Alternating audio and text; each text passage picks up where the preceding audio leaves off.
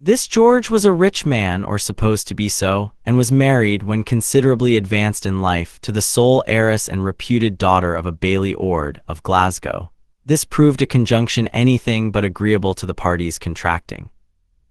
It is well known that the Reformation principles had long before that time taken a powerful hold of the hearts and affections of the people of Scotland, although the feeling was by no means general, or in equal degrees, and it so happened that this married couple felt completely at variance on the subject. Granting it to have been so, one would have thought that the laird, owing to his retiring situation, would have been the one that inclined to the stern doctrines of the Reformers, and that the young and gay dame from the city would have adhered to the free principles cherished by the court party, and indulged in rather to extremity, in opposition to their severe and carping contemporaries. The contrary, however, happened to be the case. The laird was what his country neighbors called a droll, careless chap, with a very limited proportion of the fear of God in his heart, and very nearly as little of the fear of man. The laird had not intentionally wronged or offended either of the parties, and perceived not the necessity of deprecating their vengeance. He had hitherto believed that he was living in most cordial terms with the greater part of the inhabitants of the earth, and with the powers above in particular, but woe be unto him if he was not soon convinced of the fallacy of such damning security. For his lady was the most severe and gloomy of all bigots to the principles of the Reformation. Hers were not the tenets of the great reformers, but theirs mightily overstrained and deformed. Theirs was an unguent hard to be swallowed, but hers was that unguent embittered and overheated until nature could not longer bear it. She had imbibed her ideas from the doctrines of one flaming predestinarian divine alone, and these were so rigid that they became a stumbling block to many of his brethren, and a mighty handle for the enemies of his party to turn the machine of the state against them. The wedding festivities at Dalcastle partook of all the gaiety, not of that stern age, but of one previous to it. There was feasting, dancing, piping, and singing. The liquors were handed around in great fullness, the ale in large wooden bickers, and the brandy in capacious horns of oxen. The laird gave full scope to his homely glee. He danced, he snapped his fingers to the music, clapped his hands, and shouted at the turn of the tune. He saluted every girl in the hall whose appearance was anything tolerable, and requested of their sweethearts to take the same freedom with his bride, by way of retaliation. But there she sat at the head of the hall in still and blooming beauty, absolutely refusing to tread a single measure with any gentleman there. The only enjoyment in which she appeared to partake was in now and then stealing a word of sweet conversation with her favorite pastor about divine things, for he had accompanied her home after marrying her to her husband, to see her fairly settled in her new dwelling. He addressed her several times by her new name, Mrs. Colwyn, but she turned away her head disgusted, and looked with pity and contempt towards the old inadvertent sinner, capering away in the height of his unregenerated mirth. The minister perceived the workings of her pious mind, and thenceforward addressed her by the courteous title of Lady Dalcastle, which sounded somewhat better, as not coupling her name with one of the wicked. And there is too great reason to believe that, for all the solemn vows she had come under, and these were of no ordinary binding, particularly on the laird's part, she at that time despised, if not abhorred him in her heart. The good parson again blessed her, and went away. She took leave of him with tears in her eyes, entreating him often to visit her in that heathen land of the Amorite, the Hittite, and the Girgashite, to which he assented on many solemn and qualifying conditions, and then the comely bride retired to her chamber to pray. It was customary in those days, for the bridesman and maiden and a few select friends, to visit the new married couple after they had retired to rest, and drink a cup to their healths, their happiness, and a numerous posterity. But the laird delighted not in this. He wished to have his jewel to himself, and slipping away quietly from his jovial party, he retired to his chamber to his beloved and bolted the door. He found her engaged with the writings of the evangelists, and terribly demure. The laird went up to caress her, but she turned away her head and spoke of the follies of aged men and something of the broad way that leadeth to destruction.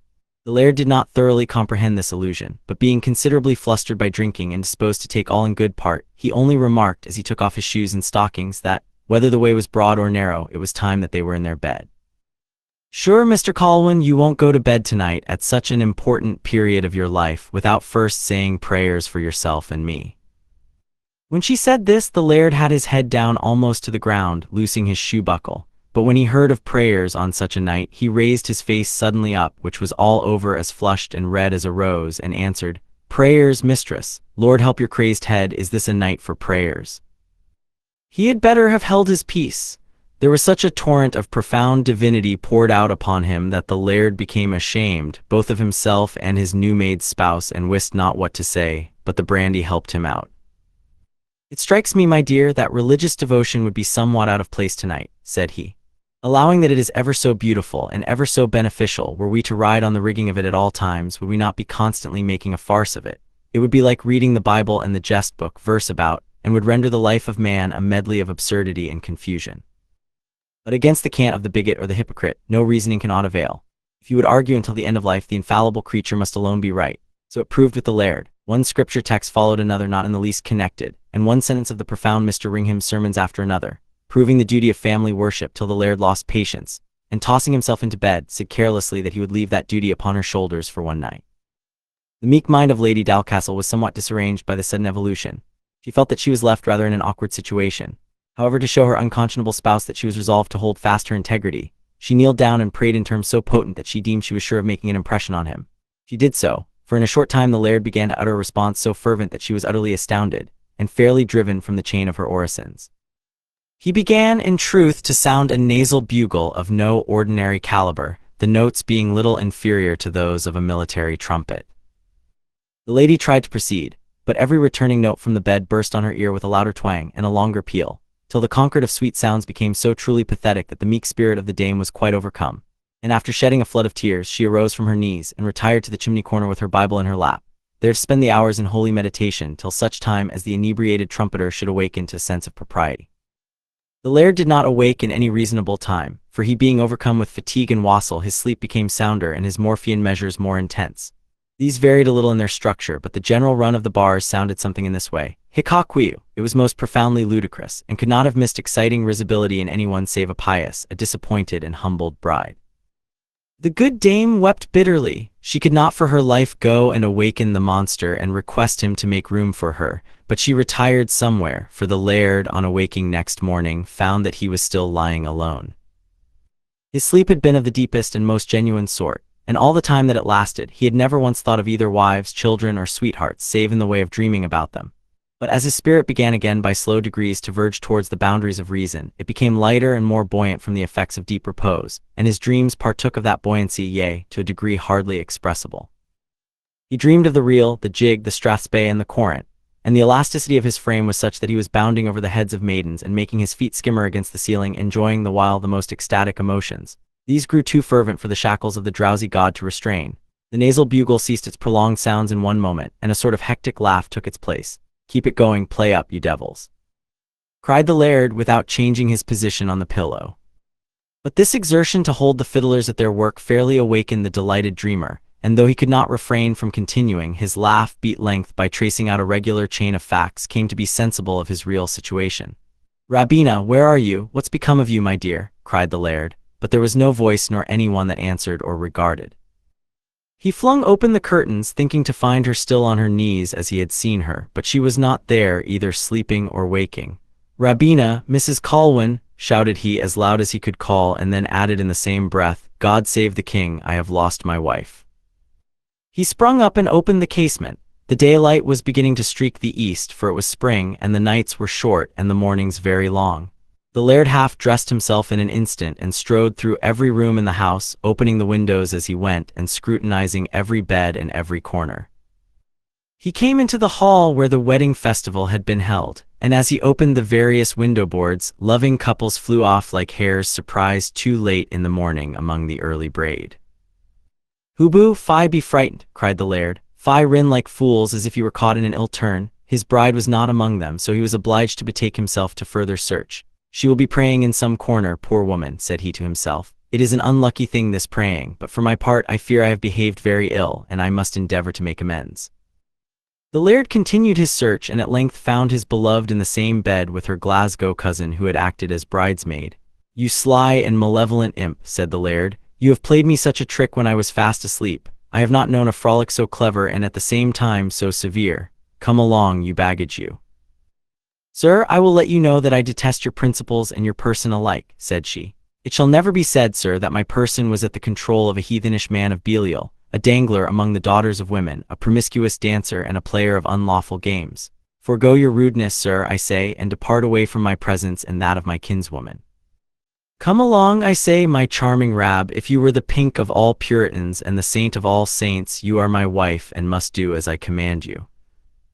Sir, I will sooner lay down my life than be subjected to your godless will. Therefore I say, desisti and begone with you."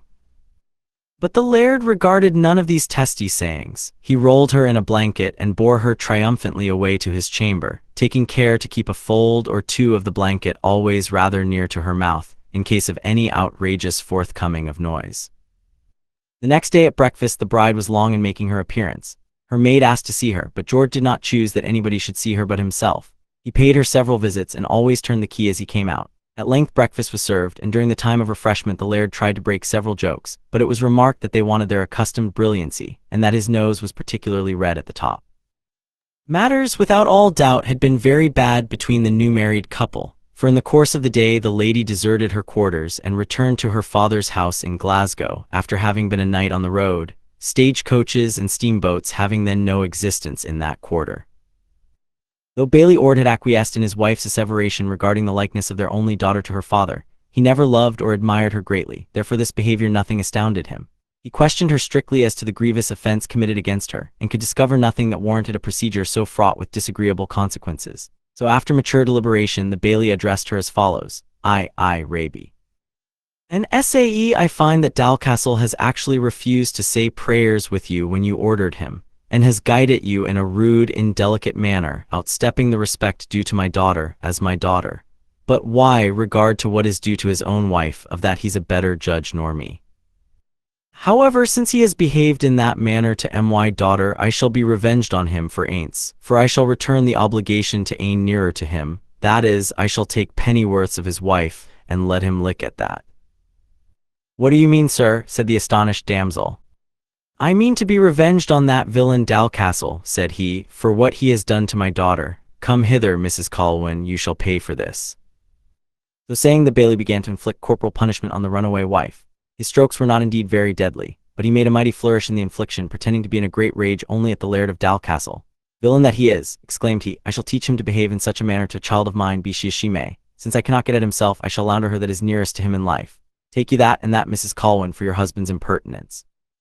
The poor afflicted woman wept and prayed, but the Bailey would not abate aught of his severity. After fuming and beating her with many stripes, far drawn and lightly laid down, he took her up to her chamber, 5 stories high, locked her in, and there he fed her on bread and water, all to be revenged on the presumptuous laird of Dalcastle. But ever an anonymous, as the Bailey came down the stair from carrying his daughter's meal, he said to himself, I shall make the sight of the laird the blithest she ever saw in her life. Lady Dalcastle got plenty of time to read and pray and meditate, but she was at a great loss for one to dispute with about religious tenets, for she found that without this advantage, about which there was a perfect rage at that time, the reading and learning of scripture texts and sentences of intricate doctrine availed her not. So she was often driven to sit at her casement and look out for the approach of the heathenish laird of Dalcastle. That hero, after a considerable lapse of time, at length made his appearance. Matters were not hard to adjust, for his lady found that there was no refuge for her in her father's house, and so after some sighs and tears she accompanied her husband home. For all that had passed, things went on no better. She would convert the laird in spite of his teeth. The laird would not be converted. She would have the laird to say family prayers both morning and evening. The laird would neither pray morning nor evening. He would not even sing psalms and kneel beside her while she performed the exercise. Neither would he converse at all times and in all places about the sacred mysteries of religion, although his lady took occasion to contradict flatly every assertion that he made, in order that she might spiritualize him by drawing him into argument. The laird kept his temper a long while, but at length his patience wore out. He cut her short in all her futile attempts at spiritualization and mocked at her wire-drawn degrees of faith, hope, and repentance. He also dared to doubt of the great standard doctrine of absolute predestination, which put the crown on the lady's Christian resentment. She declared her helpmate to be a limb of Antichrist, and one with whom no regenerated person could associate.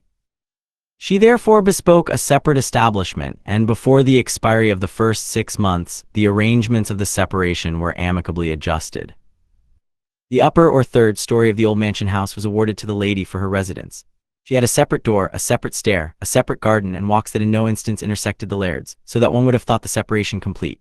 They had each their own parties, selected from their own sort of people, and though the laird never once chafed himself about the lady's companies, it was not long before she began to intermeddle about some of his.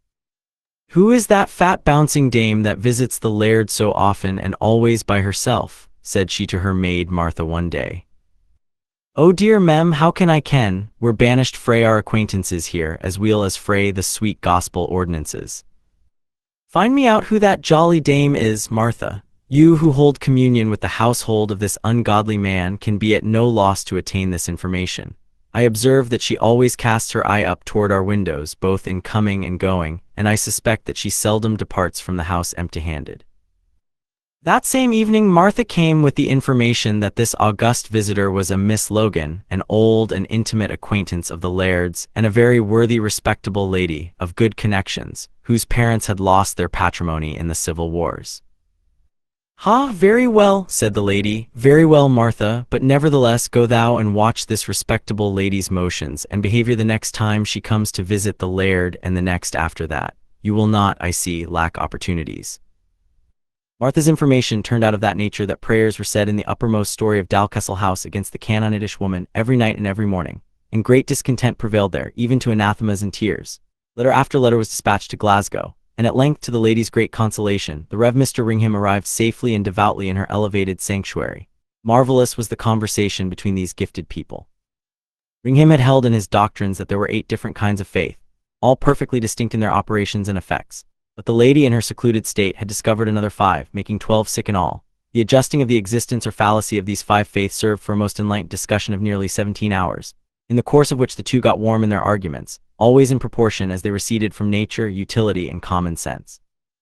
Ringham at length got into unwonted fervor about some disputed point between one of these faiths and trust, when the lady, fearing that zeal was getting beyond its wonted barrier, broke in on his vehement asseverations with the following abrupt discomfiture: "But, sir, as long as I remember, what is to be done with this case of open and avowed iniquity?" The minister was struck dumb. He leaned him back on his chair, stroked his beard, hemmed, considered, and hemmed again, and then said in an altered and softened tone, "Why, that is a secondary consideration. You mean the case between your husband and Miss Logan?"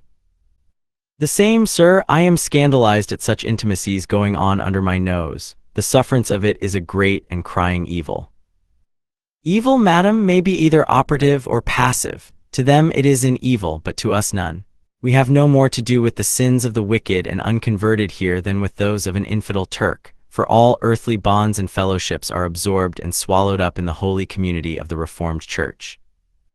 However, if it is your wish, I shall take him to task, and reprimand and humble him in such a manner that he shall be ashamed of his doings, and renounce such deeds forever out of mere self-respect, though all unsanctified the heart as well as the deed may be. To the wicked all things are wicked, but to the just all things are just and right." "Ah, that is a sweet and comfortable saying, Mr. Ringham. How delightful to think that a justified person can do no wrong, who would not envy the liberty wherewith we are made free. Go to my husband, that poor unfortunate blindfolded person, and open his eyes to his degenerate and sinful state, for well are you fitted to the task." "Yea, I will go in unto him and confound him. I will lay the strongholds of sin and Satan as flat before my face as the dung that is spread out to fatten the land. Master, there's a gentleman at the foredoor wants a private word, oh ye. Tell him I'm engaged. I can't see any gentleman tonight, but I shall attend on him tomorrow as soon as he pleases." "He's coming straight in, sir. Stop a wee bit, sir. My master is engaged. He cannot see you at present, sir." "Stand aside, thou Moabite. My mission admits of no delay. I come to save him from the jaws of destruction."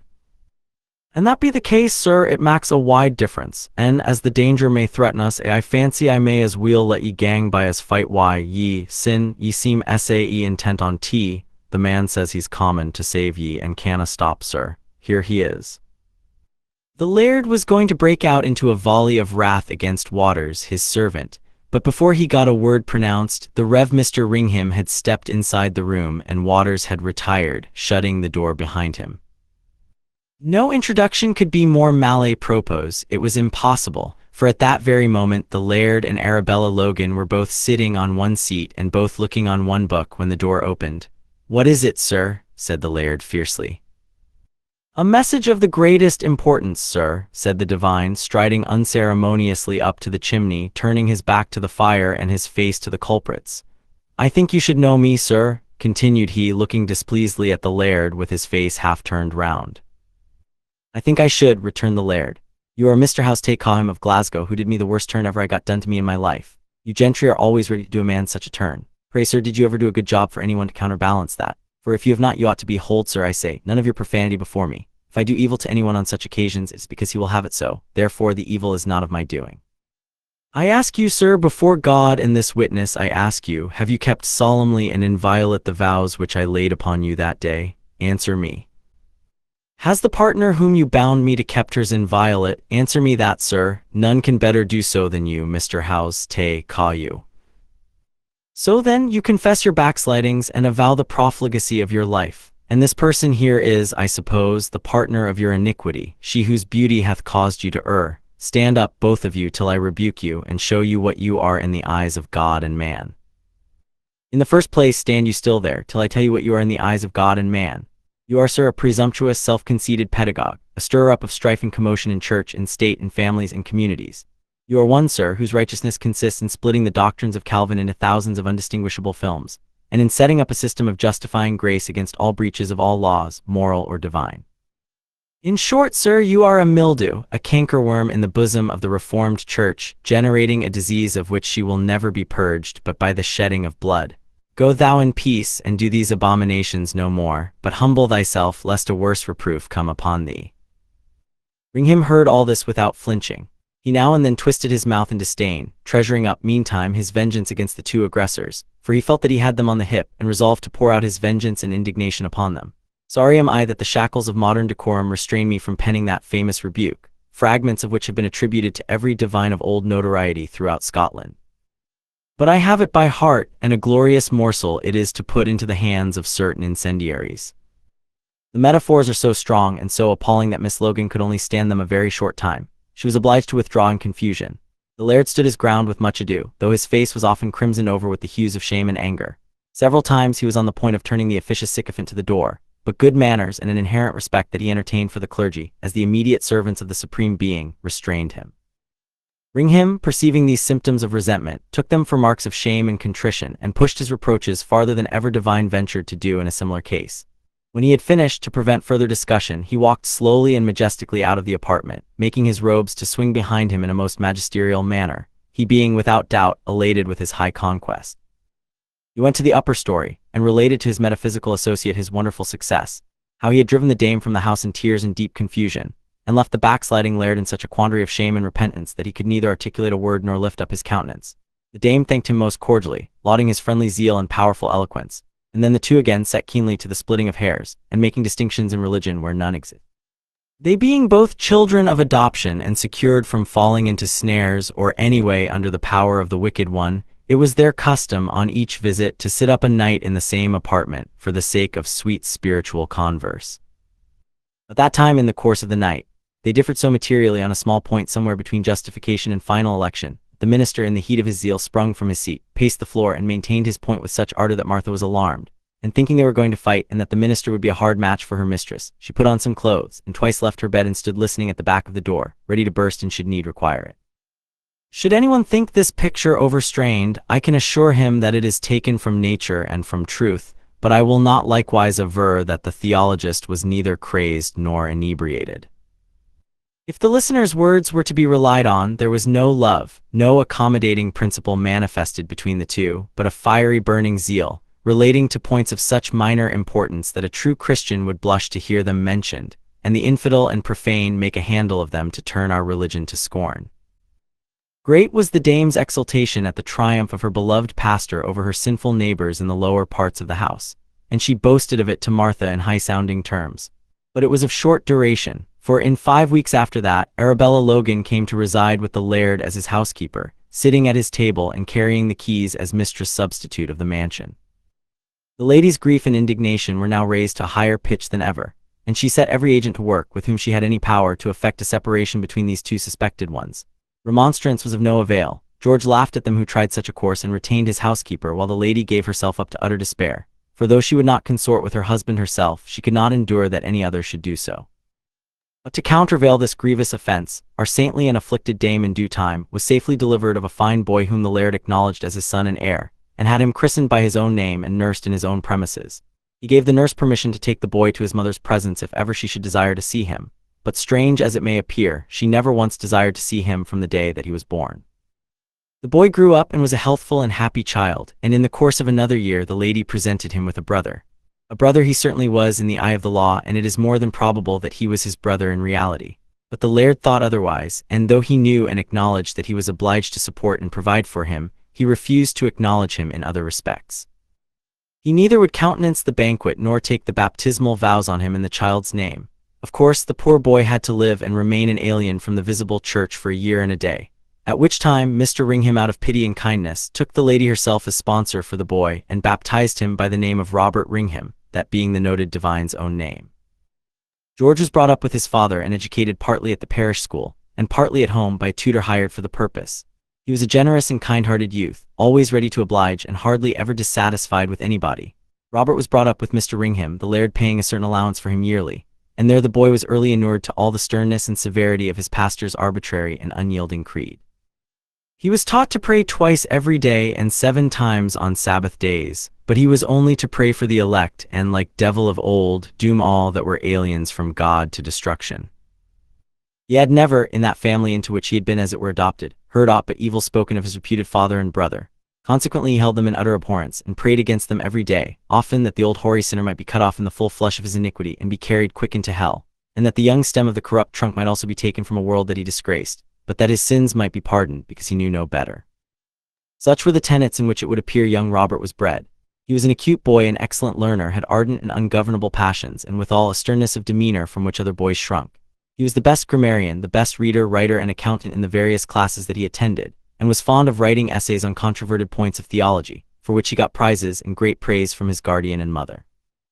George was much behind him in scholastic acquirements, but greatly his superior in personal prowess, form, feature, and all that constitutes gentility in the deportment and appearance. The laird had often manifested to Miss Logan an earnest wish that the 2 young men should never meet, or at all events that they should be as little conversant as possible. And Miss Logan, who was as much attached to George as if he had been her own son, took every precaution while he was a boy that he should never meet with his brother. But as they advanced towards manhood, this became impracticable. The lady was removed from her apartments in her husband's house to Glasgow, to her great content, and all to prevent the young laird being tainted with the company of her and her second son. For the laird had felt the effects of the principles they professed, and dreaded them more than persecution, fire, and sword. During all the dreadful times that had overpassed, though the laird had been a moderate man, he had still leaned to the side of kingly prerogative, and had escaped confiscation and fines, without ever taking any active hand in suppressing the Covenanters.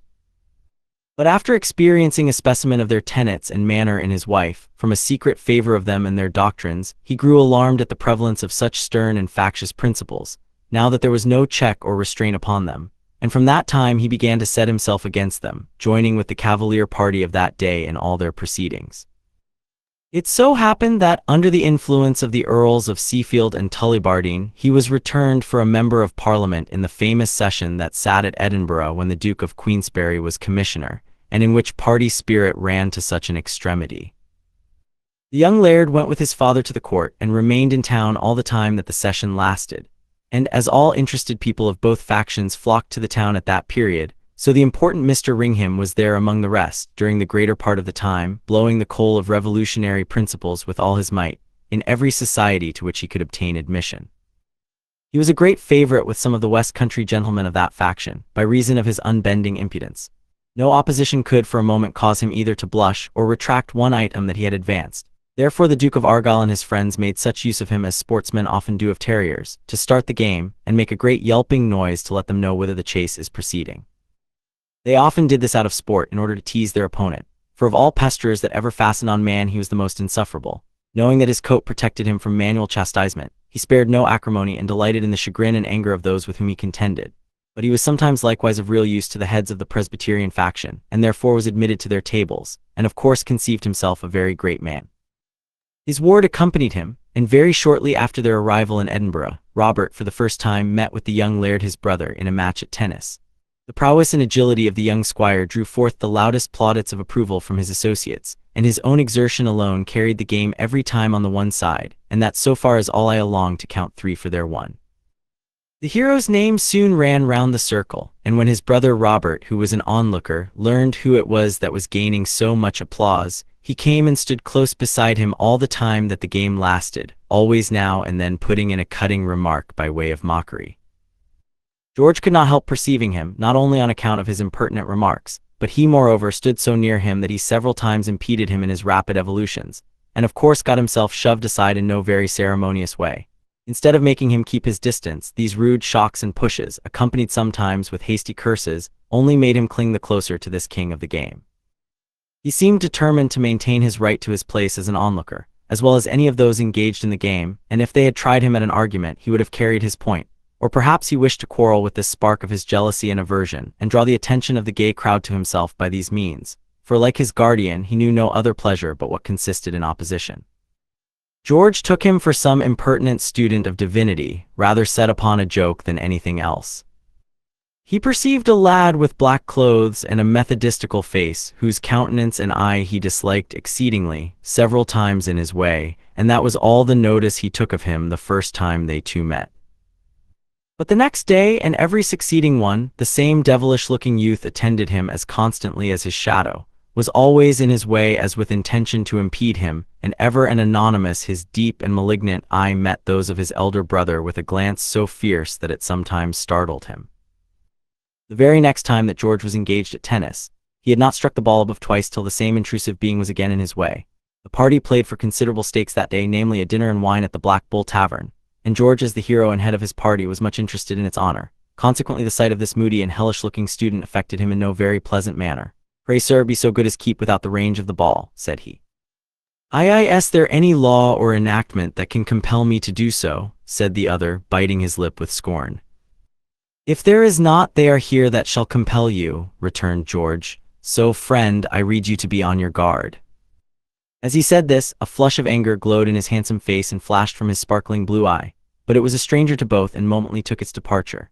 The black-coated youth set up his cap before, brought his heavy brows over his deep dark eyes, put his hands in the pockets of his black plush breeches, and stepped a little farther into the semicircle, immediately on his brother's right hand, than he had ever ventured to do before.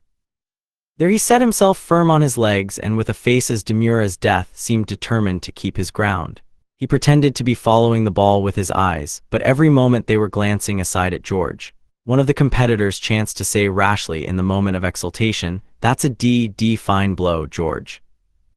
On which the intruder took up the word, as characteristic of the competitors, and repeated it every stroke that was given, making such a ludicrous use of it that several of the onlookers were compelled to laugh immoderately. But the players were terribly nettled at it, as he really contrived, by dint of sliding in some canonical terms, to render the competitors and their game ridiculous. But matters at length came to a crisis that put them beyond sport. George, in flying backward to gain the point at which the ball was going to light, came inadvertently so rudely in contact with this obstreperous interloper that he not only overthrew him, but also got a grievous fall over his legs. And as he arose, the other made a spurt at him with his foot, which, if it had hit to its aim, would undoubtedly have finished the course of the young Laird of Dalcastle and Balgrenan. George, being irritated beyond measure, as may well be conceived, especially at the deadly stroke aimed at him, struck the assailant with his racket rather slightly, but so that his mouth and nose gushed out blood, and at the same time he said, turning to his cronies, "Does any of you know who the infernal puppy is?"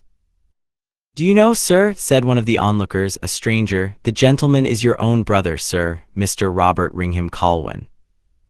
"No, not Colwyn, sir," said Robert, putting his hands in his pockets and setting himself still farther forward than before. "Not a Colwyn, sir. Henceforth I disclaim the name."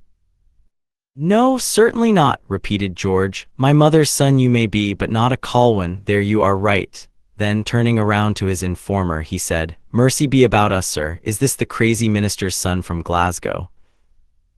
This question was put in the irritation of the moment, but it was too rude and far too out of place, and no one deigned any answer to it. He felt the reproof and felt it deeply, seeming anxious for some opportunity to make an acknowledgment or some reparation.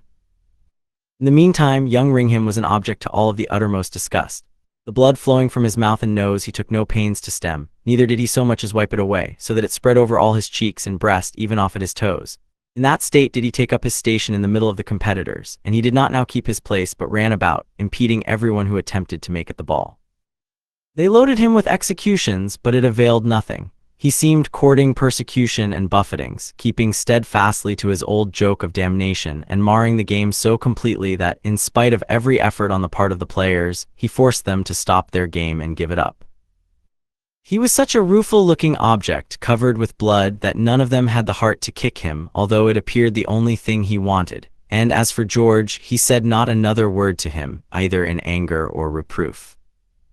When the game was fairly given up and the party were washing their hands in the stone fount, some of them besought Robert Ringham to wash himself, but he mocked at them and said he was much better as he was. George at length came forward abashedly towards him and said, "I have been greatly to blame, Robert, and am very sorry for what I have done. But in the first instance I erred through ignorance, not knowing you were my brother, which you certainly are, and in the second through a momentary irritation for which I am ashamed. I pray you therefore to pardon me and give me your hand." As he said this, he held out his hand towards his polluted brother, but the froward predestinarian took not his from his breeches pocket, but lifting his foot, he gave his brother's hand a kick. "I'll give you what will suit such a hand better than mine," said he with a sneer. And then turning lightly about, he added, "Are there to be no more of these fine blows, gentlemen? For shame to give up such a profitable and edifying game." "This is too bad," said George, "but since it is thus, I have the less to regret." And having made this general remark, he took no more note of the uncouth aggressor. But the persecution of the latter terminated not on the playground. He ranked up among them, bloody and disgusting as he was, and keeping close by his brother's side, he marched along with the party all the way to the Black Bull. Before they got there, a great number of boys and idle people had surrounded them, hooting and incommoding them exceedingly, so that they were glad to get into the inn, and the unaccountable monster actually tried to get in alongst with them to make one of the party at dinner. But the innkeeper and his men, getting the hint, by force prevented him from entering, although he attempted it again and again, both by telling lies and offering a bribe. Finding he could not prevail, he set to exciting the mob at the door to acts of violence in which he had liked to have succeeded. The landlord had no other shift at last but to send privately for 2 officers and have him carried to the guardhouse, and the hilarity and joy of the party of young gentlemen for the evening was quite spoiled by the inauspicious termination of their game. The Rev. Robert Ringham was now to send for to release his beloved ward. The messenger found him at table, with a number of the leaders of the Whig faction, the Marquis of Annandale being in the chair, and the prisoner's note being produced. Ringham read it aloud, accompanying it with some explanatory remarks. The circumstances of the case being thus magnified and distorted, it excited the utmost abhorrence, both of the deed and the perpetrators, among the assembled faction. They declaimed against the act as an unnatural attempt on the character and even the life of an unfortunate brother who had been expelled from his father's house. And as party spirit was the order of the day, an attempt was made to lay the burden of it to that account. In short, the young culprit got some of the best blood of the land to enter as his securities and was set at liberty. But when Ringham perceived the plight that he was in, he took him as he was and presented him to his honorable patrons. This raised the indignation against the young laird and his associates 1,000-fold, which actually roused the party to temporary madness. They were perhaps a little excited by the wine and spirits they had swallowed, else a casual quarrel between 2 young men at tennis could not have driven them to such extremes. But certain it is that, from one at first arising to address the party on the atrocity of the offense, both in a moral and political point of view, on a sudden there were 6 on their feet at the same time expatiating on it, and in a very short time thereafter everyone in the room was up talking with the utmost vociferation, all on the same subject, and all taking the same side in the debate. In the midst of this confusion, someone or other issued from the house which was at the back of the cannon gate, calling out, a plot, treason, treason, down with the bloody incendiaries at the Black Bull." The concourse of people that were assembled in Edinburgh at that time was prodigious, and as they were all actuated by political motives, they wanted only a ready-blown coal to set the mountain on fire. The evening being fine and the streets thronged, the cry ran from mouth to mouth through the whole city. More than that, the mob that had of late been gathered to the door of the Black Bull had by degrees dispersed, but they being young men and idle vagrants, they had only spread themselves over the rest of the street to lounge in search of further amusement.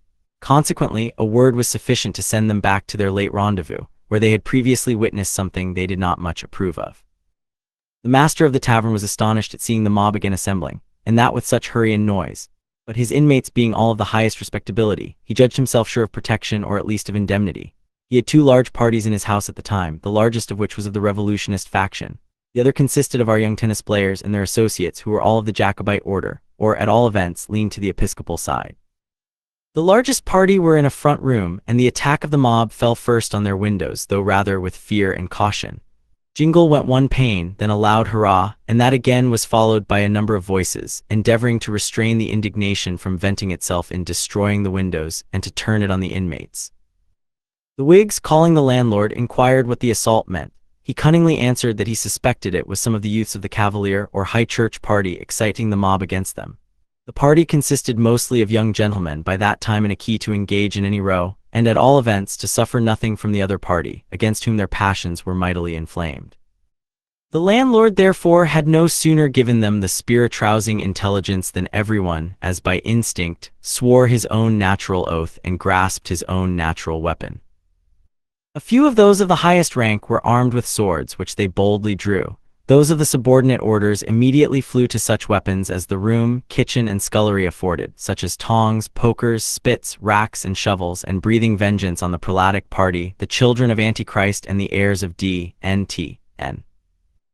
The barterers of the liberties of their country and betrayers of the most sacred trust, thus elevated and thus armed in the cause of right, justice, and liberty, our heroes rushed to the street and attacked the mob with such violence that they broke the mass in a moment, and dispersed their thousands like chaff before the wind.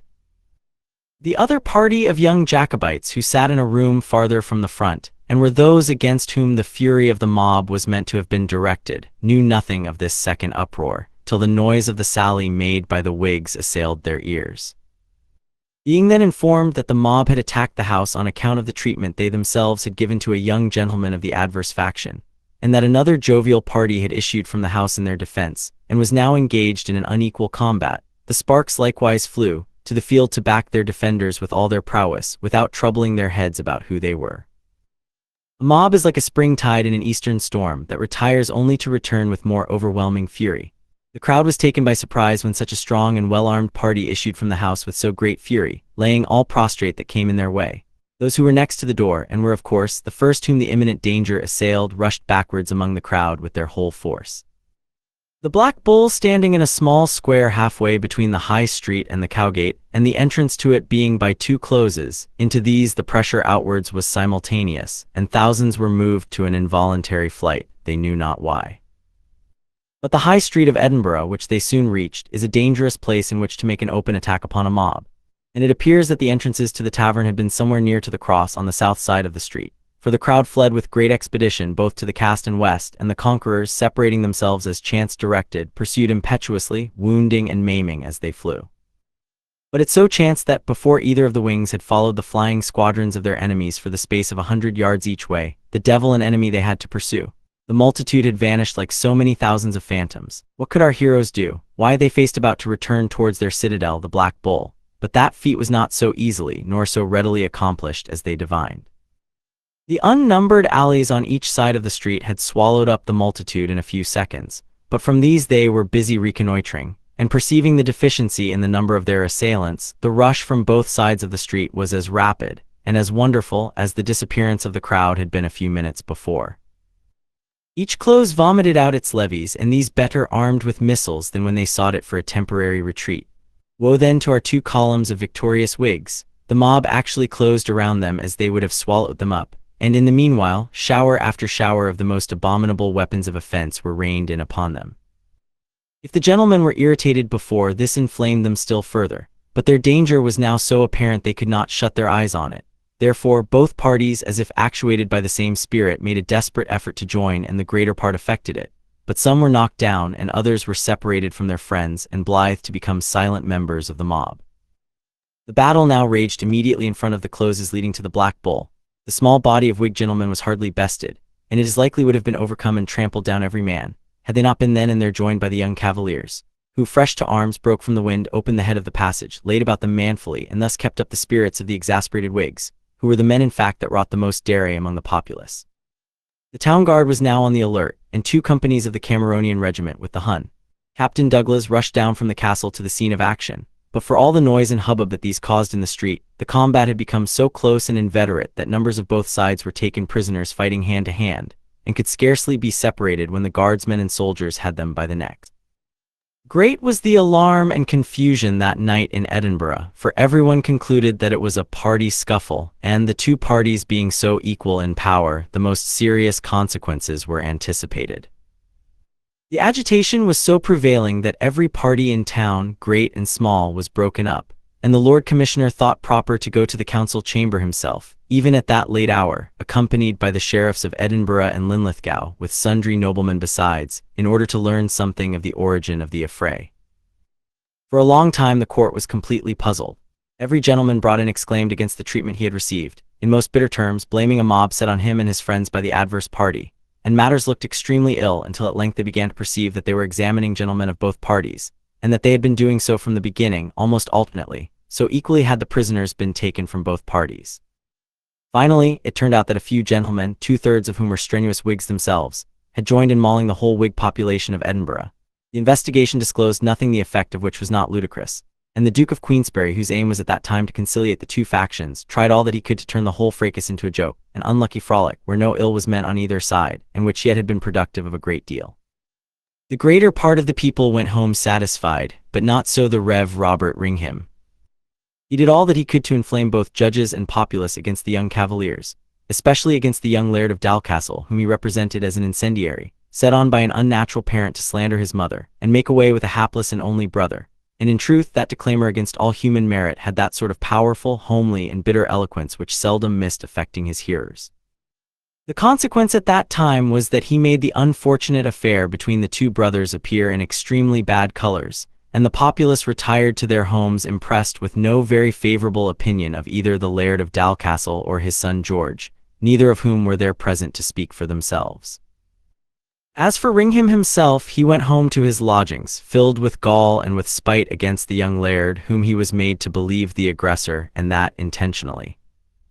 But most of all he was filled with indignation against the father, whom he held in abhorrence at all times, and blamed solely for this unmannerly attack made on his favorite ward, namesake, and adopted son, and for the public imputation of a crime to his own reverence in calling the lad his son, and thus charging him with a sin against which he was well known to have leveled all the arrows of church censure with unsparing might. But filled as his heart was with some portion of these bad feelings, to which all flesh is subject, he kept nevertheless the fear of the Lord always before his eyes, so far as never to omit any of the external duties of religion, and farther than that man hath no power to pry. He lodged with the family of a Mr. Miller, whose lady was originally from Glasgow and had been a hearer and of course a great admirer of Mr. Ringham. In that family he made public worship every evening, and that night in his petitions at a throne of grace he prayed for so many vials of wrath to be poured on the head of some particular sinner that the hearers trembled and stopped their ears. But that he might not proceed with so violent a measure, amounting to excommunication without due scripture warrant, he began the exercise of the evening by singing the following verses, which it is a pity should ever have been admitted into a Christian psalmody, being so adverse to all its mild and benevolent principles. Set thou the wicked over him, and upon his right hand give thou his greatest enemy, even Satan, leave to stand. And when by thee he shall be judged, let him remembered be, and let his prayer be turned to sin when he shall call on thee. Few be his days, and in his room his charge another take. His children let be fatherless, his wife a widow make. Let God his father's wickedness still to remembrance call, and never let his mother's sin be blotted out at all. As he in cursing pleasure took, so let it to him fall. As he delighted not to bless, so bless him not at all. As cursing he like clothes put on, into his bowels so, like water, and into his bones like oil, down let it go. Young Ringham only knew the full purport of this spiritual song, and went to his bed better satisfied than ever that his father and brother were castaways, reprobates, aliens from the church and the true faith, and cursed in time and eternity. The next day George and his companions met as usual, all who were not seriously wounded of them. But as they strolled about the city, the rancorous eye and the finger of scorn was pointed against them. None of them was at first aware of the reason, but it threw a damp over their spirits and enjoyments which they could not master. They went to take a forenoon game at their old play of tennis, not on a match but by way of improving themselves. But they had not well taken their places till young Ringham appeared in his old station, at his brother's right hand, with looks more demure and determined than ever. His lips were primmed so close that his mouth was hardly discernible, and his dark, deep eye flashed gleams of holy indignation on the godless set, but particularly on his brother. His presence acted as a mildew on all social intercourse or enjoyment. The game was marred and ended ere ever it was well begun. There were whisperings apart, the parties separated, and in order to shake off the blighting influence of this dogged persecutor, they entered sundry houses of their acquaintances, with an understanding that they were to meet on the links for a game at cricket. They did so, and stripping off part of their clothes, they began that violent and spirited game. They had not played 5 minutes till Ringham was stalking in the midst of them and totally impeding the play. A cry arose from all corners of, "Oh, this will never do. Kick him out of the playground, knock down the scoundrel, or bind him and let him lie in peace." "By no means," cried George. "It is evident he wants nothing else. Pray do not humor him so much as to touch him with either foot or finger." Then, turning to a friend, he said in a whisper, "Speak to him, Gordon. He surely will not refuse to let us have the ground to ourselves if you request it of him." Gordon went up to him and requested of him, civilly but ardently, to retire to a certain distance, else none of them could or would be answerable, however sore he might be hurt. He turned disdainfully on his heel, uttered a kind of pulpit hem, and then added, "I will take my chance of that. Hurt me, any of you, at your peril." The young gentleman smiled, through spite and disdain of the dogged animal. Gordon followed him up and tried to remonstrate with him, but he let him know that it was his pleasure to be there at that time, and unless he could demonstrate to him what superior right he and his party had to that ground in preference to him, and to the exclusion of all others, he was determined to assert his right and the rights of his fellow citizens by keeping possession of whatsoever part of that common field he chose. "You are no gentleman, sir," said Gordon. "Are you one, sir?" said the other. "Yes, sir, I will let you know that I am by G." "Then thanks be to him whose name you have profaned, I am none. If one of the party be a gentleman, I do hope in God am not." It was now apparent to them all that he was courting obloquy and manual chastisement from their hands, if by any means he could provoke them to the deed, and apprehensive that he had some sinister and deep-laid design in hunting after such a singular favor, they wisely restrained one another from inflicting the punishment that each of them yearned to bestow personally, and which he so well deserved. But the unpopularity of the younger George Colwyn could no longer be concealed from his associates. It was manifested wherever the populace were assembled, and his young and intimate friend, Adam Gordon, was obliged to warn him of the circumstance that he might not be surprised at the gentlemen of their acquaintance withdrawing themselves from his society, as they could not be seen with him without being insulted. George thanked him, and it was agreed between them that the former should keep himself retired during the daytime while he remained in Edinburgh, and that at night they should meet together, along with such of their companions as were disengaged. George found it every day more and more necessary to adhere to this system of seclusion, for it was not alone the hisses of the boys and populace that pursued him. A fiend of more malignant aspect was ever at his elbow, in the form of his brother. To whatever place of amusement he betook himself, and however well he concealed his intentions of going there from all flesh living, there was his brother ring him also, and always within a few yards of him, generally about the same distance, and ever an anonymous darting looks at him that chilled his very soul. They were looks that cannot be described, but they were felt piercing to the bosom's deepest core. They affected even the onlookers in a very particular manner, for all whose eyes caught a glimpse of these hideous glances followed them to the object towards which they were darted. The gentlemanly and mild demeanor of that object generally calmed their startled apprehensions, for no one ever yet noted the glances of the young man's eye in the black coat at the face of his brother, who did not at first manifest strong symptoms of alarm. George became utterly confounded, not only at the import of this persecution, but how in the world it came to pass that this unaccountable being knew all his motions and every intention of his heart, as it were intuitively.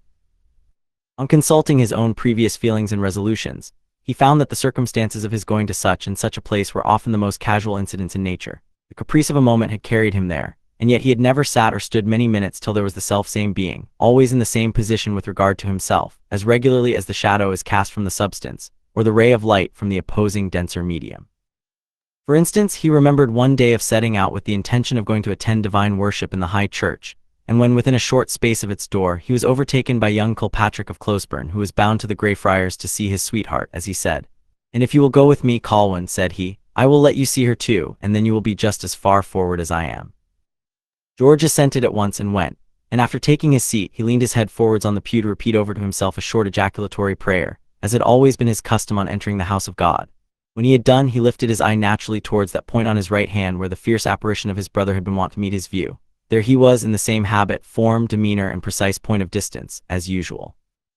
George again laid down his head, and his mind was so astounded that he had nearly fallen into a swoon.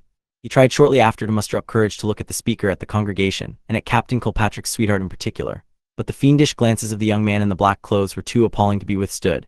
His eye caught them whether he was looking that way or not. At length his courage was fairly mastered, and he was obliged to look down during the remainder of the service. By night or by day it was the same. In the gallery of the Parliament House, in the boxes of the playhouse, in the church, in the assembly, in the streets, suburbs, and the fields, And every day and every hour from the first encounter of the two, the attendants became more and more constant, more inexplicable, and altogether more alarming and insufferable, until at last George was fairly driven from society, and forced to spend his days in his and his father's lodgings with closed doors. Even there, he was constantly harassed with the idea that the next time he lifted his eyes, he would to a certainty see that face, the most repulsive to all his feelings of aught the earth contained. The attendance of that brother was now become like the attendance of a demon on some devoted being that had sold himself to destruction. His approaches as undiscerned, and his looks as fraught with hideous malignity. It was seldom that he saw him either following him in the streets or entering any house or church after him. He only appeared in his place, George wist not how or whence, and having sped so ill in his first friendly approaches, he had never spoken to his equivocal attendant a second time.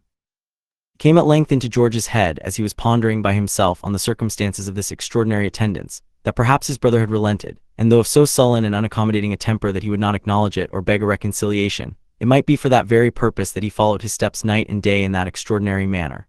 I cannot for my life see for what other purpose it can be, thought he. He never offers to attempt my life, nor dares he, if he had the inclination. Therefore, although his manner is peculiarly repulsive to me, I shall not have my mind burdened with the reflection that my own mother's son yearned for a reconciliation with me, and was repulsed by my haughty and insolent behavior. The next time he comes to my hand, I am resolved that I will accost him as one brother ought to address another, whatever it may cost me, and if I am still flouted with disdain, then shall the blame rest with him. After this generous resolution, it was a good while before his gratuitous attendant appeared at his side again, and George began to think that his visits were discontinued. The hope was a relief that could not be calculated, but still George had a feeling that it was too supreme to last. His enemy had been too pertinacious to abandon his design, whatever it was. He, however, began to indulge in a little more liberty, and for several days he enjoyed it with impunity. George was from infancy of a stirring, active disposition and could not endure confinement, and having been of late much restrained in his youthful exercises by this singular persecutor, he grew uneasy under such restraint, and one morning, chancing to awaken very early, he arose to make an excursion to the top of Arthur's Seat, to breathe the breeze of the dawning and see the sun arise out of the eastern ocean. The morning was calm and serene, and as he walked down the south back of the Cannon Gate towards the palace, the haze was so close around him that he could not see the houses on the opposite side of the way. As he passed the Lord Commissioner's house, the guards were in attendance, who cautioned him not to go by the palace, as all the gates would be shut and guarded for an hour to come, on which he went by the back of St. Anthony's Gardens, and found his way into that little romantic glade adjoining to the saint's chapel and well. He was still involved in a blue haze, like a dense smoke, but yet in the midst of it the respiration was the most refreshing and delicious. The grass and the flowers were loaded with dew, and on taking off his hat to wipe his forehead, he perceived that the black glossy fur of which his chaperone was wrought was all covered with a tissue of the most delicate silver, a fairy web composed of little spheres, so minute that no eye could discern any of them, yet there they were shining in lovely millions. Afraid of defacing so beautiful and so delicate a garnish, he replaced his hat with the greatest caution and went on his way light of heart. As he approached the swire at the head of the dell, that little delightful verge from which in one moment the eastern limits and shores of Lothian arise on the view, as he approached it, I say, in a little space from the height, he beheld to his astonishment a bright halo in the cloud of haze, that rose in a semicircle over his head like a pale rainbow. He was struck motionless at the view of the lovely vision, for it so chanced that he had never seen the same appearance before, though common at early morn. But he soon perceived the cause of the phenomenon, and that it proceeded from the rays of the sun from a pure unclouded morning sky striking upon this dense vapor which refracted them. But the better all the works of nature are understood, the more they will be ever admired. That was a scene that would have entranced the man of science with delight, but which the uninitiated and sordid man would have regarded less than the mole rearing up his hill in silence and in darkness. George did admire this halo of glory, which still grew wider and less defined as he approached the surface of the cloud. But to his utter amazement and supreme delight, he found, on reaching the top of Arthur's Seat, that this sublunary rainbow, this terrestrial glory, was spread in its most vivid hues beneath his feet. Still he could not perceive the body of the sun, although the light behind him was dazzling, but the cloud of haze lying dense in that deep dell that separates the hill from the rocks of Salisbury, and the dull shadow of the hill mingling with that cloud made the dell a pit of darkness. On that shadowy cloud was the lovely rainbow formed, spreading itself on a horizontal plane and having a slight and brilliant shade of all the colors of the heavenly bow, but all of them paler and less defined. But this terrestrial phenomenon of the early morn cannot be better delineated than by the name given of it by the shepherd boys, the little wee ghost of the rainbow. Such was the description of the morning and the wild shades of the hill that George gave to his father and Mr. Adam Gordon that same day on which he had witnessed them, and it is necessary that the reader should comprehend something of their nature to understand what follows. He seated himself on the pinnacle of the rocky precipice, a little within the top of the hill to the westward, and with a light and buoyant heart viewed the beauties of the morning and inhaled its salubrious breeze. Here, thought he, I can converse with nature without disturbance, and without being intruded on by any appalling or obnoxious visitor. The idea of his brother's dark and malevolent looks coming at that moment across his mind, he turned his eyes instinctively to the right, to the point where that unwelcome guest was wont to make his appearance. Gracious heaven, what an apparition was there presented to his view! He saw, delineated in the cloud, the shoulders, arms, and features of a human being of the most dreadful aspect. The face was the face of his brother, but dilated to 20 times the natural size. Its dark eyes gleamed on him through the mist, while every furrow of its hideous brow frowned deep as the ravines on the brow of the hill. George started, and his hair stood up in bristles as he gazed on this horrible monster. He saw every feature and every line of the face distinctly as it gazed on him with an intensity that was hardly brookable. Its eyes were fixed on him in the same manner as those of some carnivorous animal fixed on its prey, and yet there was fear and trembling in these unearthly features as plainly depicted as murderous malice. The giant apparition seemed sometimes to be cowering down as in terror, so that nothing but his brow and eyes were seen. Still these never turned one moment from their object. Again it rose imperceptibly up and began to approach with great caution, and as it neared, the dimensions of its form lessened, still continuing, however, far above the natural size. George conceived it to be a spirit. He could conceive it to be nothing else, and he took it for some horrid demon by which he was haunted, that had assumed the features of his brother in every lineament, but in taking on itself the human form had miscalculated dreadfully on the size, and presented itself thus to him in a blown-up, dilated frame of embodied air, exhaled from the caverns of death or the regions of devouring fire. He was further confirmed in the belief that it was a malignant spirit on perceiving that it approached him across the front of a precipice, where there was not footing for thing of mortal frame. Still, what with terror and astonishment, he continued riveted to the spot till it approached, as he deemed, to within 2 yards of him. And then, perceiving that it was setting itself to make a violent spring on him, he started to his feet and fled distractedly in the opposite direction, keeping his eye cast behind him lest he had been seized in that dangerous place. But the very first bolt that he made in his flight he came in contact with a real body of flesh and blood, and that with such violence that both went down among some scragged rocks and George rolled over the other. The being called out "murder," and, rising, fled precipitately. George then perceived that it was his brother, and being confounded between the shadow and the substance, he knew not what he was doing or what he had done, and there being only one natural way of retreat from the brink of the rock, he likewise arose and pursued the affrighted culprit with all his speed towards the top of the hill. Ringham was braying out "murder, murder," at which George, being disgusted and his spirits all in a ferment from some hurried idea of intended harm, the moment he came up with the craven he seized him rudely by the shoulder and clapped his hand on his mouth.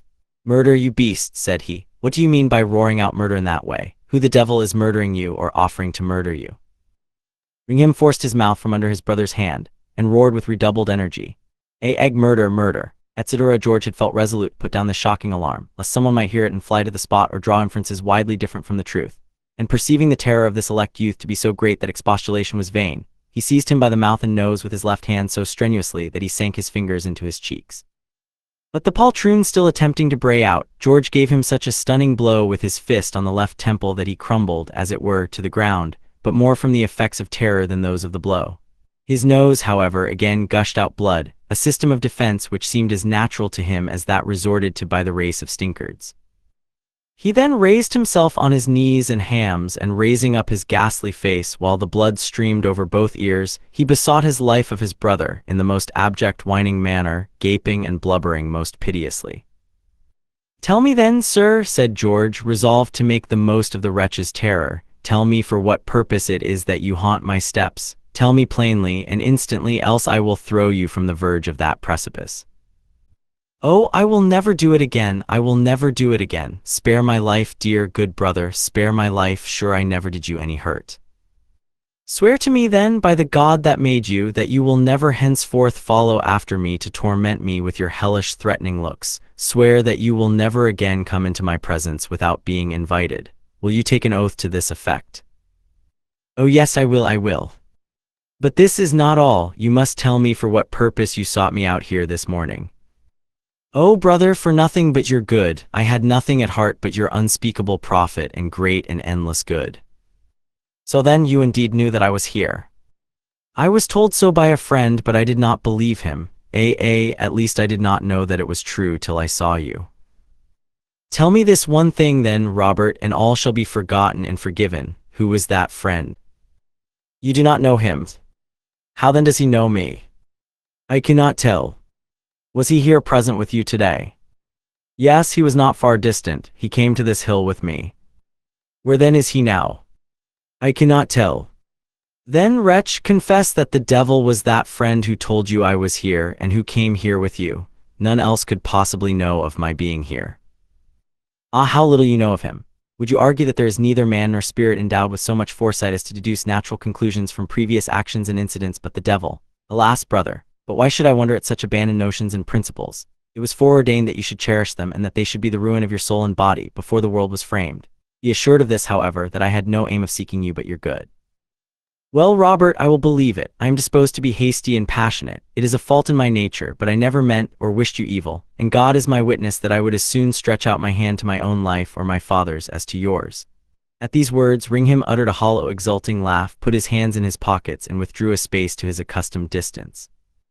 George continued, "And now, once for all, I request that we may exchange forgiveness, and that we may part and remain friends. Would such a thing be expedient, think you, or consistent with the glory of God? I doubt it. I can think of nothing that would be more so. Is it not consistent with every precept of the gospel? Come, brother, say that our reconciliation is complete." "Oh yes, certainly, I tell you, brother, according to the flesh, it is just as complete as the lark's is with the adder, no more so, nor ever can. Reconciled, forsooth, to what would I be reconciled?" As he said this, he strode indignantly away. From the moment that he heard his life was safe, he assumed his former insolence and revengeful looks, and never were they more dreadful than on parting with his brother that morning on the top of the hill. "Well, go thy way," said George. "Some would despise, but I pity thee. If thou art not a limb of Satan, I never saw one." The sun had now dispelled the vapors, and the morning being lovely beyond description, George sat himself down on the top of the hill, and pondered deeply on the unaccountable incident that had befallen to him that morning.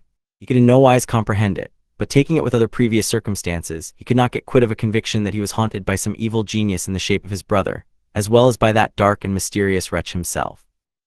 In no other way could he account for the apparition he saw that morning on the face of the rock, nor for several sudden appearances of the same being, in places where there was no possibility of any foreknowledge that he himself was to be there, and as little that the same being, if he were flesh and blood like other men, could always start up in the same position with regard to him.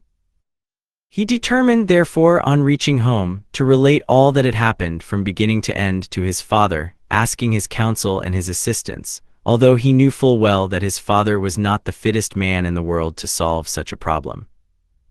He was now involved in party politics over head and ears, and moreover he could never hear the names of either of the Ringhams mentioned without getting into a quandary of disgust and anger, and all that he would deign to say of them was to call them by all the opprobrious names he could invent.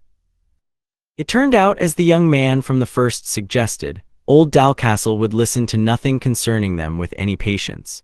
George complained that his brother harassed him with his presence at all times and in all places. Old Dal asked why he did not kick the dog out of his presence whenever he felt him disagreeable. George said he seemed to have some demon for a familiar. Dal answered that he did not wonder a bit at that, for the young spark was the third in a direct line who had all been children of adultery, and it was well known that all such were born half-deals themselves, and nothing was more likely than that they should hold intercourse with their fellows. In the same style did he sympathize with all his son's late sufferings and perplexities. In Mr. Adam Gordon, however, George found a friend who entered into all his feelings and had seen and known everything about the matter. He tried to convince him that at all events there could be nothing supernatural in the circumstances, and that the vision he had seen on the rock among the thick mist was the shadow of his brother approaching behind him. George could not swallow this, for he had seen his own shadow on the cloud, and instead of approaching to aught like his own figure, he perceived nothing but a halo of glory round a point of the cloud that was whiter and purer than the rest. Gordon said if he would go with him to a mountain of his father's, which he named in Aberdeenshire, he would show him a giant spirit of the same dimensions any morning at the rising of the sun, provided he shone on that spot. This statement excited George's curiosity exceedingly, and being disgusted with some things about Edinburgh and glad to get out of the way, he consented to go with Gordon to the Highlands for a space. The day was accordingly set for their departure, the old laird's assent obtained, and the two young sparks parted in a state of great impatience for their excursion. One of them found out another engagement, however, the instant after this last was determined on. Young Ringham went off the hill that morning, and home to his upright guardian again without washing the blood from his face and neck, and there he told a most woeful story indeed, how he had gone out to take a morning's walk on the hill where he had encountered with his reprobate brother among the mist, who had knocked him down and very near murdered him, threatening dreadfully and with horrid oaths to throw him from the top of the cliff. The wrath of the great divine was kindled beyond measure. He cursed the aggressor in the name of the Most High, and bound himself by an oath to cause that wicked one's transgressions return upon his own head sevenfold. But before he engaged further in the business of vengeance, he kneeled with his adopted son and committed the whole cause unto the Lord, whom he addressed as one coming breathing burning coals of juniper, and casting his lightnings before him to destroy and root out all who had moved hand or tongue against the children of the promise. Thus did he arise confirmed and go forth to certain conquest. We cannot enter into the detail of the events that now occurred without forestalling a part of the narrative of one who knew all the circumstances, was deeply interested in them, and whose relation is of higher value than anything that can be retailed out of the stores of tradition and old registers. But his narrative being different from these, it was judged expedient to give the account as thus publicly handed down to us. Suffice it that before evening George was apprehended and lodged in jail on a criminal charge of an assault and battery to the shedding of blood with the intent of committing fratricide. Then was the old laird in great consternation, and blamed himself for treating the thing so lightly, which seemed to have been gone about from the beginning so systematically, and with an intent which the villains were now going to realize, namely, to get the young laird disposed of, and then his brother, in spite of the old gentleman's teeth, would be laird himself. Old Doll now set his whole interest to work among the noblemen and lawyers of his party. His son's case looked exceedingly ill, owing to the former assault before witnesses, and the unbecoming expressions made use of by him on that occasion, as well as from the present assault, which George did not deny, and for which no moving cause or motive could be made to appear. On his first declaration before the sheriff, matters looked no better, but then the sheriff was a Whig. It is well known how differently the people of the present day in Scotland view the cases of their own partymen and those of opposite political principles. But this day is nothing to that in such matters, although, God knows, they are still sometimes barefaced enough. It appeared from all the witnesses in the first case that the complainant was the first aggressor, that he refused to stand out of the way though apprised of his danger, and when his brother came against him inadvertently, he had aimed a blow at him with his foot, which, if it had taken effect, would have killed him. But as to the story of the apparition in fair daylight, the flying from the face of it, the running foul of his brother pursuing him and knocking him down, why the judge smiled at the relation, and saying, it was a very extraordinary story, he remanded George to prison, leaving the matter to the High Court of Justiciary. When the case came before that court, matters took a different turn. The constant and sullen attendance of the one brother upon the other excited suspicions, and these were in some manner confirmed when the guards at Queensberry House deported that the prisoner went by them on his way to the hill that morning, about 20 minutes before the complainant, and when the latter passed he asked if such a young man had passed before him, describing the prisoner's appearance to them, and that on being answered in the affirmative, he mended his pace and fell a-running. The Lord Justice, on hearing this, asked the prisoner if he had any suspicions that his brother had a design on his life. He answered that all along, from the time of their first unfortunate meeting, his brother had dogged his steps so constantly, and so unaccountably, that he was convinced it was with some intent out of the ordinary course of events, and that if, as his lordship supposed, it was indeed his shadow that he had seen approaching him through the mist, then from the cowering and cautious manner that it advanced, there was no little doubt that his brother's design had been to push him headlong from the cliff that morning. A conversation then took place between the judge and the Lord Advocate, and in the meantime a bustle was seen in the hall, on which the doors were ordered to be guarded, and behold, the precious Mr. R. Ringham was taken into custody, trying to make his escape out of court. Finally it turned out that George was honorably acquitted, and young Ringham bound over to keep the peace with heavy penalties and securities. That was a day of high exultation to George and his youthful associates, all of whom abhorred Ringham, and the evening being spent in great glee, it was agreed between Mr. Adam Gordon and George that their visit to the Highlands, though thus long delayed, was not to be abandoned, and though they had, through the machinations of an incendiary, lost the season of delight, they would still find plenty of sport in deer shooting. Accordingly, the day was set a second time for their departure, and on the day preceding that, all the party were invited by George to dine with him once more at the sign of the Black Bull of Norway. Everyone promised to attend, anticipating nothing but festivity and joy. Alas, what short-sighted, improvident creatures we are, all of us, and how often does the evening cup of joy lead to sorrow in the morning? The day arrived, the party of young noblemen and gentlemen met, and were as happy and jovial as men could be. George was never seen so brilliant or so full of spirits, and exulting to see so many gallant young chiefs and gentlemen about him, who all gloried in the same principles of loyalty. Perhaps this word should have been written disloyalty. He made speeches, gave toasts, and sung songs, all leaning slyly to the same side until a very late hour. By that time he had pushed the bottle so long and so freely that its fumes had taken possession of every brain to such a degree that they held Dame Reason rather at the staff's end, overbearing all her counsels and expostulations. And it was imprudently proposed by a wild inebriated spark, and carried by a majority of voices, that the whole party should adjourn to a bagnio for the remainder of the night. They did so, and it appears from what follows that the house to which they retired must have been somewhere on the opposite side of the street to the Black Bull Inn, a little farther to the eastward. They had not been an hour in that house till some altercation chanced to arise between George Colwyn and a Mr. Drummond, the younger son of a nobleman of distinction. It was perfectly casual, and no one thenceforward to this day could ever tell what it was about, if it was not about the misunderstanding of some word or term that the one had uttered. However it was, some high words passed between them. These were followed by threats, and in less than 2 minutes from the commencement of the quarrel, Drummond left the house in apparent displeasure, hinting to the other that they two should settle that in a more convenient place. The company looked at one another, for all was over before any of them knew such a thing was begun. "What the devil is the matter?" cried one. "What ails Drummond?" cried another. "Who has he quarreled with?" asked a third. "Don't know, can't tell on my life. He has quarreled with his wine, I suppose, and is going to send it a challenge." Such were the questions and such the answers that passed in the jovial party, and the matter was no more thought of. But in the course of a very short space, about the length which the ideas of the company were the next day at great variance, a sharp rap came to the door. It was opened by a female, but there being a chain inside, she only saw one side of the person at the door. He appeared to be a young gentleman in appearance like him who had lately left the house, and asked in a low whispering voice if young Dalcastle was still in the house. The woman did not know. "If he is," added he, "pray tell him to speak with me for a few minutes." The woman delivered the message before all the party, among whom there were then sundry courteous ladies of notable distinction, and George, on receiving it, instantly rose from the side of one of them and said in the hearing of them all, "I will bet 100 merks that is Drummond." "Go to quarrel with him, George," said one. "Bring him in with you," said another. George stepped out, the door was again bolted, the chain drawn across, and the inadvertent party left within thought no more of the circumstance till the morning, that the report had spread over the city that a young gentleman had been slain, on a little washing green at the side of the North Loch, and at the very bottom of the close where this thoughtless party had been assembled. Several of them, on first hearing the report, basted to the dead room in the guardhouse, where the corpse had been deposited, and soon discovered the body to be that of their friend and late entertainer, George Colwyn. Great were the consternation and grief of all concerned, and in particular of his old father and Miss Logan, for George had always been the sole hope and darling of both, and the news of the event paralyzed them so as to render them incapable of all thought or exertion. The spirit of the old laird was broken by the blow, and he descended at once from a jolly, good-natured and active man to a mere driveler, weeping over the body of his son, kissing his wound, his lips, and his cold brow alternately, denouncing vengeance on his murderers, and lamenting that he himself had not met the cruel doom, so that the hope of his race might have been preserved.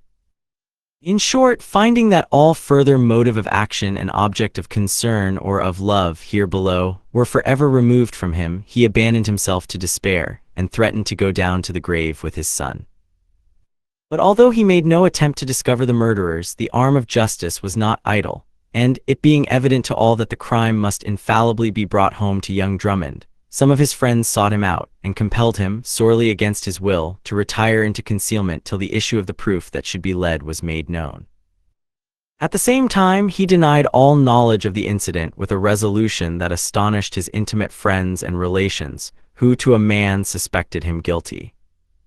His father was not in Scotland, for I think it was said to me that this young man was second son to John, Duke of Melfort, who lived abroad with the royal family of the Stuarts. But this young gentleman lived with the relations of his mother, one of whom an uncle was a lord of session. These, having thoroughly effected his concealment, went away and listened to the evidence, and the examination of every new witness convinced them that their noble young relative was the slayer of his friend. All the young gentlemen of the party were examined, save Drummond, who when sent for could not be found, which circumstance sorely confirmed the suspicions against him in the minds of judges and jurors, friends and enemies, and there is little doubt that the care of his relations in concealing him injured his character and his cause. The young gentleman of whom the party was composed varied considerably with respect to the quarrel between him and the deceased. Some of them had neither heard nor noted it, others had, but not one of them could tell how it began. Some of them had heard the threat uttered by Drummond on leaving the house, and one only had noted him lay his hand on his sword. Not one of them could swear that it was Drummond who came to the door and desired to speak with the deceased, but the general impression on the minds of them all was to that effect, and one of the women swore that she heard the voice distinctly at the door and every word that voice pronounced, and at the same time heard the deceased say that it was Drummond's. On the other hand, there were some evidences on Drummond's part which Lord Craigie, his uncle, had taken care to collect. He produced the sword which his nephew had worn that night, on which there was neither blood nor blemish, and above all, he insisted on the evidence of a number of surgeons, who declared that both the wounds which the deceased had received had been given behind. One of these was below the left arm and a slight one, the other was quite through the body, and both evidently inflicted with the same weapon, a two-edged sword of the same dimensions as that worn by Drummond. Upon the whole, there was a division in the court, but a majority decided it. Drummond was pronounced guilty of the murder, outlawed for not appearing, and a high reward offered for his apprehension. It was with the greatest difficulty that he escaped on board of a small trading vessel which landed him in Holland, and from thence, flying into Germany, he entered into the service of the Emperor Charles VI. Many regretted that he was not taken, and made to suffer the penalty due for such a crime, and the melancholy incident became a pulpit theme over a great part of Scotland, being held up as a proper warning to youth to beware of such haunts of vice and depravity, the nurses of all that is precipitate, immoral, and base among mankind. After the funeral of this promising and excellent young man, his father never more held up his head. Miss Logan, with all her art, could not get him to attend to any worldly thing, or to make any settlement whatsoever of his affairs, save making her over a present of what disposable funds he had about him. As to his estates, when they were mentioned to him, he wished them all in the bottom of the sea, and himself along with them. But whenever she mentioned the circumstance of Thomas Drummond having been the murderer of his son, he shook his head, and once made the remark that it was all a mistake, a gross and fatal error, but that God, who had permitted such a flagrant deed, would bring it to light in his own time and way. In a few weeks he followed his son to the grave, and the notorious Robert Ringham took possession of his estates as the lawful son of the late laird, born in wedlock, and under his father's roof. The investiture was celebrated by prayer, singing of psalms, and religious disputation. The late guardian and adopted father, and the mother of the new laird, presided on the grand occasion, making a conspicuous figure in all the work of the day. And though the youth himself indulged rather more freely in the bottle than he had ever been seen to do before, it was agreed by all present that there had never been a festivity so sanctified within the great hall of Dalcastle. Then, after due thanks returned, they parted rejoicing in spirit, which thanks by the by consisted wholly in telling the Almighty what he was, and informing with very particular precision what they were who addressed him. For Ringham's whole system of popular declamation consisted, it seems, in this: to denounce all men and women to destruction, and then hold out hopes to his adherents that they were the chosen few included in the promises and who could never fall away.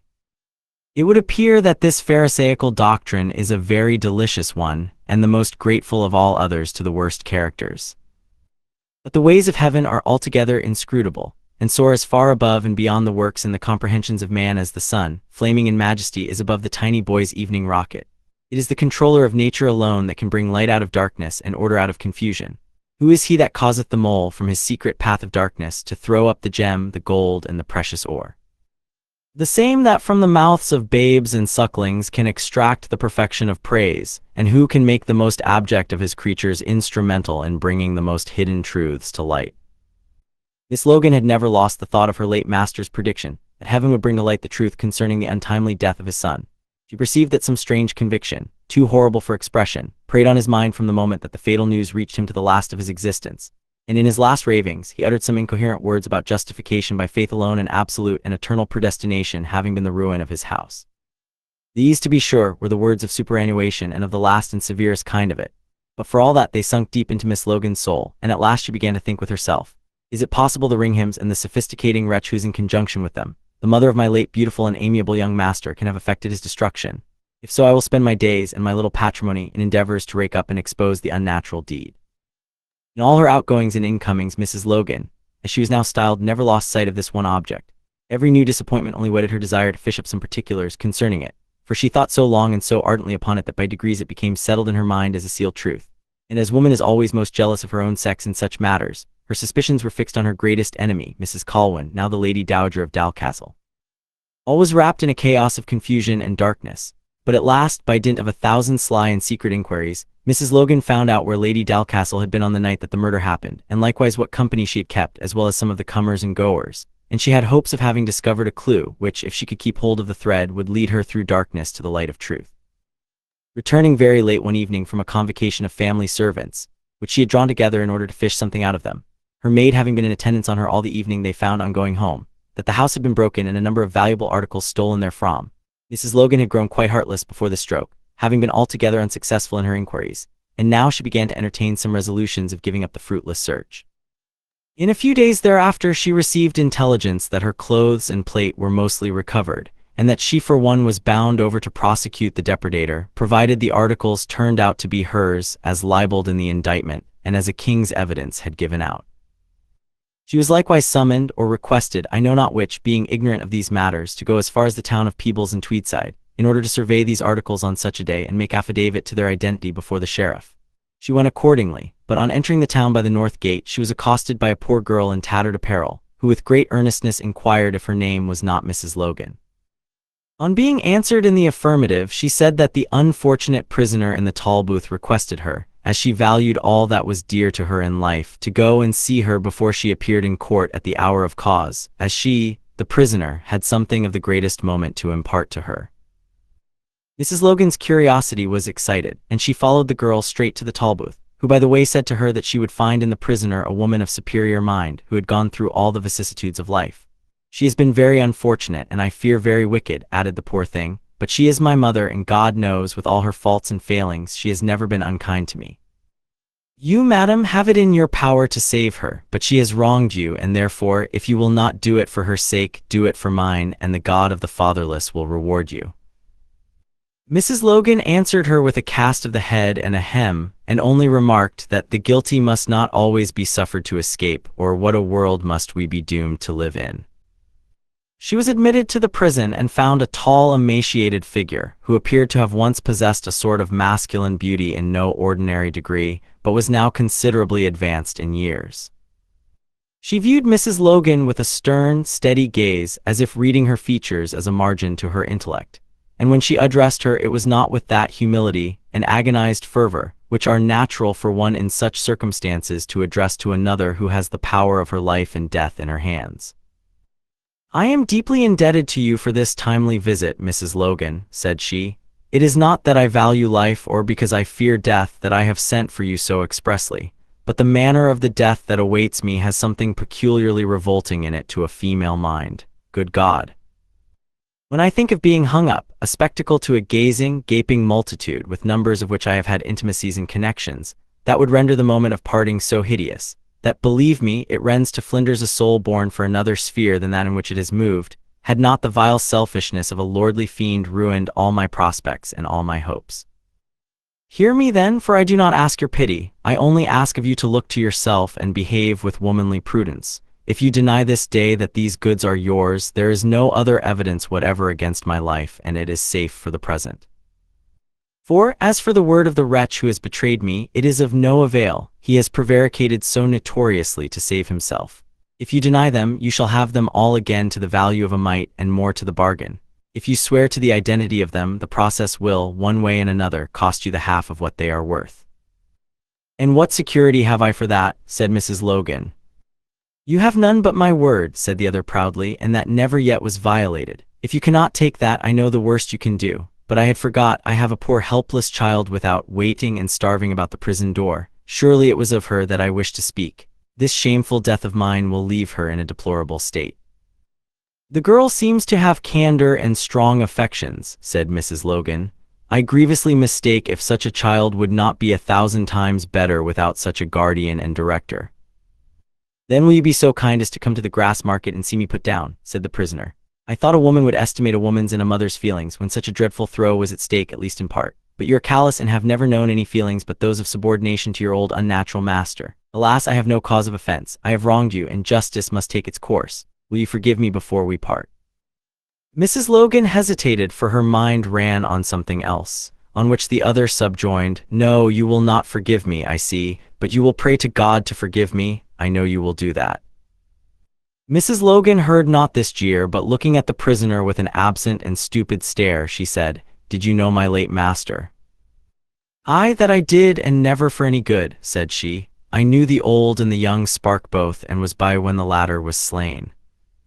This careless sentence affected Mrs. Logan in a most peculiar manner. A shower of tears burst from her eyes ere it was done, and when it was, she appeared like one bereaved of her mind.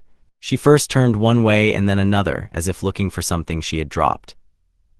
She seemed to think she had lost her eyes instead of her tears, and at length, as by instinct, she tottered close up to the prisoner's face, and looking wistfully and joyfully in it, said with breathless earnestness, "Pray, mistress, what is your name?" "My name is Arabella Calvert," said the other. "Miss, mistress, or widow, as you choose, for I have been all the three, and that not once nor twice only. I and something beyond all these, but as for you, you have never been anything." Aye, and so you are Belle Calvert. Well, I thought so, said Mrs. Logan, and helping herself to a seat, she came and sat down close by the prisoner's knee. "So you are indeed Belle Calvert, so called once. Well, of all the world you are the woman whom I have longed and travailed the most to see. But you were invisible, a being to be heard of, not seen." "There have been days, madam," returned she, "when I was to be seen, and when there were few to be seen like me. But since that time there have indeed been days on which I was not to be seen.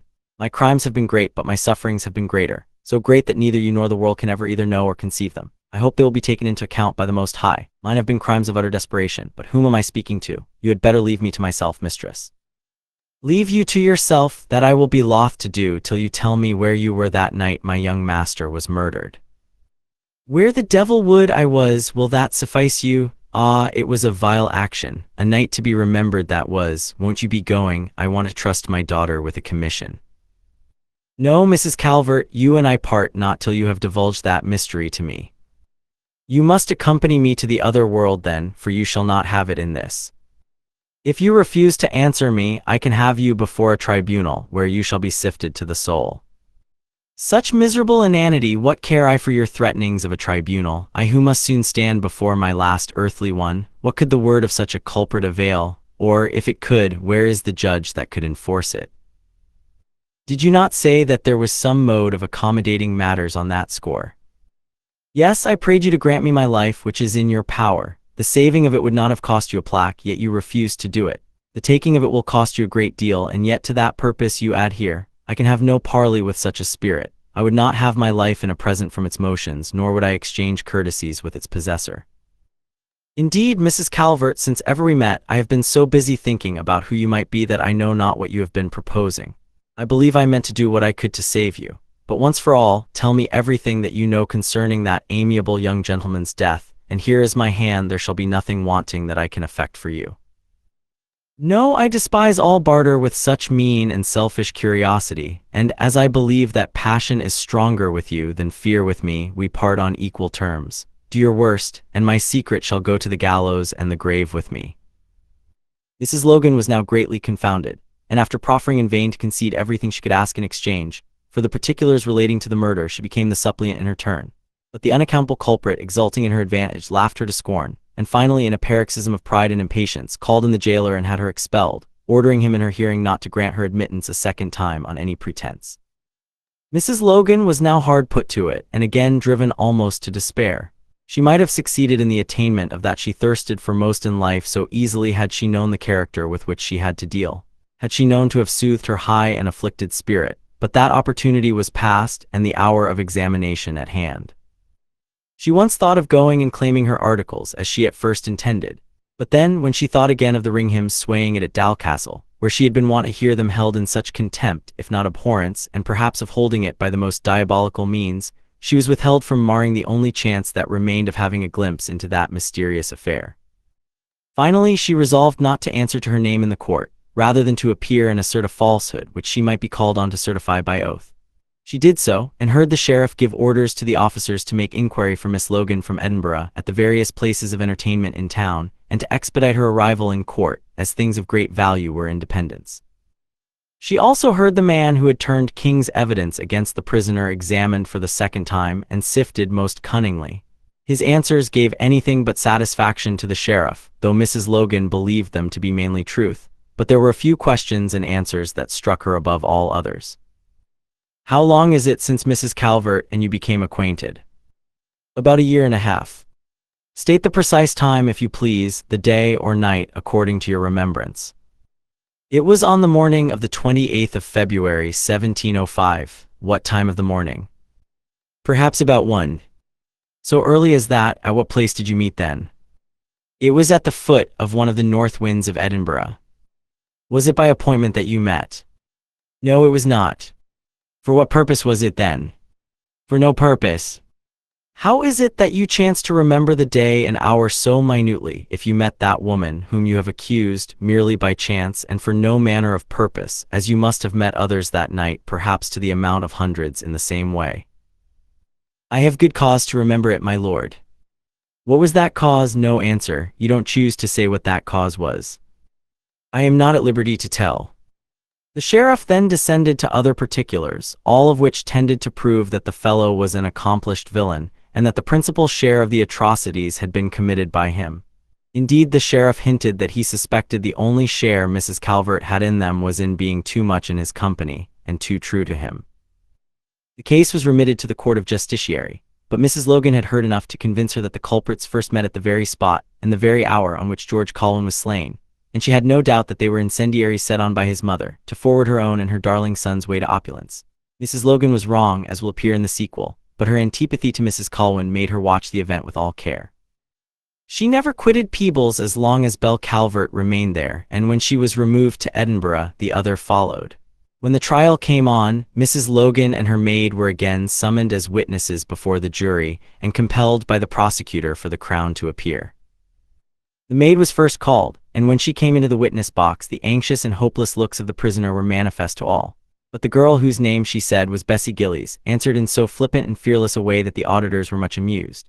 After a number of routine questions, the deputy advocate asked her if she was at home on the morning of the 5th of September last, when her mistress's house was robbed. Was I at home, say ye? Na faith ye, lad, and I had been at home, there had been mair to dee. I wad hae raised sic a yellock. Where were ye that morning? Where was I, say you? I was in the house where my mistress was, sitting dozing and half sleeping in the kitchen. I thought she would be setting out every minute for 2 hours. And when you went home, what did you find? What found we? Be my sooth, we found a broken lock and tomb kists. Relate some of the particulars, if you please.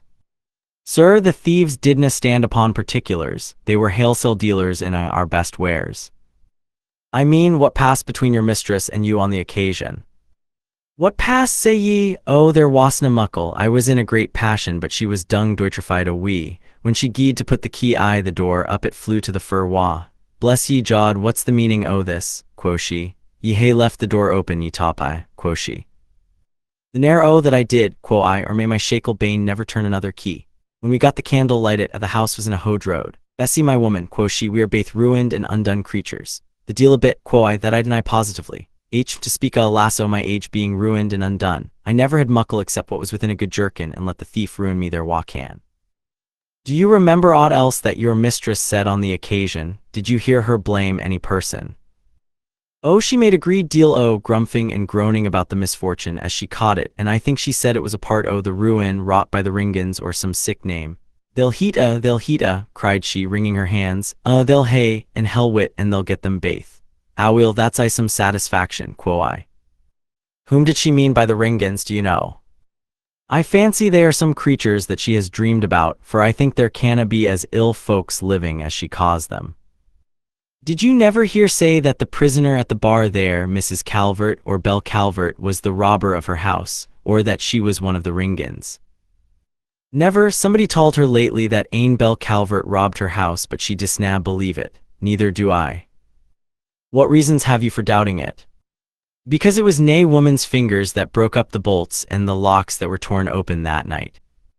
Very pertinent, Bessie. Come then within the bar and look at these articles on the table. Did you ever see these silver spoons before?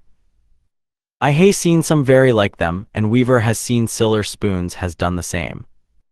Can you swear you never saw them before? Nah, I wadna swear to ony silver spoons that ever wore made, unless I had put a private mark on them why my ain hand, and that's what I never did to ain. See, they are all marked with a C.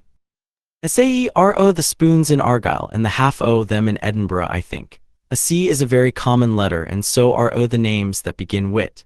Lay them by, and jye the poor woman her spoons again. They are marked why her ain name, and I hae little doubt they are hers, and that she has seen better days. Ah, God bless her heart, sighed the prisoner, and that blessing was echoed in the breathings of many a feeling breast. Did you ever see this gown before, think you? I hae seen him very like it. Could you not swear that gown was your mistress's once? No, unless I saw her heat on and ken that she had paid for't. I am very scrupulous about an oath, like is an ill mark, ill indeed that I wad hardly swear to anything. But you say that gown is very like one your mistress used to wear. I never said sic a thing. It is like one I hae seen her hae out airing on the hay rape I the back green. It is very like ane I hae seen Mrs. Butler in the grass market wearing too. I rather think it is the same. Bless you, sir, I wadna swear to my ain forefinger if it had been as lang out o' my sight in, brought in and laid on that table. Perhaps you are not aware, girl, that this scrupulousness of yours is likely to thwart the purposes of justice, and bereave your mistress of property to the amount of 1,000 merks. From the judge, I canna help that, my lord, that's her lookout. For my part, I am resolved to keep a clear conscience till I be married at any rate. Look over these things and see if there is any one article among them which you can fix on as the property of your mistress. No ain o' them, sir, no ain o' them. An oath is an awfu' thing, especially when it is for life or death. Jye the poor woman her things again, and let my mistress pick up the next she finds, that's my advice. When Mrs. Logan came into the box, the prisoner groaned and laid down her head. But how she was astonished when she heard her deliver herself something to the following purport, that whatever penalty she was doomed to abide, she was determined she would not bear witness against a woman's life, from a certain conviction that it could not be a woman who broke her house.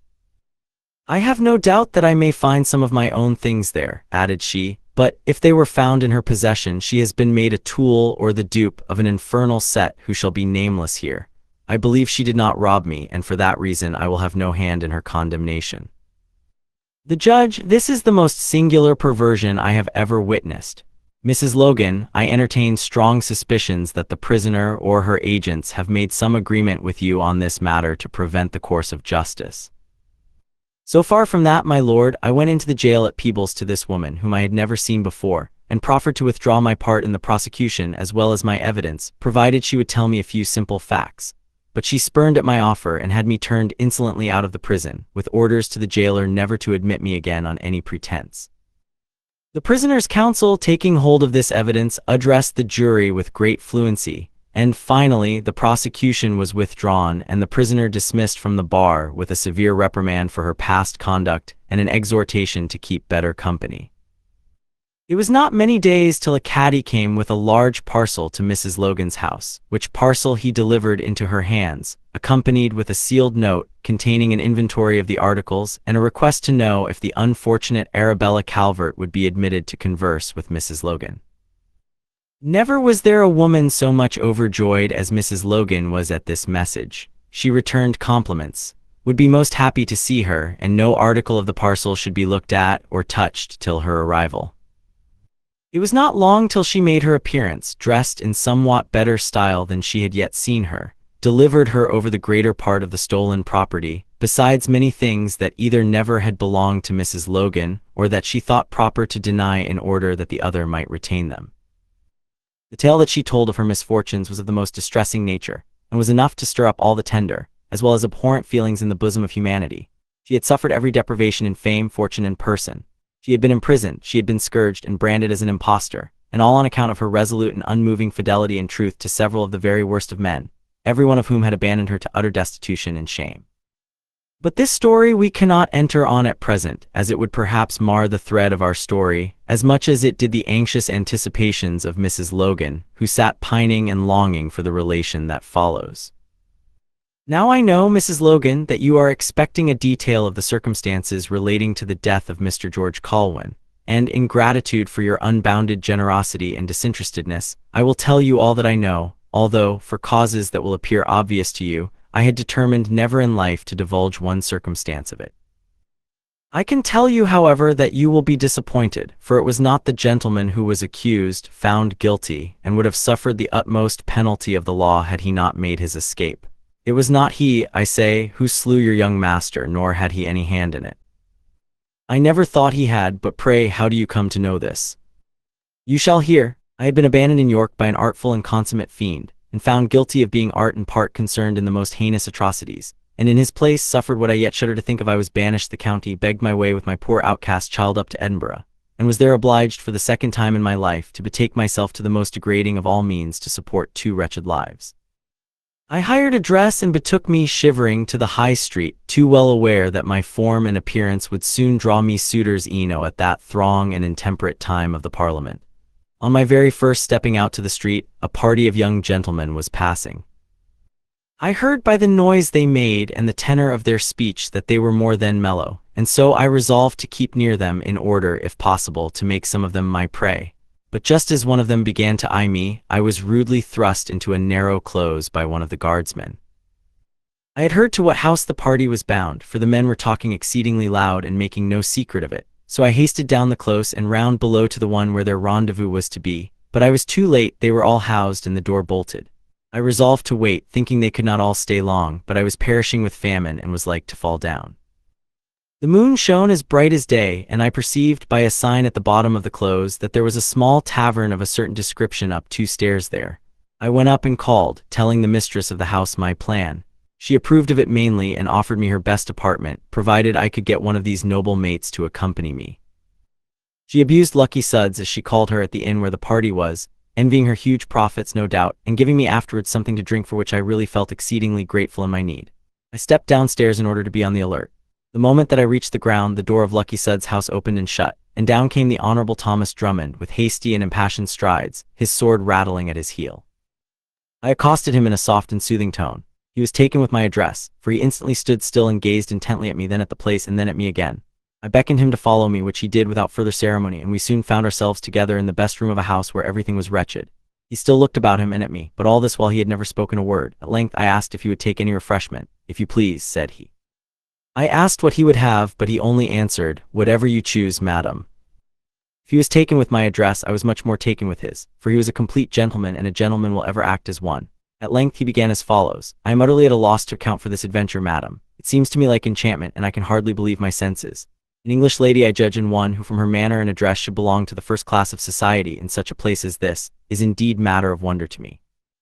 At the foot of a close in Edinburgh, and at this time of the night, surely it must have been no common reverse of fortune that reduced you to this." I wept, or pretended to do so, on which he added, "Pray, madam, take heart. Tell me what has befallen you, and if I can do anything for you in restoring you to your country or your friends, you shall command my interest." I had great need of a friend then, and I thought now was the time to secure one. So I began and told him the moving tale I have told you. But I soon perceived that I had kept by the naked truth too unvarnishedly, and thereby quite overshot my mark. When he learned that he was sitting in a wretched corner of an irregular house, with a felon who had so lately been scourged and banished as a swindler and impostor, his modest nature took the alarm, and he was shocked instead of being moved with pity. His eye fixed on some of the casual stripes on my arm, and from that moment he became restless and impatient to be gone. I tried some gentle arts to retain him, but in vain, so, after paying both the landlady and me for pleasures he had neither tasted nor asked, he took his leave. I showed him downstairs, and just as he turned the corner of the next land, a man came rushing violently by him, exchanged looks with him, and came running up to me. He appeared in great agitation and was quite out of breath, and taking my hand in his, we ran upstairs together without speaking, and were instantly in the apartment I had left, where a stoup of wine still stood untasted. "Ah, this is fortunate," said my new spark, and helped himself. In the meanwhile, as our apartment was a corner one, and looked both east and north, I ran to the eastern casement to look after Drummond. Now note me well, I saw him going eastward in his tartans and bonnet, and the gilded hilt of his claymore glittering in the moon. And at the very same time I saw 2 men, the one in black and the other likewise in tartans, coming towards the steps from the opposite bank by the foot of the loch, and I saw Drummond and they eyeing each other as they passed. I kept view of him till he vanished towards Leith Wind, and by that time the 2 strangers had come close up under our window. This is what I wish you to pay particular attention to. I had only lost sight of Drummond, who had given me his name and address, for the short space of time that we took in running up one pair of short stairs, and during that space he had halted a moment, for when I got my eye on him again, he had not crossed the mouth of the next entry, nor proceeded above 10 or 12 paces, and at the same time I saw the two men coming down the bank on the opposite side of the loch, at about 300 paces distance. Both he and they were distinctly in my view, and never within speech of each other, until he vanished into one of the winds leading towards the bottom of the high street, at which precise time the two strangers came below my window, so that it was quite clear he neither could be one of them nor have any communication with them. Yet mark me again, for of all things I have ever seen this was the most singular. When I looked down at the two strangers, one of them was extremely like Drummond. So like was he that there was not one item in dress, form, feature, nor voice, by which I could distinguish the one from the other. I was certain it was not he, because I had seen the one going and the other approaching at the same time, and my impression at the moment was that I looked upon some spirit or demon in his likeness. I felt a chillness creep all round my heart, my knees tottered, and withdrawing my head from the open casement that lay in the dark shade, I said to the man who was with me, "Good God, what is this?" "What is it, my dear?" said he, as much alarmed as I was. "As I live, there stands an apparition," said I. He was not so much afraid when he heard me say so, and peeping cautiously out, he looked and listened a while, and then, drawing back, he said in a whisper, "They are both living men, and one of them is he I passed at the corner." "That he is not," said I emphatically, "to that I will make oath." He smiled and shook his head, and then added, "I never then saw a man before whom I could not know again, particularly if he was the very last I had seen. But what matters it whether it be or not? As it is no concern of ours, let us sit down and enjoy ourselves." "But it does matter a very great deal with me, sir," said I. "Bless me, my head is giddy, my breath quite gone, and I feel as if I were surrounded with fiends. Who are you, sir?" "You shall know that ere we two part, my love," said he. "I cannot conceive why the return of this young gentleman to the spot he so lately left should discompose you. I suppose he got a glance of you as he passed, and has returned to look after you, and that is the whole secret of the matter. If you will be so civil as to walk out and join him, then it will oblige me hugely," said I, for I never in my life experienced such boding apprehensions of evil company. "I cannot conceive how you should come up here without asking my permission. Will it please you to be gone, sir?" I was within an ace of prevailing. He took out his purse. I need not say more. I was bribed to let him remain. Ah, had I kept my frail resolution of dismissing him at that moment, what a world of shame and misery had been evited. But that, though uppermost still in my mind, has nothing ado here. When I peeped over again, the two men were disputing in a whisper, the one of them in violent agitation and terror, and the other upbraiding him and urging him on to some desperate act. At length I heard the young man in the Highland garb say indignantly, "Hush, recreant, it is God's work which you are commissioned to execute, and it must be done. But if you positively decline it, I will do it myself, and do you beware of the consequences." "Oh, I will," cried the other in black clothes in a wretched, beseeching tone. "You shall instruct me in this as in all things else." I thought all this while I was closely concealed from them, and wondered not a little when he and Tartans gave me a sly nod, as much as to say, "What do you think of this?" or "Take note of what you see," or something to that effect, from which I perceived that whatever he was about, he did not wish to be kept a secret. For all that, I was impressed with a terror and anxiety that I could not overcome, but it only made me mark every event with the more intense curiosity. The Highlander, whom I still could not help regarding as the evil genius of Thomas Drummond, performed every action as with the quickness of thought. He concealed the youth in black in a narrow entry, a little to the westward of my windows, and as he was leading him across the moonlight green by the shoulder, I perceived for the first time that both of them were armed with rapiers. He pushed him without resistance into the dark shaded close, made another signal to me, and hasted up the close to Lucky's. The city and the morning were so still that I heard every word that was uttered. On putting my head out a little, he knocked at the door sharply, and after waiting a considerable space, the bolt was drawn, and the door, as I conceived, edged up as far as the massy chain would let it. "Is young Dalcastle still in the house?" said he sharply. I did not hear the answer, but I heard him say, shortly after, "If he is, pray tell him to speak with me for a few minutes." He then withdrew from the door, and came slowly down the close in a lingering manner, looking oft behind him. Dalcastle came out, advanced a few steps after him, and then stood still, as if hesitating whether or not he should call out a friend to accompany him. In that instant the door behind him was closed, chained, and the iron bolt drawn, on hearing of which he followed his adversary without further hesitation. As he passed below my window, I heard him say, "I beseech you, Tom, let us do nothing in this matter rashly," but I could not hear the answer of the other, who had turned the corner. I roused up my drowsy companion, who was leaning on the bed, and we both looked together from the north window. We were in the shade, but the moon shone full on the two young gentlemen. Young Dalcastle was visibly the worse of liquor, and his back being turned towards us, he said something to the other which I could not make out, although he spoke a considerable time, and from his tones and gestures appeared to be reasoning. When he had done, the tall young man in the tartans drew his sword, and his face being straight to us, we heard him say distinctly, "No more words about it, George, if you please. but if you be a man, as I take you to be, draw your sword and let us settle it here." Dalcastle drew his sword without changing his attitude, but he spoke with more warmth, for we heard his words. "Think you that I fear you, Tom? Be assured, sir, I would not fear 10 of the best of your name at each other's backs. All that I want is to have friends with us to see fair play, for if you close with me, you are a dead man." The other stormed at these words. "You are a braggart, sir," cried he, "a wretch, a blot on the cheek of nature, a blight on the Christian world, a reprobate. I'll have your soul, sir. You must play at tennis and put down elect brethren in another world tomorrow." As he said this, he brandished his rapier, exciting Dalcastle to offense. He gained his point. The latter, who had previously drawn, advanced upon his vaporing and licentious antagonist, and a fierce combat ensued. My companion was delighted beyond measure, and I could not keep him from exclaiming loud enough to have been heard, "That's grand, that's excellent." For me, my heart quaked like an aspen. Young Dalcastle either had a decided advantage over his adversary, or else the other thought proper to let him have it, for he shifted and swore and flitted from Dalcastle's thrusts like a shadow, uttering oft-times a sarcastic laugh that seemed to provoke the other beyond all bearing. At one time he would spring away to a great distance, then advance again on young Dalcastle with the swiftness of lightning. But that young hero always stood his ground and repelled the attack. He never gave way, although they fought nearly twice round the bleaching green, which you know is not a very small one. At length they fought close up to the mouth of the dark entry, where the fellow in black stood, all this while concealed, and then the combatant in tartans closed with his antagonist, or pretended to do so. But the moment they began to grapple, he wheeled about, turning Colwyn's back towards the entry, and then cried out, "Ah, hell has it, my friend, my friend." That moment the fellow in black rushed from his cover with his drawn rapier, and gave the brave young Dalcastle 2 deadly wounds in the back, as quick as arm could thrust, both of which I thought pierced through his body. He fell, and rolling himself on his back, he perceived who it was that had slain him thus foully, and said, with a dying emphasis which I never heard equaled, "Oh, dog of hell, it is you who has done this." He articulated some more which I could not hear for other sounds, for the moment that the man in black inflicted the deadly wound, my companion called out, "That's unfair, you rip, that's damnable, to strike a brave fellow behind.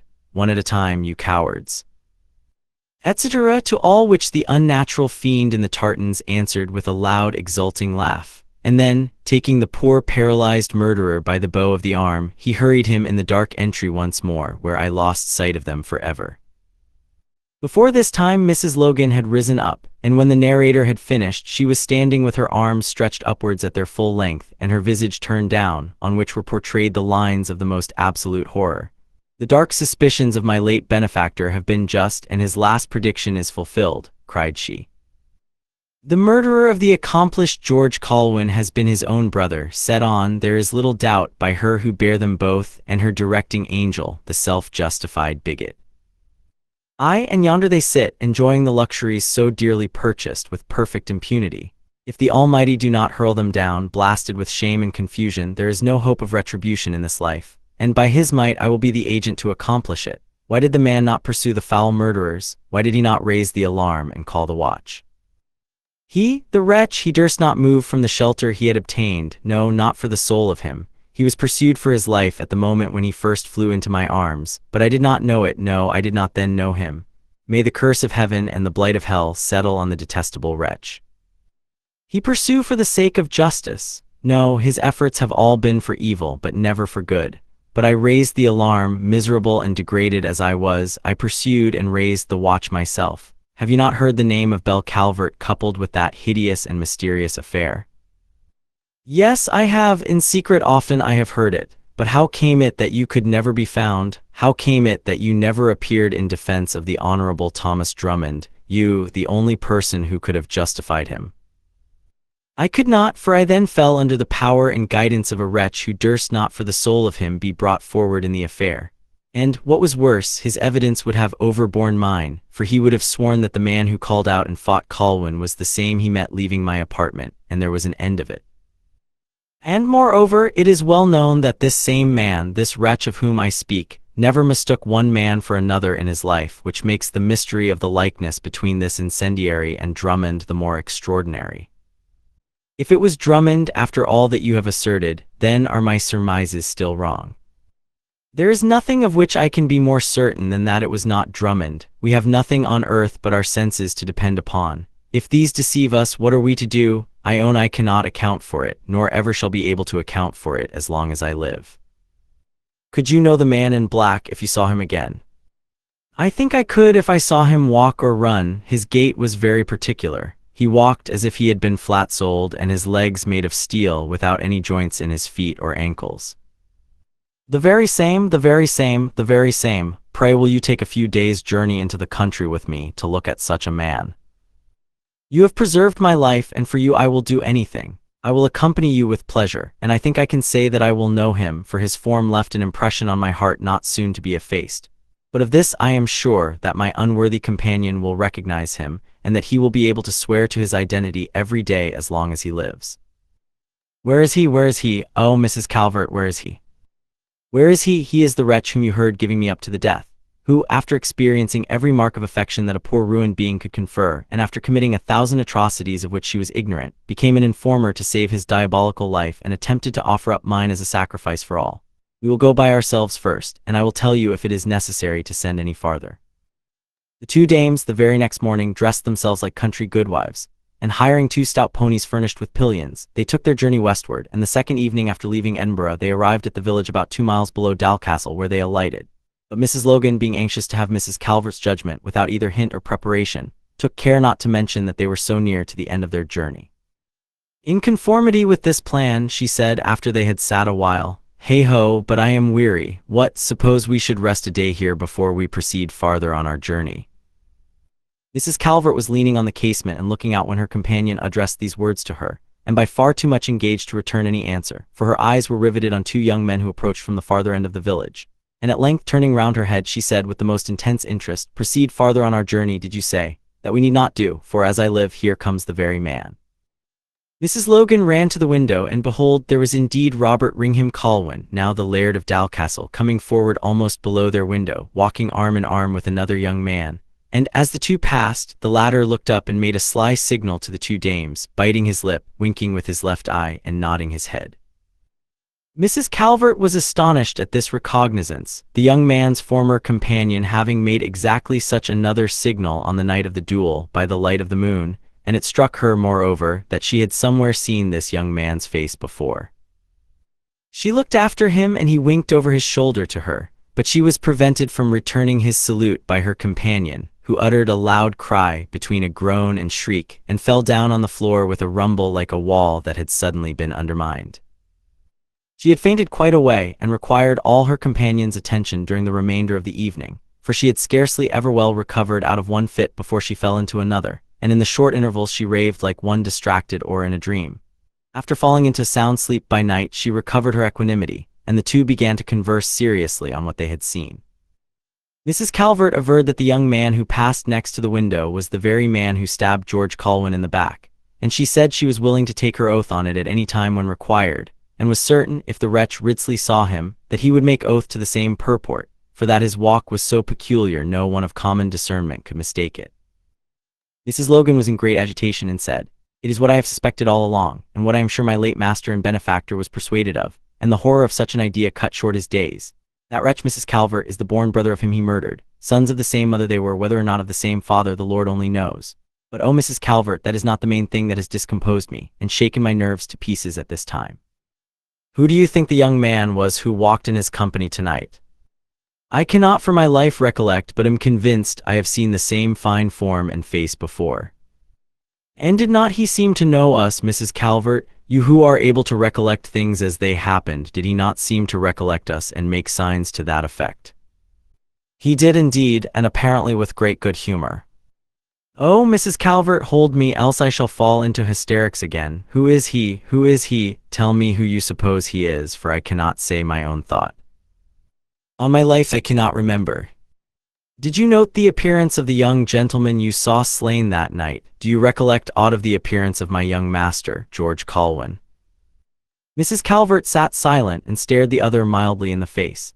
Their looks encountered, and there was an unearthly amazement that gleamed from each, which meeting together caught real fire and returned the flame to their heated imaginations, till the 2 associates became like 2 statues, with their hands spread, their eyes fixed, and their chops fallen down upon their bosoms. An old woman who kept the lodging-house, having been called in before when Mrs. Logan was faintish, chanced to enter at this crisis with some cordial, and, seeing the state of her lodgers, she caught the infection, and fell into the same rigid and statue-like appearance. No scene more striking was ever exhibited. and if Mrs. Calvert had not resumed strength of mind to speak and break the spell, it is impossible to say how long it might have continued. "It is he, I believe," said she, uttering the words as it were inwardly. "It can be none other but he, but no, it is impossible. I saw him stabbed through and through the heart. I saw him roll backward on the green in his own blood, utter his last words, and groan away his soul. Yet if it is not he, who can it be?" "It is he," cried Mrs. Logan hysterically. "Yes, yes, it is he," cried the landlady in unison. "It is who?" said Mrs. Calvert. "Whom do you mean, mistress?" "Oh, I don't know, I was affrighted." "Hold your peace then till you recover your senses, and tell me, if you can, who that young gentleman is who keeps company with the new Laird of Dalcastle." "Oh, it is he, screamed Mrs. Logan, wringing her hands. "Oh, it is he, cried the landlady, wringing hers. Mrs. Calvert turned the latter gently and civilly out of the apartment, observing that there seemed to be some infection in the air of the room, and she would be wise for herself to keep out of it. The two dames had a restless and hideous night. Sleep came not to their relief, for their conversation was wholly about the dead, who seemed to be alive, and their minds were wandering and groping in a chaos of mystery. "Did you attend to his corpse and know that he positively died and was buried?" said Mrs. Calvert. "Oh, yes, from the moment that his fair but mangled corpse was brought home, I attended it till that when it was screwed in the coffin. I washed the long stripes of blood from his lifeless form on both sides of the body. I bathed the livid wound that passed through his generous and gentle heart. There was one through the flesh of his left side too, which had bled most outwardly of them all. I bathed them and bandaged them up with wax and perfumed ointment, but still the blood oozed through all, so that when he was laid in the coffin he was like one newly murdered. My brave, my generous young master. He was always as a son to me, and no son was ever more kind or more respectful to a mother. But he was butchered, he was cut off from the earth ere he had well reached to manhood, most barbarously and unfairly slain. And how can it be, that we again see him here, walking arm in arm with his murderer? The thing cannot be, Mrs. Logan. It is a fantasy of our disturbed imaginations, therefore let us compose ourselves till we investigate this matter farther." "It cannot be in nature, that is quite clear," said Mrs. Logan. "Yet how it should be that I should think so, I who knew and nursed him from his infancy, there lies the paradox. As you said once before, we have nothing but our senses to depend on, and if you and I believe that we see a person, why, we do see him. Whose word or whose reasoning can convince us against our own senses? We will disguise ourselves as poor women selling a few country wares, and we will go up to the hall and see what is to see and hear what we can hear. For this is a weighty business in which we are engaged, namely, to turn the vengeance of the law upon an unnatural monster, and we will further learn, if we can, who this is that accompanies him." Mrs. Calvert acquiesced, and the two dames took their way to Dalcastle, with baskets well furnished with trifles. They did not take the common path from the village, but went about, and approached the mansion by a different way. But it seemed as if some overruling power ordered it that they should miss no chance of attaining the information they wanted. For ere ever they came within half a mile of Dalcastle, they perceived the two youths coming as to meet them on the same path. The road leading from Dalcastle towards the northeast, as all the country knows, goes along a dark bank of brushwood called the Boglehuge. It was by this track that the two women were going, and when they perceived the two gentlemen meeting them, they turned back, and the moment they were out of their sight, they concealed themselves in a thicket close by the road. They did this because Mrs. Logan was terrified for being discovered, and because they wished to reconnoiter without being seen. Mrs. Calvert now charged her, whatever she saw or whatever she heard, to put on a resolution and support it, for if she fainted there and was discovered, what was to become of her? The two young men came on in earnest and vehement conversation, but the subject they were on was a terrible one, and hardly fit to be repeated in the face of a Christian community.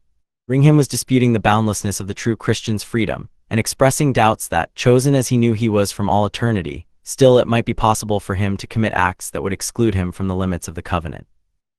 The other argued with mighty fluency that the thing was utterly impossible and altogether inconsistent with eternal predestination. The arguments of the latter prevailed, and the laird was driven to sullen silence. But to the women's utter surprise, as the conquering disputant passed, he made a signal of recognizance through the brambles to them, as formerly, and that he might expose his associate fully, and in his true colors he led him backwards and forwards by the women more than 20 times, making him to confess both the crimes that he had done and those he had in contemplation. At length he said to him, "Assuredly I saw some strolling vagrant women on this walk, my dear friend. I wish we could find them, for there is little doubt that they are concealed here in your woods." "I wish we could find them," answered Ringham. we would have fine sport maltreating and abusing them. That we should, that we should. Now tell me, Robert, if you found a malevolent woman, the latent enemy of your prosperity, lurking in these woods to betray you, what would you inflict on her? I would tear her to pieces with my dogs and feed them with her flesh. Oh, my dear friend, there is an old strumpet who lived with my unnatural father, whom I hold in such utter detestation that I stand constantly in dread of her, and would sacrifice the half of my estate to shed her blood. What will you give me if I will put her in your power and give you a fair and genuine excuse for making away with her, one for which you shall answer at the bar, here or hereafter? I should like to see the vile hag put down. She is in possession of the family plate that is mine by right, as well as 1,000 valuable relics and great riches besides, all of which the old profligate gifted shamefully away. And it is said, besides all these, that she has sworn my destruction. She has, but I see not how she can accomplish that, seeing the deed was done so suddenly, and in the silence of the night. It was said there were some onlookers, but where shall we find that disgraceful Miss Logan? I will show you her by and by, but will you then consent to the other meritorious deed? Come, be a man and throw away scruples. If you can convince me that the promise is binding, I will.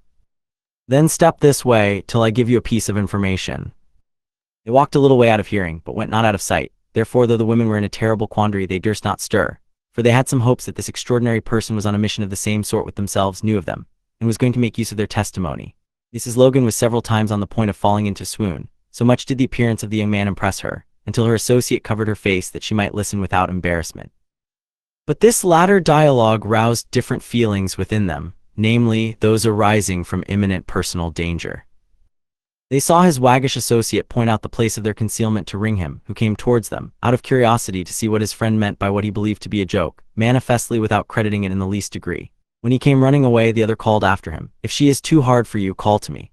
As he said this, he hasted out of sight in the contrary direction, apparently much delighted with the joke. Ringham came rushing through the thicket impetuously to the very spot where Mrs. Logan lay squatted. She held the wrapping close about her head, but he tore it off and discovered her. "The curse of God be on thee," said he. "What fiend has brought thee here, and for what purpose art thou come? But whatever has brought thee, I have thee." And with that he seized her by the throat. The two women, when they heard what jeopardy they were in from such a wretch, had squatted among the underwood at a small distance from each other, so that he had never observed Mrs. Calvert. But no sooner had he seized her benefactor than, like a wild cat, she sprung out of the thicket and had both hands fixed at his throat, one of them twisted in his stock in a twinkling. She brought him back over among the brushwood, and the two, fixing on him like two harpies, mastered him with case. Then indeed was he woefully beset. He deemed for a while that his friend was at his back, and turning his bloodshot eyes towards the path, he attempted to call, but there was no friend there, and the women cut short his cries by another twist of his stock. "Now, gallant and rightful Laird of Dalcastle," said Mrs. Logan, "what hast thou to say for thyself? Lay thy account to dree the weird thou hast so well earned. Now shalt thou suffer due penance for murdering thy brave and only brother. Thou least, thou hag of the pit, I touch not my brother's life. I saw thee do it with these eyes that now look thee in the face, I, when his back was to thee too, and while he was hotly engaged with thy friend," said Mrs. Calvert.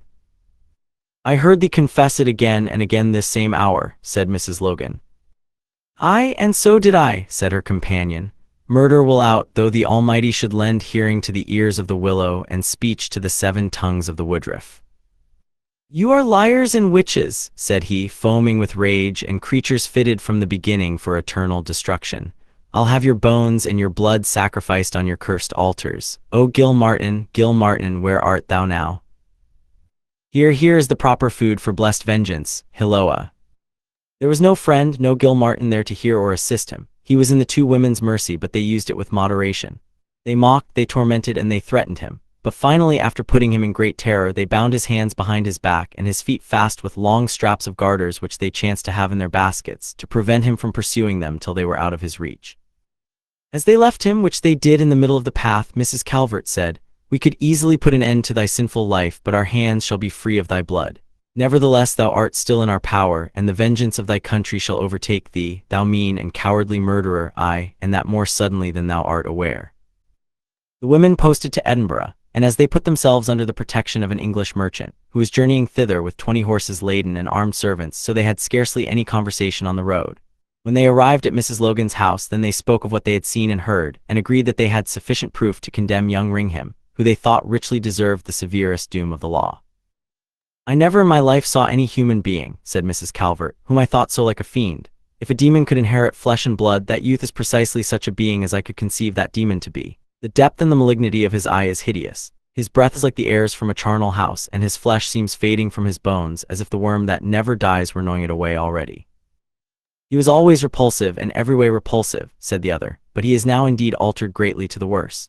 While we were hand-fasting him, I felt his body to be feeble and emaciated, but yet I know him to be so puffed up with spiritual pride that I believe he weens every one of his actions justified before God, and instead of having stings of conscience for these, he takes great merit to himself in having effected them. Still my thoughts are less about him than the extraordinary being who accompanies him. He does everything with so much ease and indifference, so much velocity and effect, that all bespeak him an adept in wickedness. The likeness to my late hapless young master is so striking that I can hardly believe it to be a chance model, and I think he imitates him in everything, for some purpose or some effect on his sinful associate. Do you know that he is so like in every lineament, look, and gesture, that, against the clearest light of reason, I cannot in my mind separate the one from the other, and have a certain indefinable expression on my mind that they are one and the same being, or that the one was a prototype of the other? "If there is an earthly crime," said Mrs. Calvert, "for the due punishment of which the Almighty may be supposed to subvert the order of nature, it is fratricide. But tell me, dear friend, did you remark to what the subtle and hellish villain was endeavoring to prompt the assassin?" "No, I could not comprehend it. My senses were altogether so bewildered that I thought they had combined to deceive me, and I gave them no credit." "Then bear me, I am almost certain he was using every persuasion to induce him to make away with his mother, and I likewise conceive that I heard the incendiary give his consent." "This is dreadful. Let us speak and think no more about it till we see the issue. In the meantime, let us do that which is our bounden duty, go and divulge all that we know relating to this foul murder." Accordingly, the two women went to Sir Thomas Wallace of Craigie, the Lord Justice Clerk, who was, I think, either uncle or grandfather to young Drummond, who was outlawed and obliged to fly his country on account of Colwyn's death, and to that gentleman they related every circumstance of what they had seen and heard. He examined Calvert very minutely and seemed deeply interested in her evidence, said he knew she was relating the truth, and in testimony of it brought a letter of young Drummond's from his desk, wherein that young gentleman, after protesting his innocence in the most forcible terms, confessed having been with such a woman in such a house, after leaving the company of his friends. And that on going home, Sir Thomas's servant had let him in the dark, and from these circumstances he found it impossible to prove an alibi. He begged of his relative, if ever an opportunity offered, to do his endeavor to clear up that mystery, and remove the horrid stigma from his name and his country, and among his kin, of having stabbed a friend behind his back. Lord Craigie therefore directed the two women to the proper authorities, and after hearing their evidence there, it was judged proper to apprehend the present Laird of Dalcastle and bring him to his trial. But before that they sent the prisoner in the Tolbooth, he who had seen the whole transaction along with Mrs. Calvert, to take a view of Ringham privately, and his discrimination being so well known as to be proverbial all over the land, they determined secretly to be ruled by his report. They accordingly sent him on a pretended mission of legality to Dalcastle, with orders to see and speak with the proprietor without giving him a hint what was wanted. On his return they examined him, and he told them that he found all things at the place in utter confusion and dismay, that the lady of the place was missing and could not be found, dead or alive. On being asked if he had ever seen the proprietor before, he looked astounded and unwilling to answer. But it came out that he had, and that he had once seen him kill a man on such a spot at such an hour. Officers were then dispatched without delay to apprehend the monster and bring him to justice. On these going to the mansion and inquiring for him, they were told he was at home, on which they stationed guards and searched all the premises, but he was not to be found. It was in vain that they overturned beds, raised floors, and broke open closets. Robert Ringham Colwyn was lost once and forever. His mother also was lost, and strong suspicions attached to some of the farmers and house servants to whom she was obnoxious, relating to her disappearance. The Honorable Thomas Drummond became a distinguished officer in the Austrian service and died in the memorable year for Scotland, 1715, and this is all with which history, justiciary records, and tradition furnish me relating to these matters. I have now the pleasure of presenting my readers with an original document of a most singular nature, and preserved for their perusal in a still more singular manner. I offer no remarks on it and make as few additions to it, leaving everyone to judge for himself. We have heard much of the rage of fanaticism in former days, but nothing to this. Private Memoirs and Confessions of a Sinner. My life has been a life of trouble and turmoil, of change and vicissitude, of anger and exultation, of sorrow and of vengeance. My sorrows have all been for a slighted gospel, and my vengeance has been wreaked on its adversaries. Therefore, in the might of heaven, I will sit down and write. I will let the wicked of this world know what I have done in the faith of the promises and justification by grace, that they may read and tremble, and bless their gods of silver and gold, that the minister of heaven was removed from their sphere before their blood was mingled with their sacrifices. I was born an outcast in the world in which I was destined to act so conspicuous a part. My mother was a burning and a shining light in the community of Scottish worthies, and in the days of her virginity had suffered much in the persecution of the saints. But it so pleased heaven that, as a trial of her faith, she was married to one of the wicked, a man all over spotted with the leprosy of sin. As well might they have conjoined fire and water together, in hopes that they would consort and amalgamate as purity and corruption. She fled from his embraces the first night after their marriage, and from that time forth his iniquities so galled her upright heart that she quitted his society altogether, keeping her own apartments in the same house with him. I was the second son of this unhappy marriage, and ere ever I was born, my father according to the flesh disclaimed all relation or connection with me and all interest in me, save what the law compelled him to take, which was to grant me a scanty maintenance. And had it not been for a faithful minister of the gospel, my mother's early instructor, I should have remained an outcast from the church visible. He took pity on me, admitting me not only into that, but into the bosom of his own household and ministry also. And to him am I indebted under heaven for the high conceptions and glorious discernment between good and evil, right and wrong, which I attained even at an early age. It was he who directed my studies aright, both in the learning of the ancient fathers and the doctrines of the Reformed Church, and designed me for his assistant and successor in the holy office. I missed no opportunity of perfecting myself, particularly in all the minute points of theology in which my reverend father and mother took great delight. But at length I acquired so much skill that I astonished my teachers, and made them gaze at one another. I remember that it was the custom in my patron's house to ask questions of the single catechism round every Sabbath night. He asked the first, my mother the second, and so on, everyone saying the question asked and then asking the next. It fell to my mother to ask effectual calling at me. I said the answer with propriety and emphasis. Now, madam, added I, my question to you is, what is ineffectual calling? Ineffectual calling, there is no such thing, Robert, said she. But there is, madam, said I, and that answer proves how much you say these fundamental precepts by rote and without any consideration. Ineffectual calling is the outward call of the gospel without any effect on the hearts of unregenerated and impenitent sinners. Have not all these the same calls, warnings, doctrines, and reproofs that we have? And is not this ineffectual calling? Has not Ardenfree the same? Has not Patrick M. Lure the same? Has not the Laird of Dalcastle and his reprobate heir the same? And will any tell me that this is not ineffectual calling? What a wonderful boy he is, said my mother. I'm feared he turn out to be a conceited gowk, said old Barnet, the minister's man.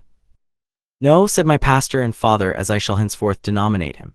No, Barnet, he is a wonderful boy, and no marvel, for I have prayed for these talents to be bestowed on him from his infancy. And do you think that heaven would refuse a prayer so disinterested? No, it is impossible. But my dread is, madam, continued he, turning to my mother, that he is yet in the bond of iniquity.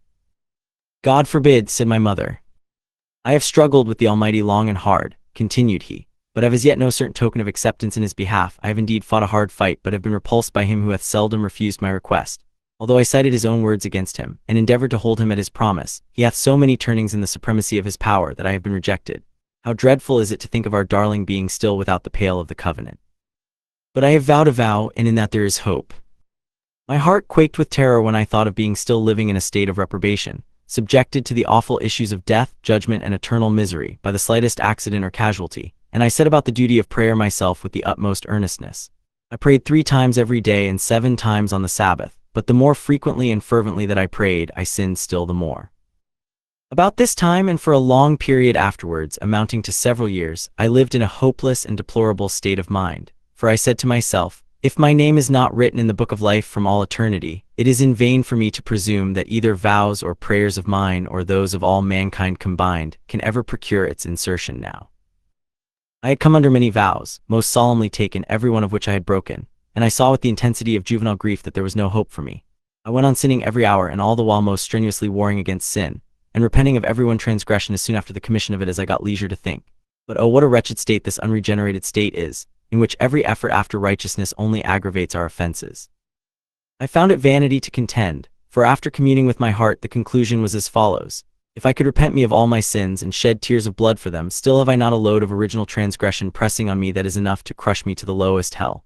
I may be angry with my first parents for having sinned, but how I shall repent me of their sin is beyond what I am able to comprehend. Still, in those days of depravity and corruption, I had some of those principles implanted in my mind which were afterwards to spring up with such amazing fertility among the heroes of the faith and the promises. In particular, I felt great indignation against all the wicked of this world, and often wished for the means of ridding it of such a noxious burden. I liked John Barnett, my reverend father's serving man, extremely ill, but from a supposition that he might be one of the justified, I refrained from doing him any injury.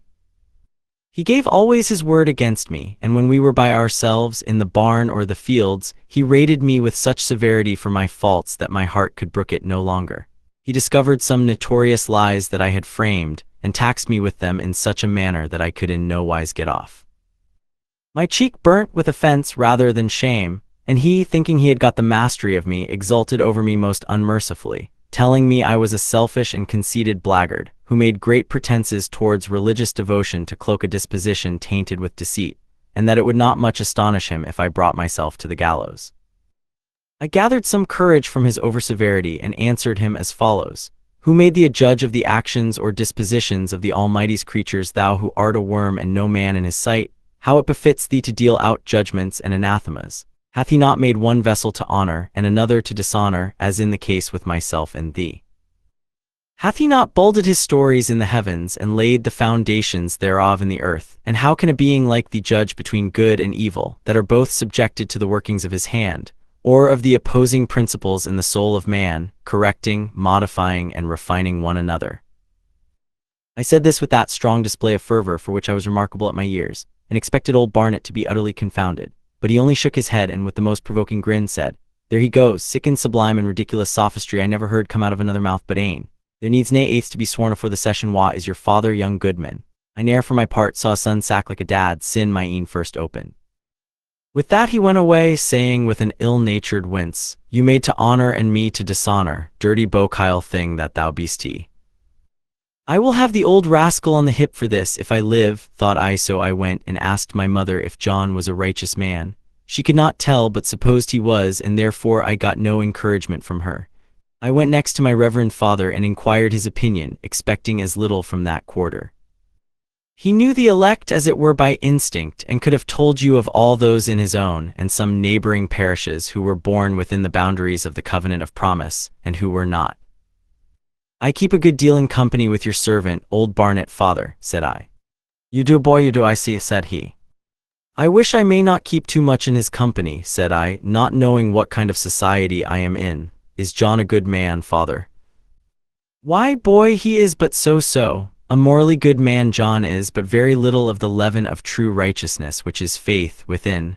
I am afraid old Barnett, with all his stock of morality, will be a castaway."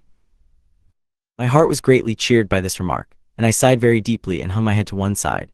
The worthy father observed me and inquired the cause, when I answered as follows: "How dreadful the thought that I have been going daily in company and fellowship with one whose name is written on the red letter side of the book of life, whose body and soul have been from all eternity consigned over to everlasting destruction, and to whom the blood of the atonement can never reach. Father, this is an awful thing, and beyond my comprehension. While we are in the world, we must mix with the inhabitants thereof," said he, "and the stains which adhere to us by reason of this mixture, which is unavoidable, shall all be washed away.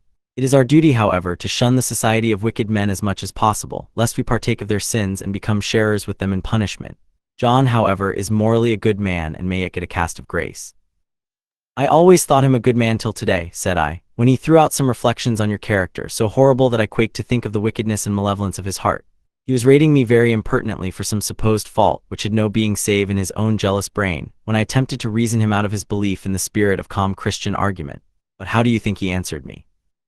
He did so, sir, by twisting his mouth at me, and remarking that such sublime and ridiculous sophistry never came out of another mouth but one, meaning yours, and that no oath before a kirk session was necessary to prove who was my dad, for that he had never seen a son so like a father as I was like mine.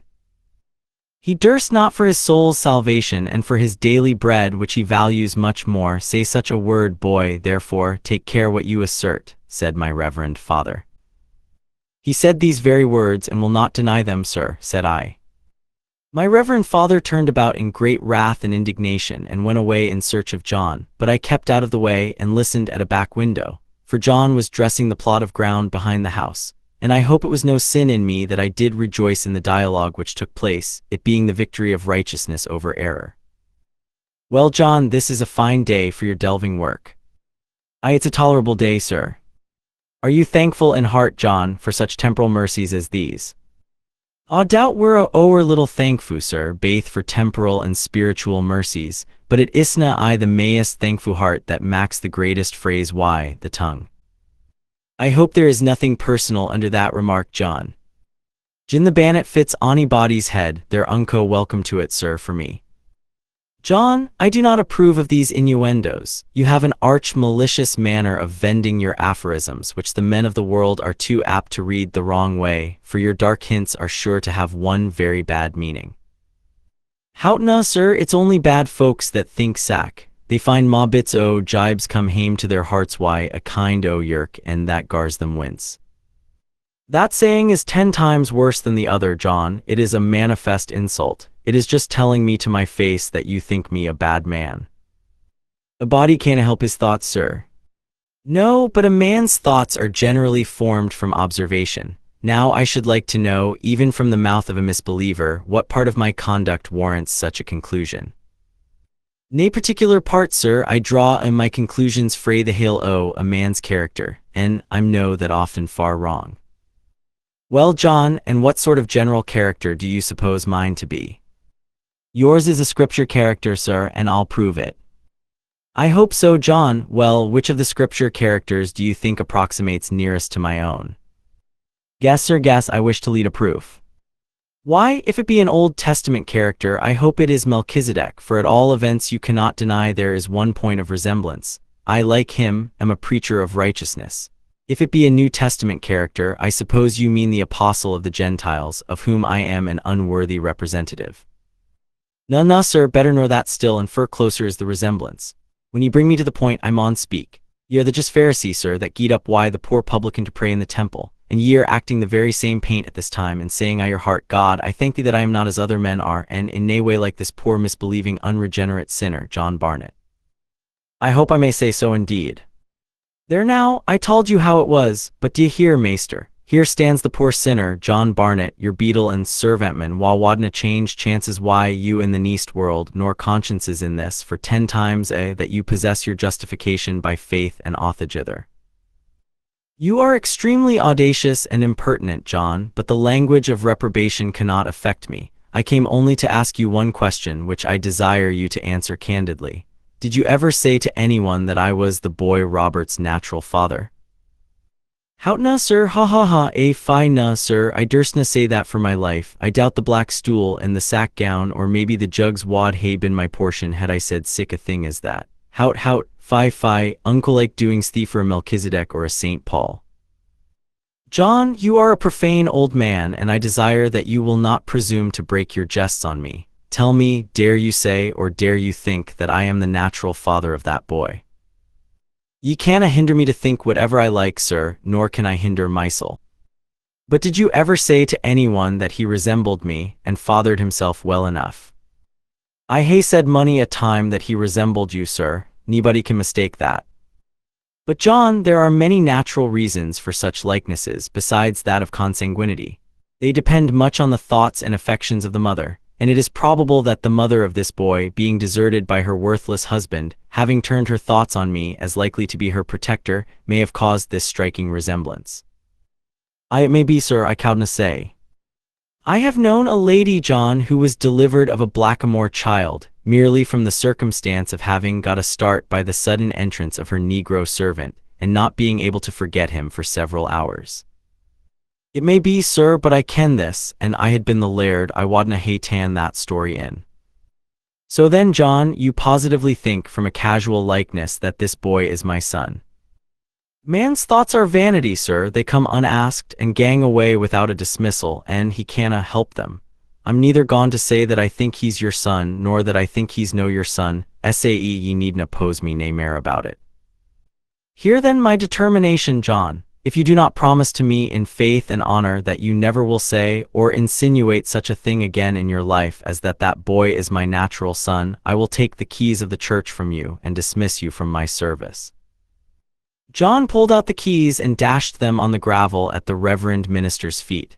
There are the keys o' your kirk, sir. I hae never had muckle mence o' them sin ye entered the door o' I hae carried them this 3 and 30 year, but they hae I been like to burn a hole I my pouch sin, ever they were turned for your admittance. Tack them again, and gie them to wha you will, and muckle gude may he get o' them. Auld John may be a beggar in a hay barn or at the back of a dyke, but he saw I be master o' his ain thoughts and gie them vent or no, as he likes. He left the manse that day, and I rejoiced in the riddance. For I disdained to be kept so much under by one who was in bond of iniquity, and of whom there seemed no hope, as he rejoiced in his frowardness, and refused to submit to that faithful teacher, his master. It was about this time that my reverend father preached a sermon, one sentence of which affected me most disagreeably. It was to the purport that every unrepented sin was productive of a new sin with each breath that a man drew, and every one of these new sins added to the catalogue in the same manner. I was utterly confounded at the multitude of my transgressions, for I was sensible that there were great numbers of sins of which I had never been able thoroughly to repent, and these momentary ones, by moderate calculation, had I saw long ago, amounted to 150,000 in the minute, and I saw no end to the series of repentances to which I had subjected myself. A lifetime was nothing to enable me to accomplish the sum, and then being, for anything I was certain of, in my state of nature, and the grace of repentance withheld from me, what was I to do, or what was to become of me? In the meantime I went on sinning without measure, but I was still more troubled about the multitude than the magnitude of my transgressions, and the small minute ones puzzled me more than those that were more heinous, as the latter had generally some good effects in the way of punishing wicked men, froward boys, and deceitful women, and I rejoiced even then in my early youth at being used as a scourge in the hand of the Lord, another Jehu, a Cyrus, or a Nebuchadnezzar.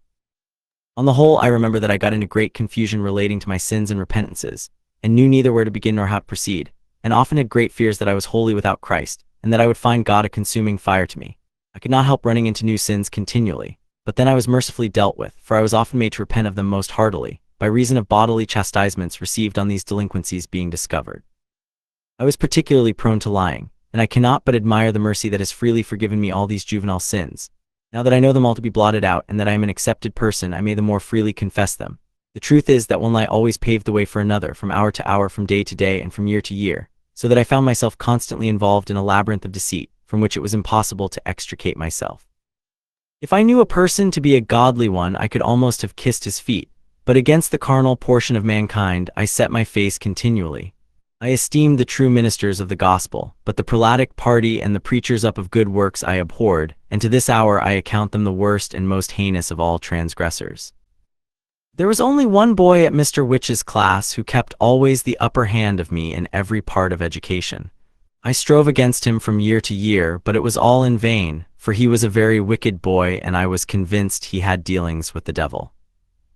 Indeed, it was believed all over the country that his mother was a witch, and I was at length convinced that it was no human ingenuity that beat me with so much ease in the Latin, after I had often sat up a whole night with my reverend father, studying my lesson in all its bearings. I often read as well and sometimes better than he. But the moment Mr. Wilson began to examine us, my opponent popped up above me. I determined, as I knew him for a wicked person, and one of the devil's handfasted children, to be revenged on him, and to humble him by some means or other. Accordingly, I lost no opportunity of setting the master against him, and succeeded several times in getting him severely beaten for faults of which he was innocent. I can hardly describe the joy that it gave to my heart to see a wicked creature suffering, for though he deserved it not for one thing, he richly deserved it for others. This may be by some people accounted a great sin in me, but I deny it, for I did it as a duty, and what a man or boy does for the right will never be put into the sum of his transgressions. This boy, whose name was Emgil, was at all his leisure hours engaged in drawing profane pictures of beasts, men, women, houses, and trees, and in short of all things that his eye encountered. These profane things the master often smiled at and admired, therefore I began privately to try my hand likewise. I had scarcely tried above once to draw the figure of a man, ere I conceived that I had hit the very features of Mr. Wilson. They were so particular that they could not be easily mistaken, and I was so tickled and pleased with the droll likeness that I had drawn that I laughed immoderately at it. I tried no other figure but this, and I tried it in every situation in which a man and a schoolmaster could be placed. I often wrought for hours together at this likeness, nor was it long before I made myself so much master of the outline that I could have drawn it in any situation whatever, almost offhand. I then took M. Gill's account book of algebra home with me, and at my leisure put down a number of gross caricatures of Mr. Wilson here and there, several of them in situations notoriously ludicrous. I waited the discovery of this treasure with great impatience, but the book chancing to be one that M. Gill was not using, I saw it might be long enough before I enjoyed the consummation of my grand scheme. Therefore, with all the ingenuity I was master of, I brought it before our Dominie's eye. But never shall I forget the rage that gleamed in the tyrant's phiz. I was actually terrified to look at him and trembled at his voice. M. Gill was called upon and examined relating to the obnoxious figures. He denied flatly that any of them were of his doing. But the master inquiring at him whose they were, he could not tell, but affirmed it to be some trick.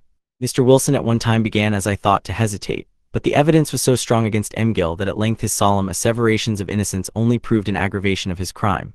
There was not one in the school who had ever been known to draw a figure but himself, and on him fell the whole weight of the tyrant's vengeance. It was dreadful, and I was once in hopes that he would not leave life in the culprit. He, however, left the school for several months, refusing to return to be subjected to punishment for the faults of others, and I stood king of the class. Matters were at last made up between M. Gill's parents and the schoolmaster, but by that time I had got the start of him, and never in my life did I exert myself so much as to keep the mastery. It was in vain. The powers of enchantment prevailed, and I was again turned down with a tear in my eye. I could think of no amends but one, and being driven to desperation, I put it in practice. I told a lie of him. I came boldly up to the master, and told him that M. Gill had in my hearing cursed him in a most shocking manner and called him vile names. He called M. Gill and charged him with the crime, and the proud young coxcomb was so stunned at the atrocity of the charge that his face grew as red as crimson, and the word stuck in his throat as he feebly denied it. His guilt was manifest, and he was again flogged most nobly and dismissed the school forever in disgrace, as a most incorrigible vagabond. This was a great victory gained, and I rejoiced and exulted exceedingly in it. It had, however, very nigh cost me my life, for not long thereafter I encountered M. Gill in the fields, on which he came up and challenged me for a liar, daring me to fight him. I refused, and said that I looked on him as quite below my notice, but he would not quit me, and finally told me that he should either lick me, or I should lick him, as he had no other means of being revenged on such a scoundrel. I tried to intimidate him, but it would not do, and I believe I would have given all that I had in the world to be quit of him. He at length went so far as first to kick me and then strike me on the face, and being both older and stronger than he, I thought it scarcely became me to take such insults patiently. I was nevertheless well aware that the devilish powers of his mother would finally prevail, and either the dread of this or the inward consciousness of having wronged him certainly unnerved my arm, for I fought wretchedly and was soon wholly overcome. I was so sore defeated that I kneeled and was going to beg his pardon, but another thought struck me momentarily, and I threw myself on my face and inwardly begged aid from heaven. At the same time I felt as if assured that my prayer was heard and would be answered. While I was in this humble attitude, the villain kicked me with his foot and cursed me, and I, being newly encouraged, arose and encountered him once more. We had not fought long at this second turn before I saw a man hastening towards us, on which I uttered a shout of joy and laid on valiantly, but my very next look assured me that the man was old John Barnet, whom I had likewise wronged all that was in my power, and between these two wicked persons I expected anything but justice. My arm was again enfeebled, and that of my adversary prevailed. I was knocked down and mauled most grievously, and while the ruffian was kicking and cuffing me at his will and pleasure, up came old John Barnet, breathless with running, and at one blow with his open hand leveled my opponent with the earth. "Tak ye that, maester," said John, "to learn ye better breeding, how to wa a man. And ye will fight fair, gude soft us ye a gentleman's brood, that ye will kick and cuff a lad when he's down." When I heard this kind and unexpected interference, I began once more to value myself on my courage, and springing up I made at my adversary. But John, without saying a word, bit his lip, and seizing me by the neck threw me down. M. Gill begged of him to stand and see fair play and suffer us to finish the battle, for added he is a liar and a scoundrel, and deserves 10 times more than I can give him. "I ken he's a that ye say, and mair, my man," quoth John, "but am I sure that ye're no as bad, and war, it says nae muckle for ony o ye to be tearing like ticks at one another here." John cocked his cudgel and stood between us, threatening to knock the one dead who first offered to lift his hand against the other. But perceiving no disposition in any of us to separate, he drove me home before him like a bullock, and keeping close guard behind me lest M. Gill had followed. I felt greatly indebted to John, yet I complained of his interference to my mother, and the old officious sinner got no thanks for his pains. As I am writing only from recollection, so I remember of nothing farther in these early days in the least worthy of being recorded. that I was a transcendent sinner, I confess. But still I had hopes of forgiveness because I never sinned from principle but accident.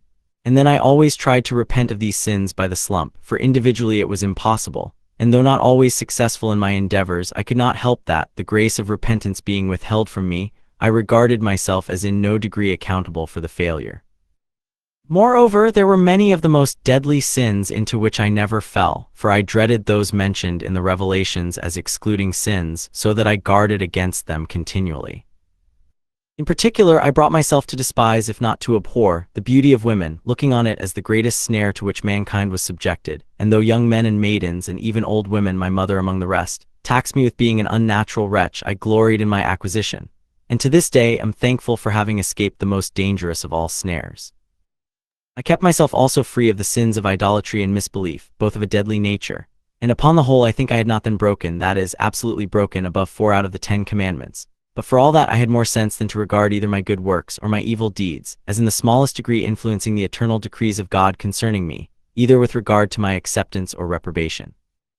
I depended entirely on the bounty of free grace, holding all the righteousness of man as filthy rags, and believing in the momentous and magnificent truth that, the more heavily loaden with transgressions, the more welcome was the believer at the throne of grace. And I have reason to believe that it was this dependence and this belief that at last ensured my acceptance there. I come now to the most important period of my existence, the period that has modeled my character and influenced every action of my life, without which this detail of my actions would have been as a tale that hath been told, a monotonous farrago, an uninteresting harangue, in short, a thing of nothing. Whereas, lo, it must now be a relation of great and terrible actions, done in the might and by the commission of heaven. Amen. Like the sinful king of Israel, I had been walking softly before the Lord for a season. I had been humbled for my transgressions, and as far as I recollect, sorry on account of their numbers and heinousness. My reverend father had been, moreover, examining me every day regarding the state of my soul, and my answers sometimes appeared to give him satisfaction and sometimes not. As for my mother, she would harp on the subject of my faith forever. Yet though I knew her to be a Christian, I confess that I always despised her motley instructions, nor had I any great regard for her person. If this was a crime in me, I never could help it. I confess it freely, and believe it was a judgment from heaven inflicted on her for some sin of former days, and that I had no power to have acted otherwise towards her than I did. In this frame of mind was I when my reverend father one morning arose from his seat, and meeting me as I entered the room, he embraced me, and welcomed me into the community of the just upon earth. I was struck speechless, and could make no answer save by looks of surprise. My mother also came to me, kissed and wept over me, and after showering unnumbered blessings on my head, she also welcomed me into the society of the just made perfect. Then each of them took me by a hand, and my reverend father explained to me how he had wrestled with God, as the patriarch of old had done, not for a night but for days and years, and that in bitterness and anguish of spirit on my account, but that he had at last prevailed, and had now gained the long and earnestly desired assurance of my acceptance with the Almighty, in and through the merits and sufferings of his Son. That I was now a justified person, adopted among the number of God's children, my name written in the Lamb's book of life, and that no by past transgression nor any future act of my own or of other men could be instrumental in altering the decree. All the powers of darkness, added he, shall never be able to pluck you again out of your Redeemer's hand. And now, my son, be strong and steadfast in the truth. Set your face against sin and sinful men, and resist even to blood, as many of the faithful of this land have done, and your reward shall be double. I am assured of your acceptance by the word and spirit of him who cannot err, and your sanctification and repentance unto life will follow in due course. Rejoice and be thankful, for you are plucked as a brand out of the burning, and now your redemption is sealed and sure. I wept for joy to be thus assured of my freedom from all sin, and of the impossibility of my ever again falling away from my new state. I bounded away into the fields and the woods to pour out my spirit in prayer before the Almighty for his kindness to me. My whole frame seemed to be renewed, every nerve was buoyant with new life. I felt as if I could have flown in the air or leaped over the tops of the trees. An exaltation of spirit lifted me, as it were, far above the earth and the sinful creatures crawling on its surface, and I deemed myself as an eagle among the children of men, soaring on high, and looking down with pity and contempt on the groveling creatures below. As I thus wended my way, I beheld a young man of a mysterious appearance coming towards me. I tried to shun him, being bent on my own contemplations, but he cast himself in my way so that I could not well avoid him, and more than that, I felt a sort of invisible power that drew me towards him, something like the force of enchantment, which I could not resist. As we approached each other, our eyes met, and I can never describe the strange sensations that thrilled through my whole frame at that impressive moment. a moment to me fraught with the most tremendous consequences, the beginning of a series of adventures which has puzzled myself and will puzzle the world when I am no more in it. That time will now soon arrive, sooner than anyone can devise who knows not the tumult of my thoughts and the labor of my spirit. And when it hath come and passed over, when my flesh and my bones are decayed, and my soul has passed to its everlasting home, then shall the sons of men ponder on the events of my life, wonder and tremble and wonder how such things should be.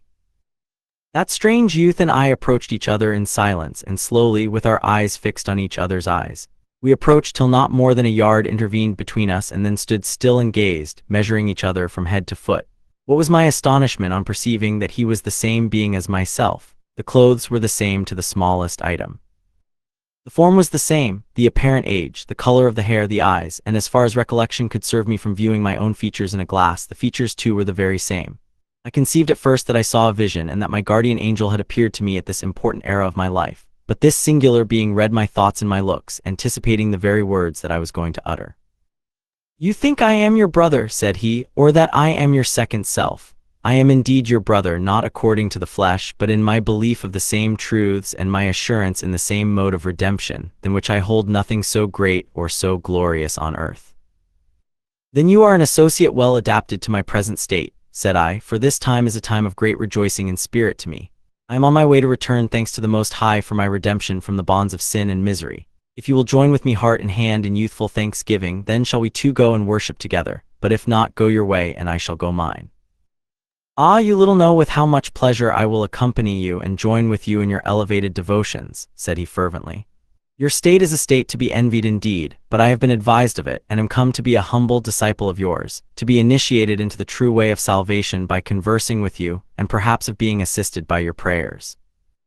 My spiritual pride being greatly elevated by this address, I began to assume the preceptor and question this extraordinary youth with regard to his religious principles, telling him plainly, if he was one who expected acceptance with God at all on account of good works, that I would hold no communion with him. He renounced these at once with the greatest vehemence and declared his acquiescence in my faith. I asked if he believed in the eternal and irrevocable decrees of God, regarding the salvation and condemnation of all mankind. He answered that he did so. What would signify all things else that he believed if he did not believe in that? We then went on to commune about all our points of belief, and in everything that I suggested he acquiesced, and as I thought that day, often carried them to extremes, so that I had a secret dread he was advancing blasphemies. He had such a way with him, and paid such a deference to all my opinions, that I was quite captivated, and at the same time I stood in a sort of awe of him which I could not account for, and several times was seized with an involuntary inclination to escape from his presence by making a sudden retreat. But he seemed constantly to anticipate my thoughts, and was sure to divert my purpose by some turn in the conversation that particularly interested me. He took care to dwell much on the theme of the impossibility of those ever falling away who were once accepted and received into covenant with God, for he seemed to know that in that confidence and that trust my whole hopes were centered. We moved about from one place to another, until the day was wholly spent. My mind had all the while been kept in a state of agitation resembling the motion of a whirlpool, and when we came to separate, I then discovered that the purpose for which I had sought the fields had been neglected, and that I had been diverted from the worship of God by attending to the quibbles and dogmas of this singular and unaccountable being, who seemed to have more knowledge and information than all the persons I had ever known put together. We parted with expressions of mutual regret, and when I left him I felt a deliverance, but at the same time a certain consciousness that I was not thus to get free of him, but that he was like to be an acquaintance that was to stick to me for good or for evil.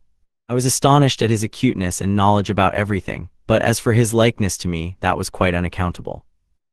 He was the same person in every respect, but yet he was not always so, for I observed several times when we were speaking of certain divines and their tenets that his face assumed something of the appearance of theirs, and it struck me that, by setting his features to the mold of other people's, he entered at once into their conceptions and feelings.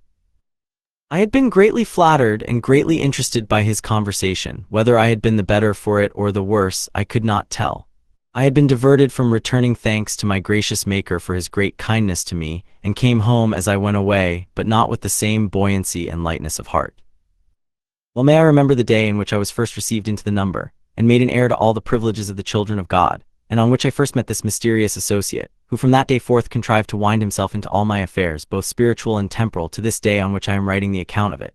It was on the 25th day of March, 1704, when I had just entered the 18th year of my age.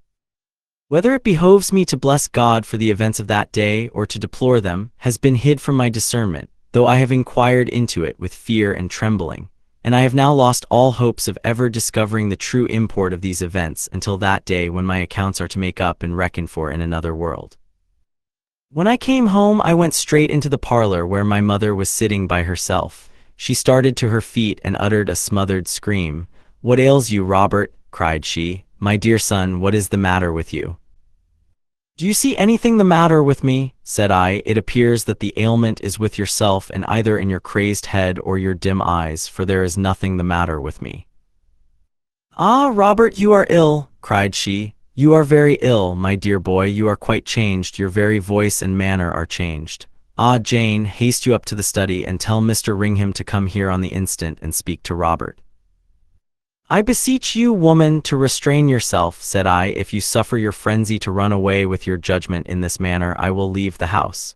"What do you mean?" "I tell you, there is nothing ails me. I never was better." She screamed and ran between me and the door to bar my retreat.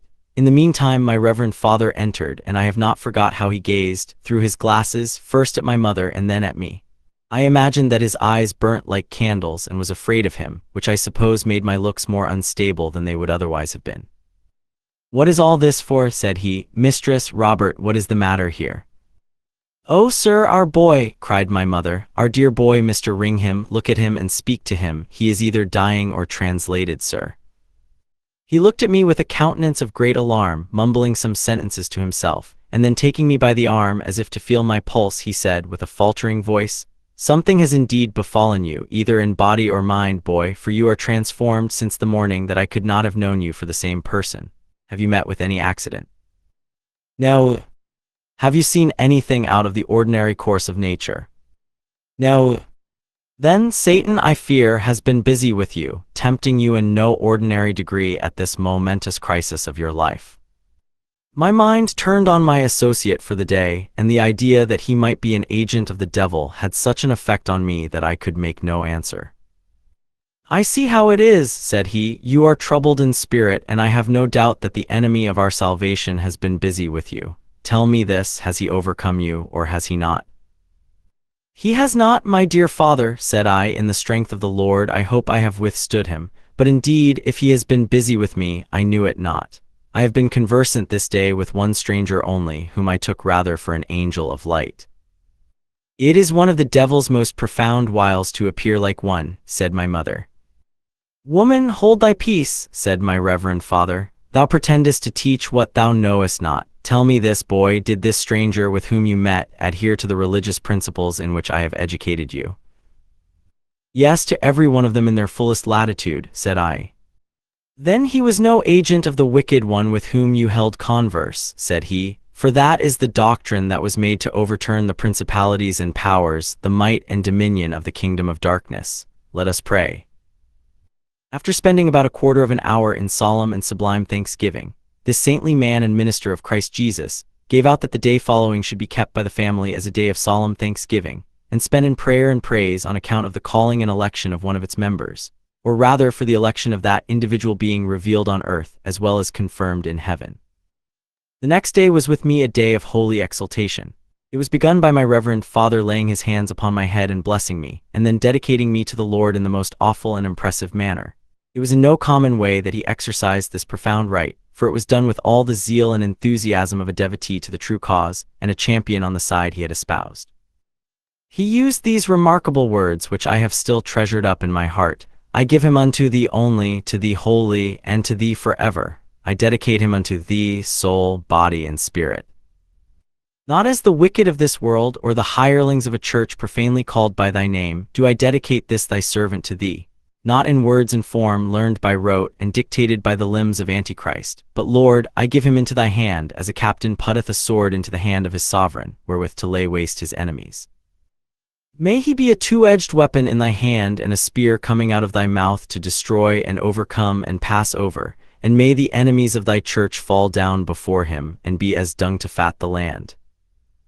From the moment I conceived it decreed, not that I should be a minister of the gospel, but a champion of it, to cut off the enemies of the Lord from the face of the earth. And I rejoiced in the commission, finding it more congenial to my nature to be cutting sinners off with the sword than to be haranguing them from the pulpit, striving to produce an effect which God, by his act of absolute predestination, had forever rendered impracticable. The more I pondered on these things, the more I saw of the folly and inconsistency of ministers, in spending their lives striving and remonstrating with sinners, in order to induce them to do that which they had it not in their power to do. Seeing that God had from all eternity decided the fate of every individual that was to be born of woman, how vain was it in man to endeavor to save those whom their Maker had by an unchangeable decree doomed to destruction.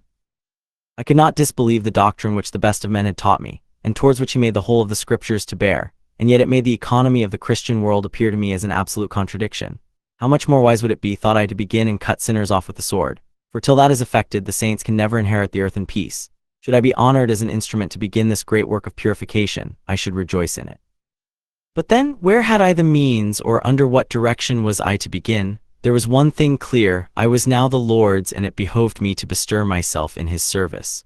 Oh, that I had an host at my command, then would I be as a devouring fire among the workers of iniquity. Full of these great ideas, I hurried through the city and sought again the private path through the field and wood of Finiston, in which my reverend preceptor had the privilege of walking for study, and to which he had a key that was always at my command. Near one of the stiles I perceived a young man sitting in a devout posture reading a Bible. He rose, lifted his hat, and made an obeisance to me, which I returned and walked on. I had not well crossed the stile till it struck me I knew the face of the youth, and that he was some intimate acquaintance to whom I ought to have spoken. I walked on and returned and walked on again, trying to recollect who he was, but for my life I could not.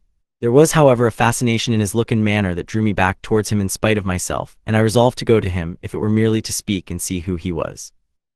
I came up to him and addressed him, but he was so intent on his book that though I spoke, he lifted not his eyes. I looked on the book also, and still it seemed a Bible, having columns, chapters, and verses, but it was in a language of which I was wholly ignorant, and all intersected with red lines and verses. A sensation resembling a stroke of electricity came over me, on first casting my eyes on that mysterious book, and I stood motionless. He looked up, smiled, closed his book, and put it in his bosom. "You seem strangely affected, dear sir, by looking at my book," said he mildly. "In the name of God, what book is that?" said I. "Is it a Bible?"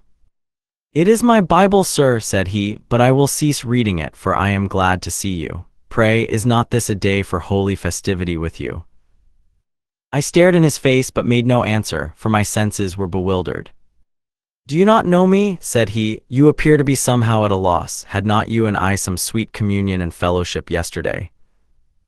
"I beg your pardon, sir," said I, "but surely, if you are the young gentleman with whom I spent the hours yesterday, you have the chameleon art of changing your appearance. I never could have recognized you." "My countenance changes with my studies and sensations," said he. "It is a natural peculiarity in me, over which I have not full control. If I contemplate a man's features seriously, mine own gradually assume the very same appearance and character. And what is more, by contemplating a face minutely, I not only attain the same likeness, but with the likeness I attain the very same ideas as well as the same mode of arranging them. So that, you see, by looking at a person attentively, I by degrees assume his likeness, and by assuming his likeness I attain to the possession of his most secret thoughts. This, I say, is a peculiarity in my nature, a gift of the God that made me, but whether or not given me for a blessing, he knows himself, and so do I. At all events, I have this privilege: I can never be mistaken of a character in whom I am interested." "It is a rare qualification," replied I, "and I would give worlds to possess it. Then, it appears that it is needless to dissemble with you, since you can at any time extract our most secret thoughts from our bosoms. You already know my natural character." "Yes," said he, "and it is that which attaches me to you. By assuming your likeness yesterday, I became acquainted with your character, and was no less astonished at the profundity and range of your thoughts than at the heroic magnanimity with which these were combined. And now, in addition to these, you are dedicated to the great work of the Lord, for which reasons I have resolved to attach myself as closely to you as possible, and to render you all the service of which my poor abilities are capable." I confess that I was greatly flattered by these compliments paid to my abilities by a youth of such superior qualifications, by one who, with a modesty and affability rare at his age, combined a height of genius and knowledge almost above human comprehension. Nevertheless, I began to assume a certain superiority of demeanor towards him, as judging it incumbent on me to do so, in order to keep up his idea of my exalted character. We conversed again till the day was near a close, and the things that he strove most to inculcate on my mind were the infallibility of the elect and the preordination of all things that come to pass. I pretended to controvert the first of these, for the purpose of showing him the extent of my argumentative powers, and said that, indubitably, there were degrees of sinning which would induce the Almighty to throw off the very elect. But behold, my hitherto humble and modest companion took up the argument with such warmth that he put me not only to silence but to absolute shame. "Why, sir," said he, "by vending such an insinuation you put discredit on the great atonement in which you trust.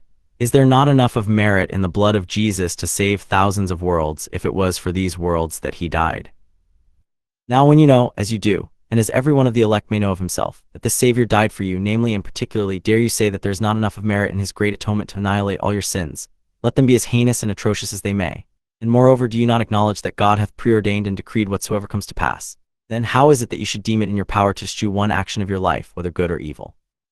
Depend on it, the advice of the great preacher is genuine. What thine hand findeth to do, do it with all thy might, for none of us knows what a day may bring forth. That is, none of us knows what is preordained, but whatever it is preordained we must do, and none of these things will be laid to our charge."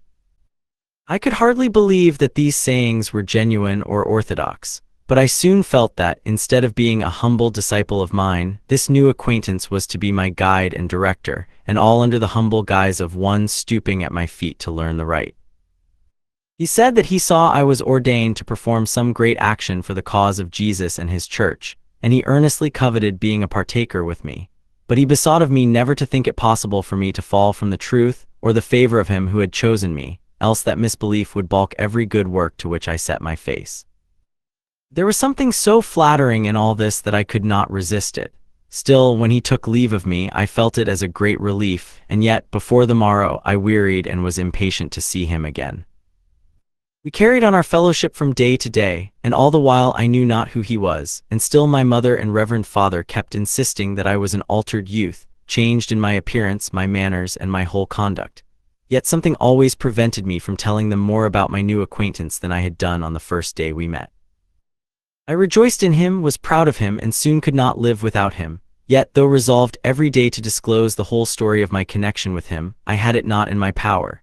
Something always prevented me, till at length I thought no more of it, but resolved to enjoy his fascinating company in private, and by all means to keep my own with him. The resolution was vain. I set a bold face to it, but my powers were inadequate to the task. My adherent, with all the suavity imaginable, was sure to carry his point. I sometimes fumed, and sometimes shed tears at being obliged to yield to proposals against which I had at first felt every reasoning power of my soul rise in opposition.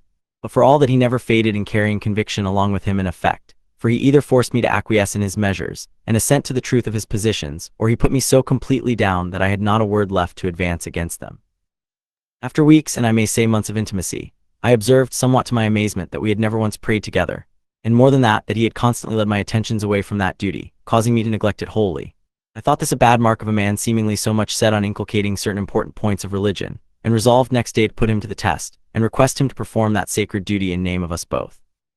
He objected boldly, saying there were very few people indeed with whom he could join in prayer, and he made a point of never doing it, as he was sure they were to ask many things of which he disapproved, and that if he were to officiate himself, he was as certain to allude to many things that came not within the range of their faith. He disapproved of prayer altogether in the manner it was generally gone about, he said. Man made it merely a selfish concern, and was constantly employed asking for everything, whereas it became all God's creatures to be content with their lot, and only to kneel before him in order to thank him for such benefits as he saw meet to bestow. In short, he argued with such energy that before we parted I acquiesced, as usual, in his position, and never mentioned prayer to him any more. Having been so frequently seen in his company, several people happened to mention the circumstance to my mother and reverend father, but at the same time had all described him differently. At length they began to examine me with respect to the company I kept, as I absented myself from home day after day. I told them I kept company only with one young gentleman, whose whole manner of thinking on religious subjects I found so congenial with my own, that I could not live out of his society. My mother began to lay down some of her old hackneyed rules of faith, but I turned from hearing her with disgust, for after the energy of my new friend's reasoning, hers appeared so tame I could not endure it. And I confess with shame that my reverend preceptor's religious dissertations began, about this time, to lose their relish very much, and by degrees became exceedingly tiresome to my ear. They were so inferior, in strength and sublimity, to the most common observations of my young friend that in drawing a comparison the former appeared as nothing. He however examined me about many things relating to my companion, in all of which I satisfied him, save in one. I could neither tell him who my friend was, what was his name, nor of whom he was descended, and I wondered at myself how I had never once adverted to such a thing for all the time we had been intimate. I inquired the next day what his name was, as I said I was often at a loss for it when talking with him. He replied that there was no occasion for any one friend ever naming another when their society was held in private, as ours was, For his part, he had never once named me since we first met, and never intended to do so, unless by my own request. "But if you cannot converse without naming me, you may call me Gil for the present," added he, "and if I think proper to take another name at any future period, it shall be with your approbation." "Gil," said I, "have you no name but Gil, or which of your names is it, your Christian or surname?" "Oh, you must have a surname too, must you?" replied he. "Very well, you may call me Gil Martin. It is not my Christian name, but it is a name which may serve your turn." "This is very strange," said I. "Are you ashamed of your parents that you refuse to give your real name?" "I have no parents save one whom I do not acknowledge," said he proudly. "Therefore pray drop that subject, for it is a disagreeable one. I am a being of a very peculiar temper, for though I have servants and subjects more than I can number, yet, to gratify a certain whim, I have left them and retired to this city, and for all the society it contains, you see I have attached myself only to you. This is a secret, and I tell you only in friendship, therefore pray let it remain one, and say not another word about the matter." I assented, and said no more concerning it, for it instantly struck me that this was no other than the Tsar Peter of Russia, having heard that he had been traveling through Europe in disguise, and I cannot say that I had not thenceforward great and mighty hopes of high preferment, as a defender and avenger of the oppressed Christian Church, under the influence of this great potentate. He had hinted as much already, as that it was more honorable and of more avail to put down the wicked with the sword than try to reform them, and I thought myself quite justified in supposing that he intended me for some great employment, that he had thus selected me for his companion out of all the rest in Scotland, and even pretended to learn the great truths of religion from my mouth. From that time I felt disposed to yield to such a great prince's suggestions without hesitation. Nothing ever astonished me so much as the uncommon powers with which he seemed invested. In our walk one day, we met with a Mr. Blanchard, who was reckoned a worthy, pious divine, but quite of the moral cast, who joined us, and we three walked on and rested together in the fields. My companion did not seem to like him, but nevertheless regarded him frequently with deep attention, and there were several times, while he seemed contemplating him, and trying to find out his thoughts, that his face became so like Mr. Blanchard's that it was impossible to have distinguished the one from the other. The antipathy between the two was mutual, and discovered itself quite palpably in a short time. When my companion the prince was gone, Mr. Blanchard asked me anent him, and I told him that he was a stranger in the city, but a very uncommon and great personage.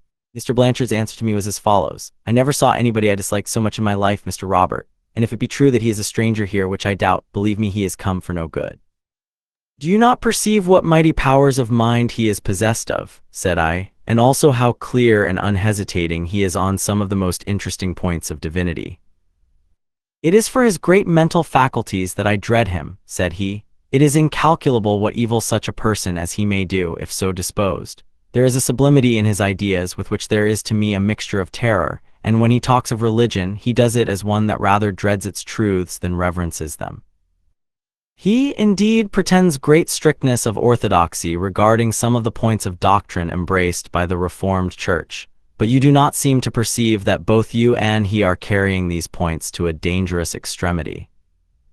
Religion is a sublime and glorious thing, the bonds of society on earth and the connector of humanity with the divine nature, but there is nothing so dangerous to man as the wresting of any of its principles or forcing them beyond their due bounds. This is of all others the readiest way to destruction. Neither is there anything so easily done. There is not an error into which a man can fall which he may not press Scripture into his service as proof of the probity of.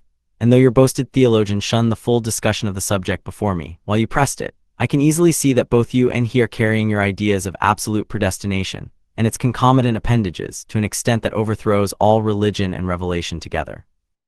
Or, at least, jumbles them into a chaos, out of which human capacity can never select what is good. Believe me, Mr. Robert, the less you associate with that illustrious stranger the better, for it appears to me that your creed and his carries damnation on the very front of it.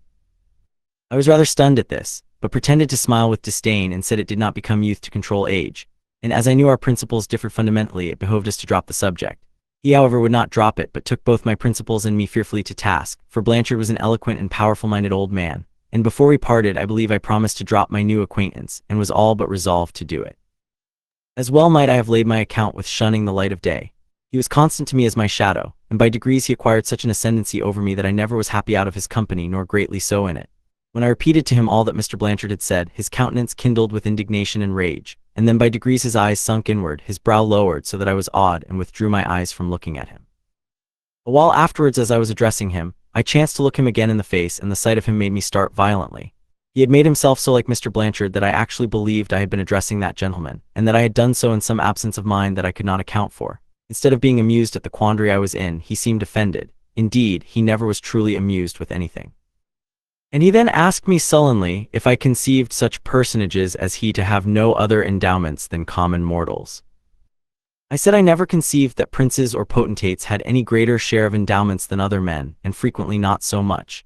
He shook his head and bade me think over the subject again, and there was an end of it. I certainly felt every day the more disposed to acknowledge such a superiority in him, and from all that I could gather I had now no doubt that he was Peter of Russia. Everything combined to warrant the supposition, and, of course, I resolved to act in conformity with the discovery I had made. For several days the subject of Mr. Blanchard's doubts and doctrines formed the theme of our discourse. My friend deprecated them most devoutly, and then again he would deplore them, and lament the great evil that such a man might do among the human race. I joined with him in allowing the evil in its fullest latitude, and at length, after he thought he had fully prepared my nature for such a trial of its powers and abilities, he proposed calmly that we two should make away with Mr. Blanchard. I was so shocked that my bosom became as it were a void, and the beatings of my heart sounded loud and hollow in it. My breath cut, and my tongue and palate became dry and speechless. He mocked at my cowardice and began a reasoning on the matter with such powerful eloquence that before we parted I felt fully convinced that it was my bounden duty to slay Mr. Blanchard, but my will was far, very far from consenting to the deed. I spent the following night without sleep, or nearly so, and the next morning by the time the sun arose I was again abroad and in the company of my illustrious friend. The same subject was resumed, and again he reasoned to the following purport, that supposing me placed at the head of any army of Christian soldiers, all bent on putting down the enemies of the church, would I have any hesitation in destroying and rooting out these enemies? None, surely. Well then, when I saw and was convinced that here was an individual who was doing more detriment to the Church of Christ on earth than tens of thousands of such warriors were capable of doing, was it not my duty to cut him off and save the elect?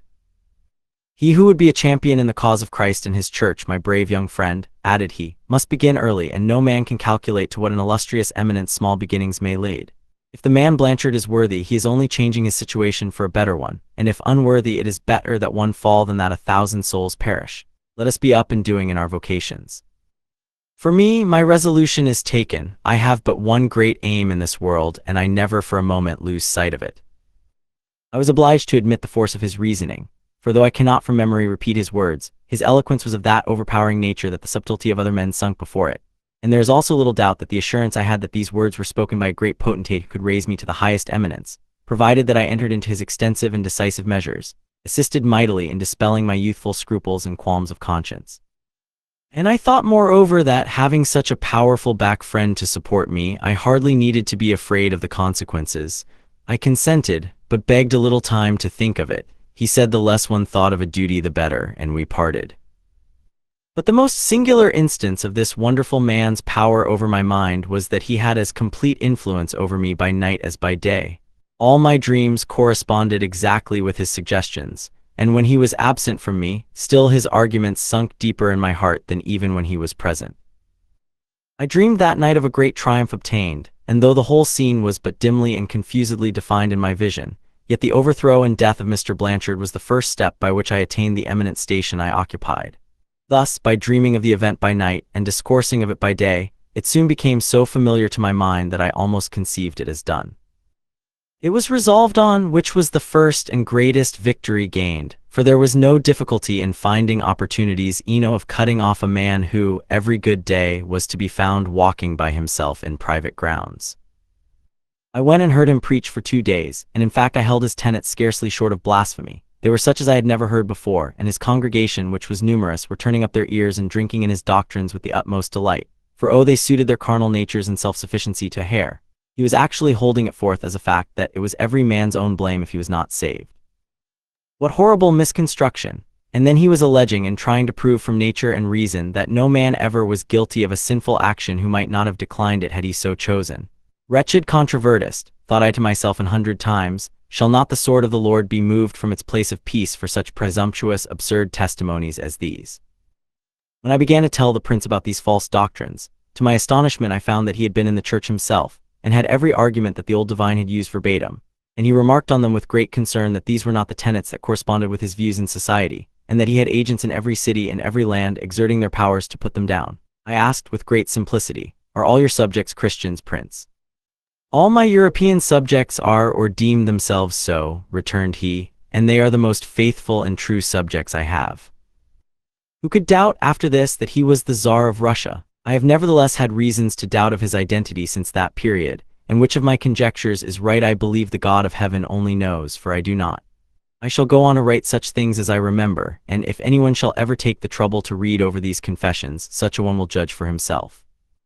It will be observed that since ever I fell in with this extraordinary person, I have written about him only, and I must continue to do so to the end of this memoir, as I have performed no great or interesting action in which he had not a principal share. He came to me one day and said, "We must not linger thus in executing what we have resolved on. We have much before our hands to perform for the benefit of mankind, both civil as well as religious. Let us do what we have to do here, and then we must wend our way to other cities and perhaps to other countries. Mr. Blanchard is to hold forth in the High Church of Paisley on Sunday next on some particularly great occasion. This must be defeated. He must not go there. As he will be busy arranging his discourses, we may expect him to be walking by himself in Finiston Dell the greater part of Friday and Saturday.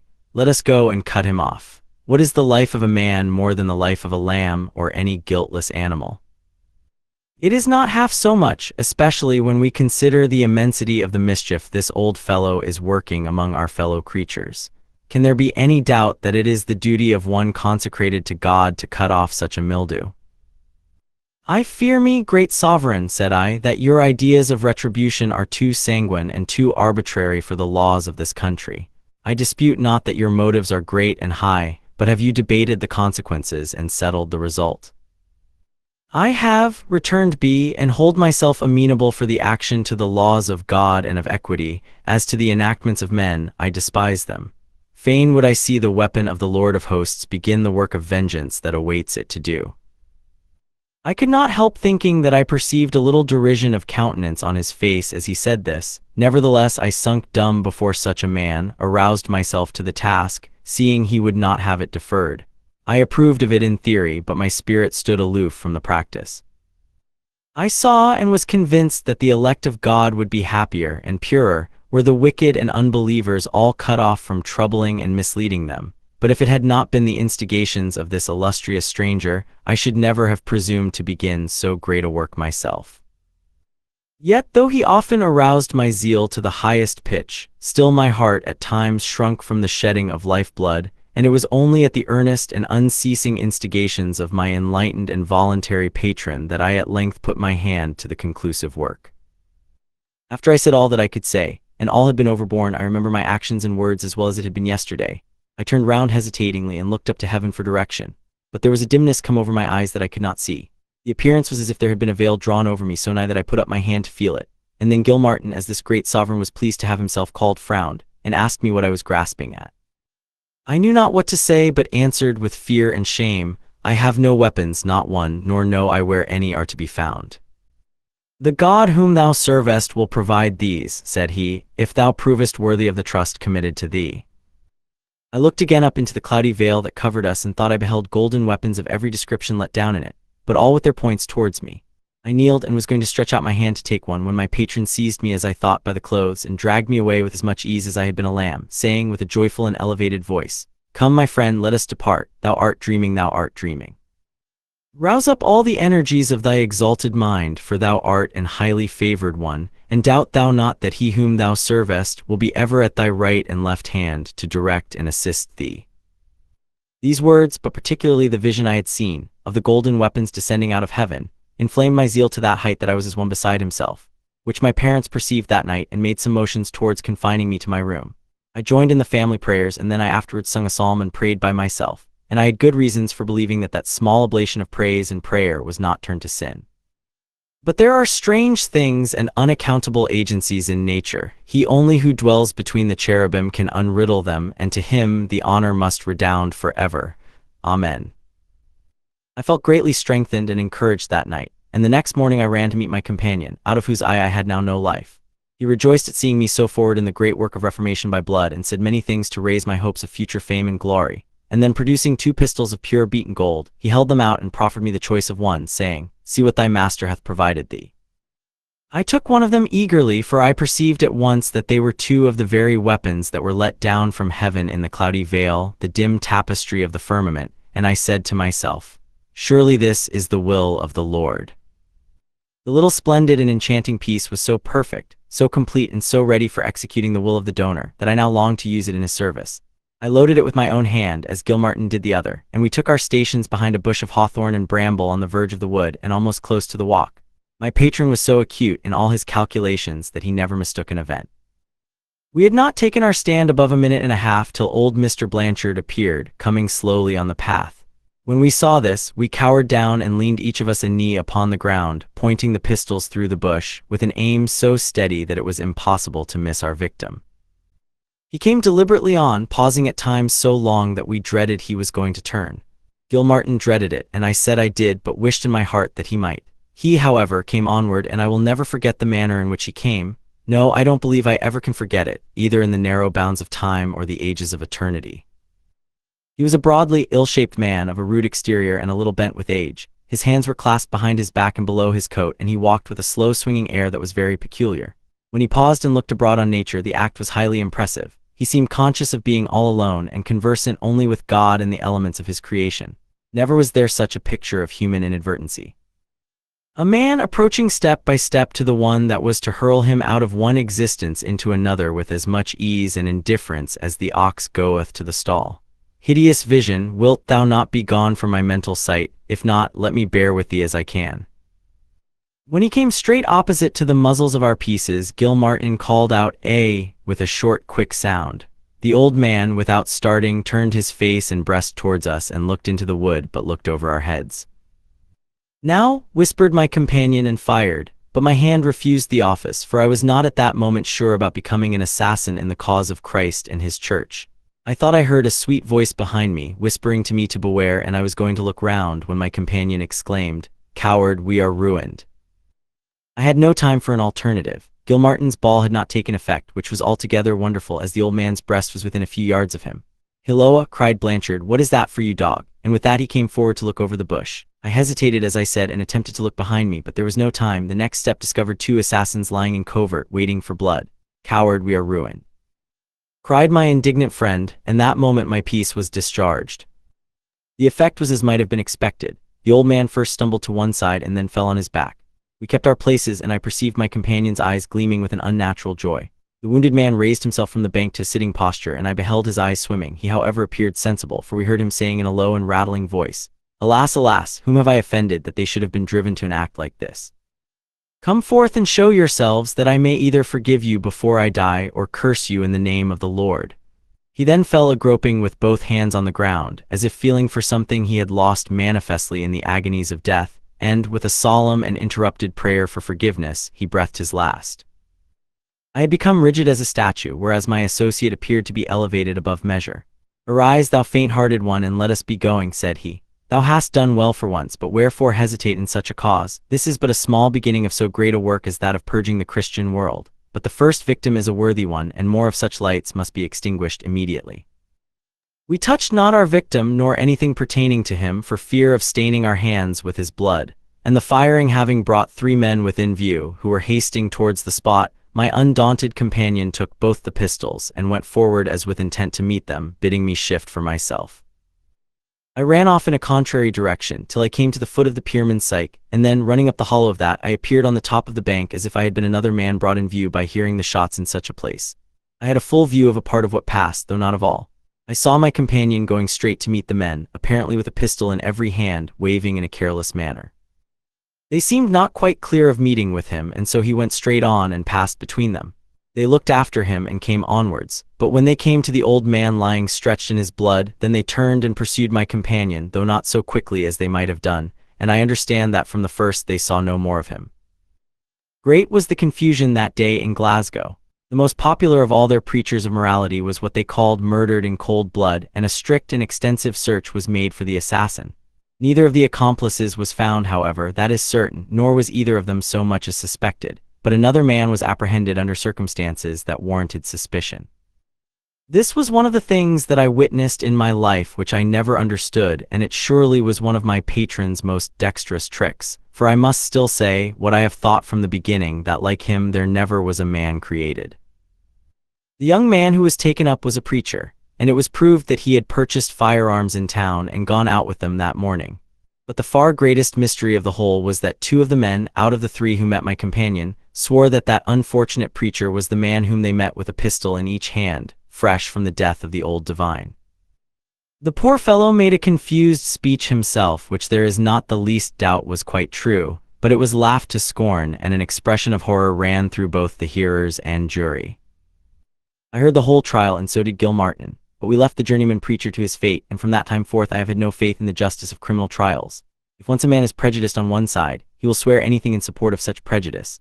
I tried to expostulate with my mysterious friend on the horrid injustice of suffering this young man to die for our act, but the prince exulted in it more than the other, and said the latter was the most dangerous man of the two. The alarm in and about Glasgow was prodigious. The country being divided into two political parties, the court and the country party, the former held meetings, issued proclamations, and offered rewards, ascribing all to the violence of party spirit, and deprecating the infernal measures of their opponents. I did not understand their political differences, but it was easy to see that the true gospel preachers joined all on one side, and the upholders of pure morality and a blameless life on the other, so that this division proved a test to us, and it was forthwith resolved that we too should pick out some of the leading men of this unsaintly and heterodox cabal, and cut them off one by one as occasion should suit. Now the ice being broke, I felt considerable zeal in our great work, but pretended much more, and we might soon have kidnapped them all through the ingenuity of my patron, had not our next attempt miscarried by some awkwardness or mistake of mine. The consequence was that he was discovered fairly and very nigh seized. I also was seen and suspected so far that my reverend father, my mother, and myself were examined privately. I denied all knowledge of the matter, and they held it in such a ridiculous light, and their conviction of the complete groundlessness of the suspicion was so perfect, that their testimony prevailed and the affair was hushed. I was obliged, however, to walk circumspectly, and saw my companion the prince very seldom, who was prowling about every day, quite unconcerned about his safety. He was every day a new man, however, and needed not to be alarmed at any danger, for such a facility had he in disguising himself that, if it had not been for a password which we had between us, for the purposes of recognition, I never could have known him myself. It so happened that my reverend father was called to Edinburgh about this time, to assist with his council in settling the national affairs. At my earnest request, I was permitted to accompany him, at which both my associate and I rejoiced, as we were now about to move in a new and extensive field. All this time I never knew where my illustrious friend resided. He never once invited me to call on him at his lodgings, nor did he ever come to our house, which made me sometimes to suspect that, if any of our great efforts in the cause of true religion were discovered, he intended leaving me in the lurch. Consequently, when we met in Edinburgh, for we travelled not in company, I proposed to go with him to look for lodgings, telling him at the same time what a blessed religious family my reverend instructor and I were settled in. He said he rejoiced at it, but he made a rule of never lodging in any particular house, but took these daily or hourly as he found it convenient, and that he never was at a loss in any circumstance. "What a mighty trouble you put yourself to, great sovereign," said I, "and all, it would appear, for the purpose of seeing and knowing more and more of the human race." "I never go but where I have some great purpose to serve," returned he, "either in the advancement of my own power and dominion, or in thwarting my enemies." "With all due deference to your great comprehension, my illustrious friend," said I, "it strikes me that you can accomplish very little either the one way or the other here, in the humble and private capacity you are pleased to occupy." "It is your own innate modesty that prompts such a remark," said he. "Do you think the gaining of you to my service is not an attainment worthy of being envied by the greatest potentate in Christendom? Before I had missed such a prize as the attainment of your services, I would have traveled over one half of the habitable globe." I bowed with great humility, but at the same time how could I but feel proud and highly flattered? He continued, "Believe me, my dear friend, for such a prize I account no effort too high. For a man who is not only dedicated to the King of Heaven in the most solemn manner, soul, body, and spirit, but also chosen of him from the beginning, justified, sanctified, and received into a communion that never shall be broken, and from which no act of his shall ever remove him. The possession of such a man, I tell you, is worth kingdoms, because every deed that he performs he does it with perfect safety to himself and honor to me." I bowed again, lifting my hat, and he went on. "I am now going to put his courage in the cause he has espoused to a severe test, to a trial at which common nature would revolt, but he who is dedicated to be the sword of the Lord must raise himself above common humanity. You have a father and a brother according to the flesh. What do you know of them?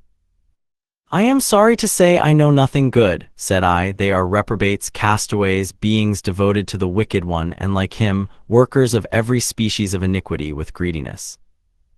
They must both fall, said he, with a sigh and melancholy look. It is decreed in the councils above that they must both fall by your hand. The God of heaven forbid it, said I. They are enemies to Christ and his church, that I know and believe, but they shall live and die in their iniquity for me, and reap their guerdon when their time cometh. There my hand shall not strike. The feeling is natural and amiable, said he, but you must think again, whether are the bonds of carnal nature or the bonds and vows of the Lord strongest. I will not reason with you on this head, mighty potentate, said I, for whenever I do so it is but to be put down. I shall only express my determination not to take vengeance out of the Lord's hand in this instance. It availeth not. These are men that have the mark of the beast in their foreheads and right hands. They are lost beings themselves, but have no influence over others. Let them perish in their sins, for they shall not be meddled with by me. How preposterously you talk, my dear friend, said he. These people are your greatest enemies. They would rejoice to see you annihilated. And now that you have taken up the Lord's cause of being avenged on his enemies, wherefore spare those that are your own as well as his. Besides, you ought to consider what great advantages would be derived to the cause of righteousness and truth were the estate and riches of that opulent house in your possession, rather than in that of such as oppose the truth and all manner of holiness. This was a portion of the consequence of following my illustrious advisor's summary mode of procedure that had never entered into my calculation. I disclaimed all idea of being influenced by it. However, I cannot but say that the desire of being enabled to do so much good by the possession of these bad men's riches made some impression on my heart, and I said I would consider of the matter.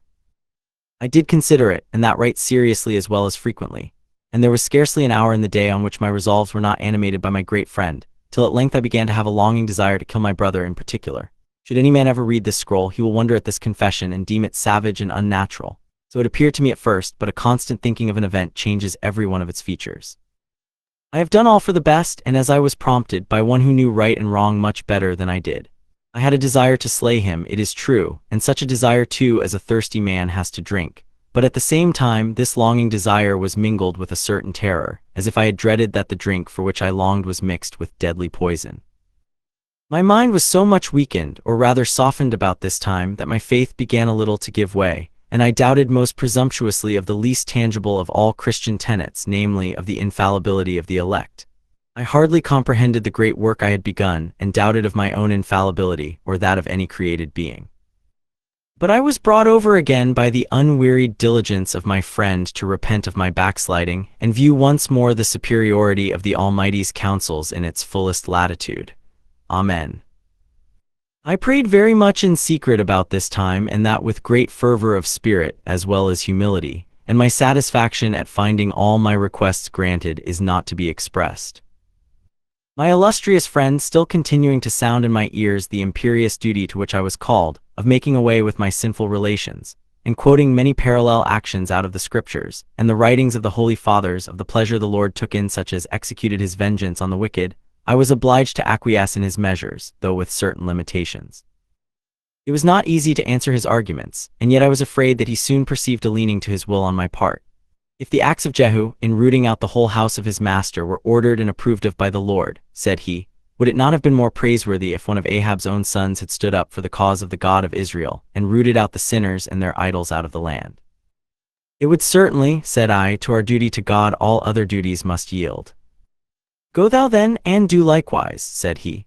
Thou art called to a high vocation, to cleanse the sanctuary of thy God in this thy native land by the shedding of blood. Go thou then like a ruling energy, a master spirit of desolation in the dwellings of the wicked, and high shall be your reward both here and hereafter.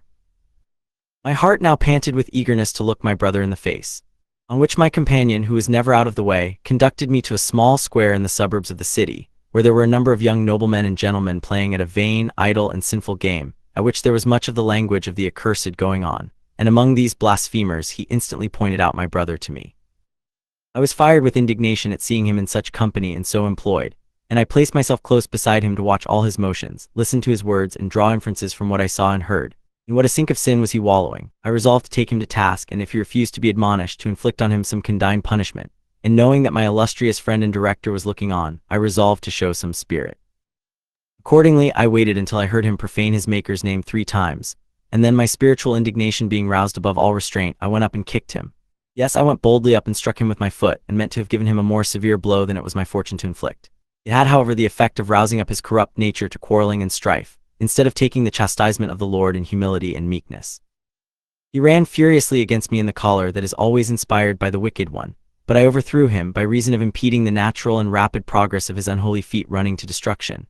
I also fell slightly, but his fall proved a severe one. He arose in wrath and struck me with the maul which he held in his hand until my blood flowed copiously, and from that moment I vowed his destruction in my heart. But I chanced to have no weapon at that time, nor any means of inflicting due punishment on the caitiff, which would not have been returned double on my head by him and his graceless associates. I mixed among them at the suggestion of my friend, and following them to their den of voluptuousness and sin, I strove to be admitted among them, in hopes of finding some means of accomplishing my great purpose, while I found myself moved by the spirit within me so to do. But I was not only debarred, but, by the machinations of my wicked brother and his associates, cast into prison.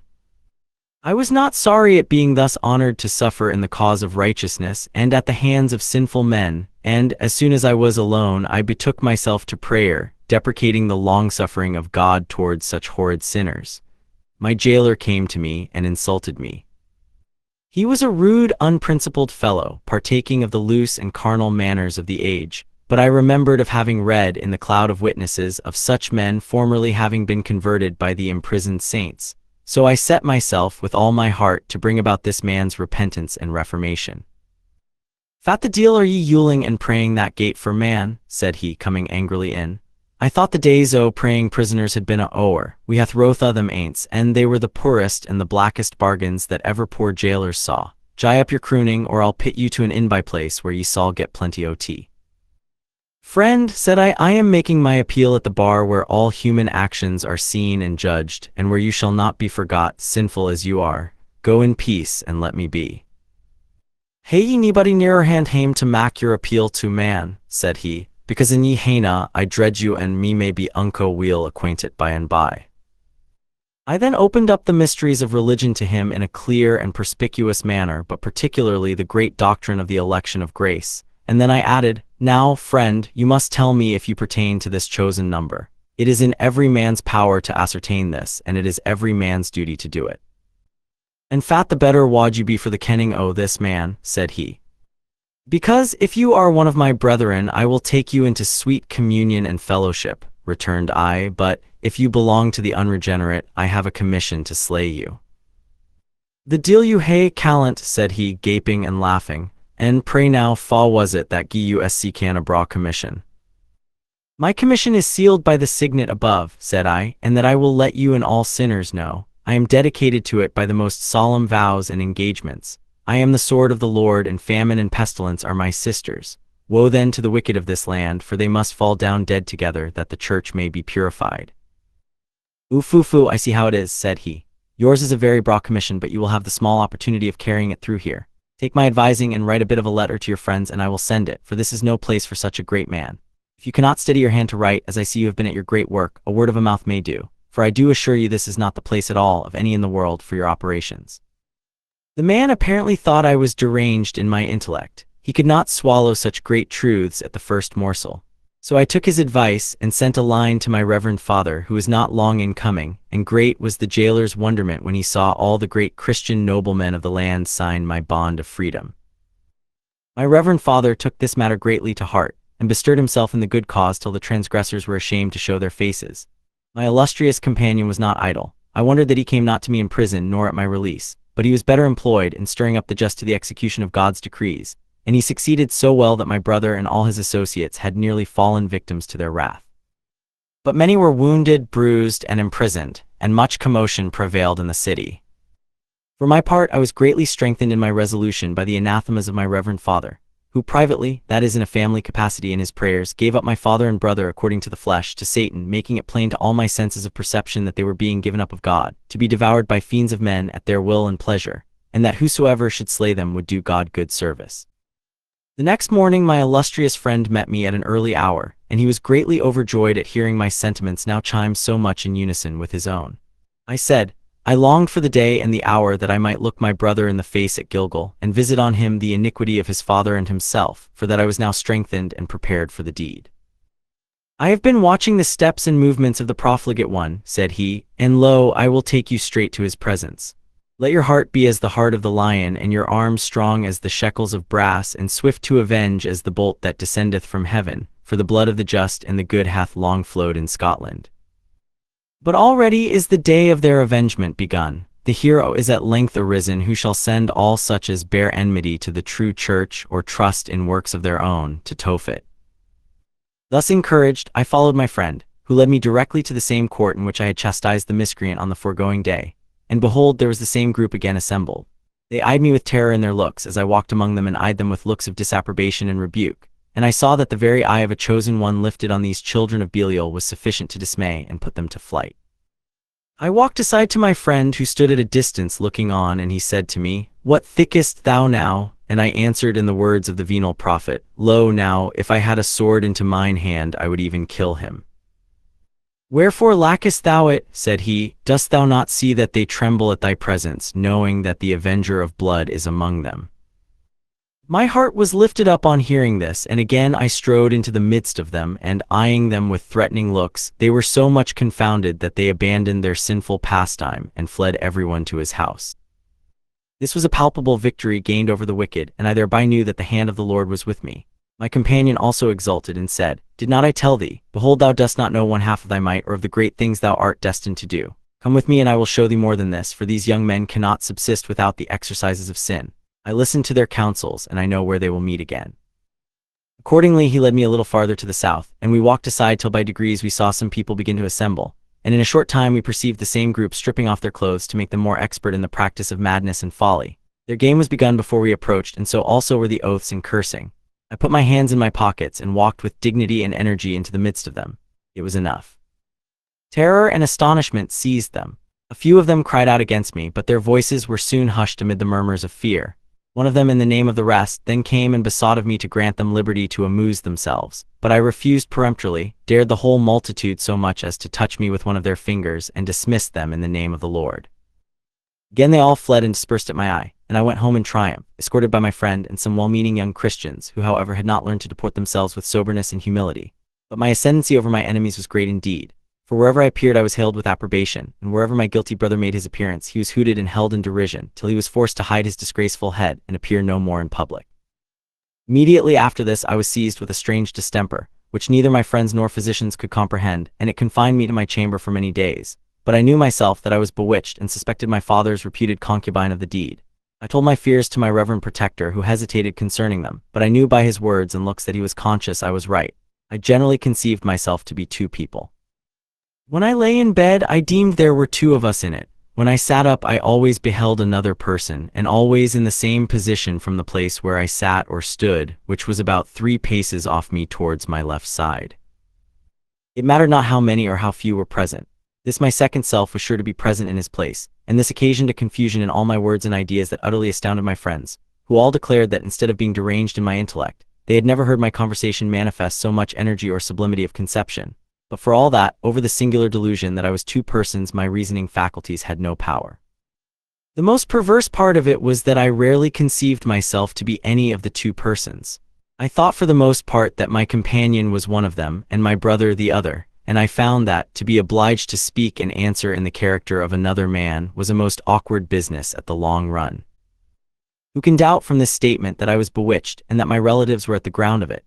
The constant and unnatural persuasion that I was my brother proved it to my own satisfaction, and must, I think, do so to every unprejudiced person. This victory of the wicked one over me kept me confined in my chamber at Mr. Miller's house for nearly a month, until the prayers of the faithful prevailed and I was restored.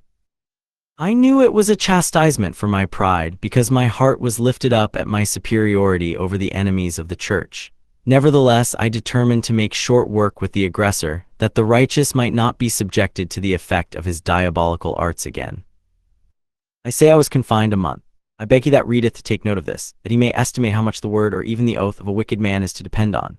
For a month I saw no one but such as came into my room, and for all that, it will be seen that there were plenty of the same set to attest upon oath that I saw my brother every day during this period, that I persecuted him with my presence day and night, while all the time I never saw his face save in a delusive dream. I cannot comprehend what maneuvers my illustrious friend was playing off with them about this time, for he, having the art of personating whom he chose, had peradventure deceived them, else many of them had never all attested the same thing. I never saw any man so steady in his friendships and attentions as he, but as he made a rule of never calling at private houses, for fear of some discovery being made of his person, so I never saw him while my malady lasted, but as soon as I grew better I knew I had nothing ado but to attend at some of our places of meeting to see him again. He was punctual as usual, and I had not to wait. My reception was precisely as I apprehended. There was no flaring, no flummery, nor bombastical pretensions, but a dignified return to my obeisance, and an immediate recurrence, in converse, to the important duties incumbent on us in our stations as reformers and purifiers of the Church. "I have marked out a number of most dangerous characters in this city," said he, "all of whom must be cut off from cumbering the true vineyard before we leave this land. And if you bestir not yourself in the work to which you are called, I must raise up others who shall have the honor of it." "I am, most illustrious Prince, wholly at your service," said I. "Show but what ought to be done, and here is the heart to dare and the hand to execute. You pointed out my relations, according to the flesh, as brands fitted to be thrown into the burning. I approve peremptorily of the award, nay, I thirst to accomplish it, for I myself have suffered severely from their diabolical arts. When once that trial of my devotion to the faith is accomplished, then be your future operations disclosed." "You are free of your words and promises," said he. "So will I be of my deeds in the service of my master, and that shalt thou see," said I. "I lack not the spirit nor the will, but I lack experience woefully, and because of that shortcoming must bow to your suggestions." "Meet me here tomorrow betimes," said he, "and perhaps you may hear of some opportunity of displaying your zeal in the cause of righteousness." I met him as he desired me, and he addressed me with a hurried and joyful expression, telling me that my brother was astir, and that a few minutes ago he had seen him pass on his way to the mountain. "The hill is wrapped in a cloud," added he, "and never was there such an opportunity of executing divine justice on a guilty sinner. You may trace him in the dew, and shall infallibly find him on the top of some precipice, for it is only in secret that he dares show his debased head to the sun." "I have no arms, else assuredly I would pursue him and discomfit him," said I. "Here is a small dagger," said he. "I have nothing of weapon kind about me save that, but it is a potent one, and should you require it, there is nothing more ready or sure." "Will not you accompany me?" said I. "Sure you will." "I will be with you, or near you," said he. "Go you on before." I hurried away as he directed me, and imprudently asked some of Queensberry's guards if such and such a young man passed by them going out from the city.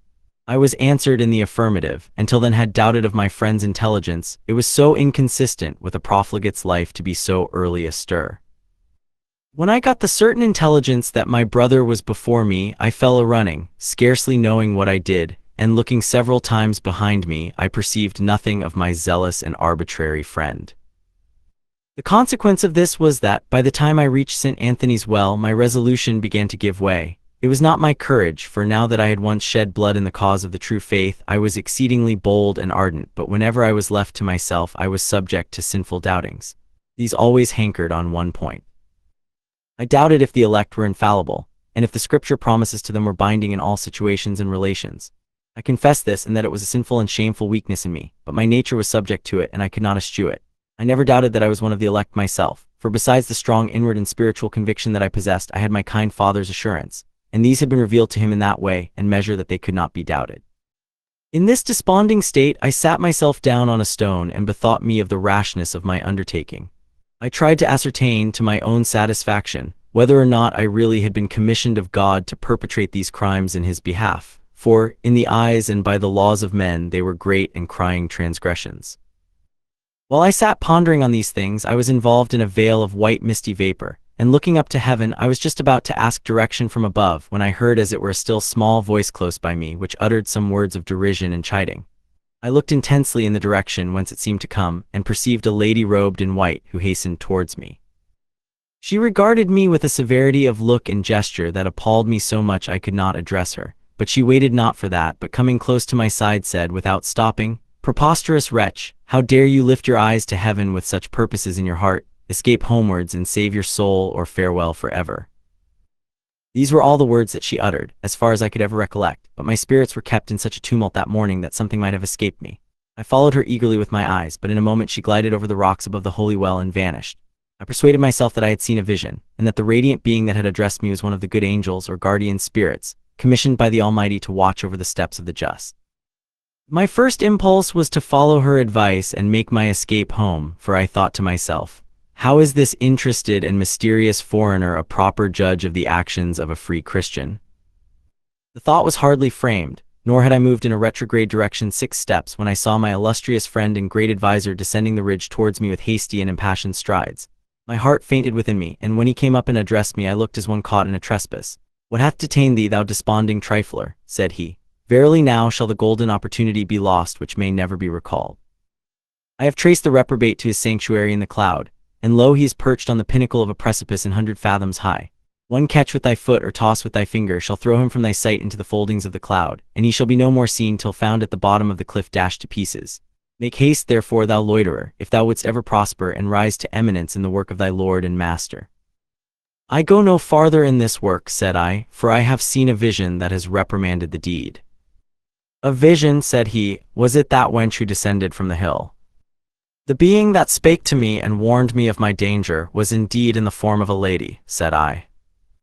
"She also approached me and said a few words," returned he, "and I thought there was something mysterious in her manner."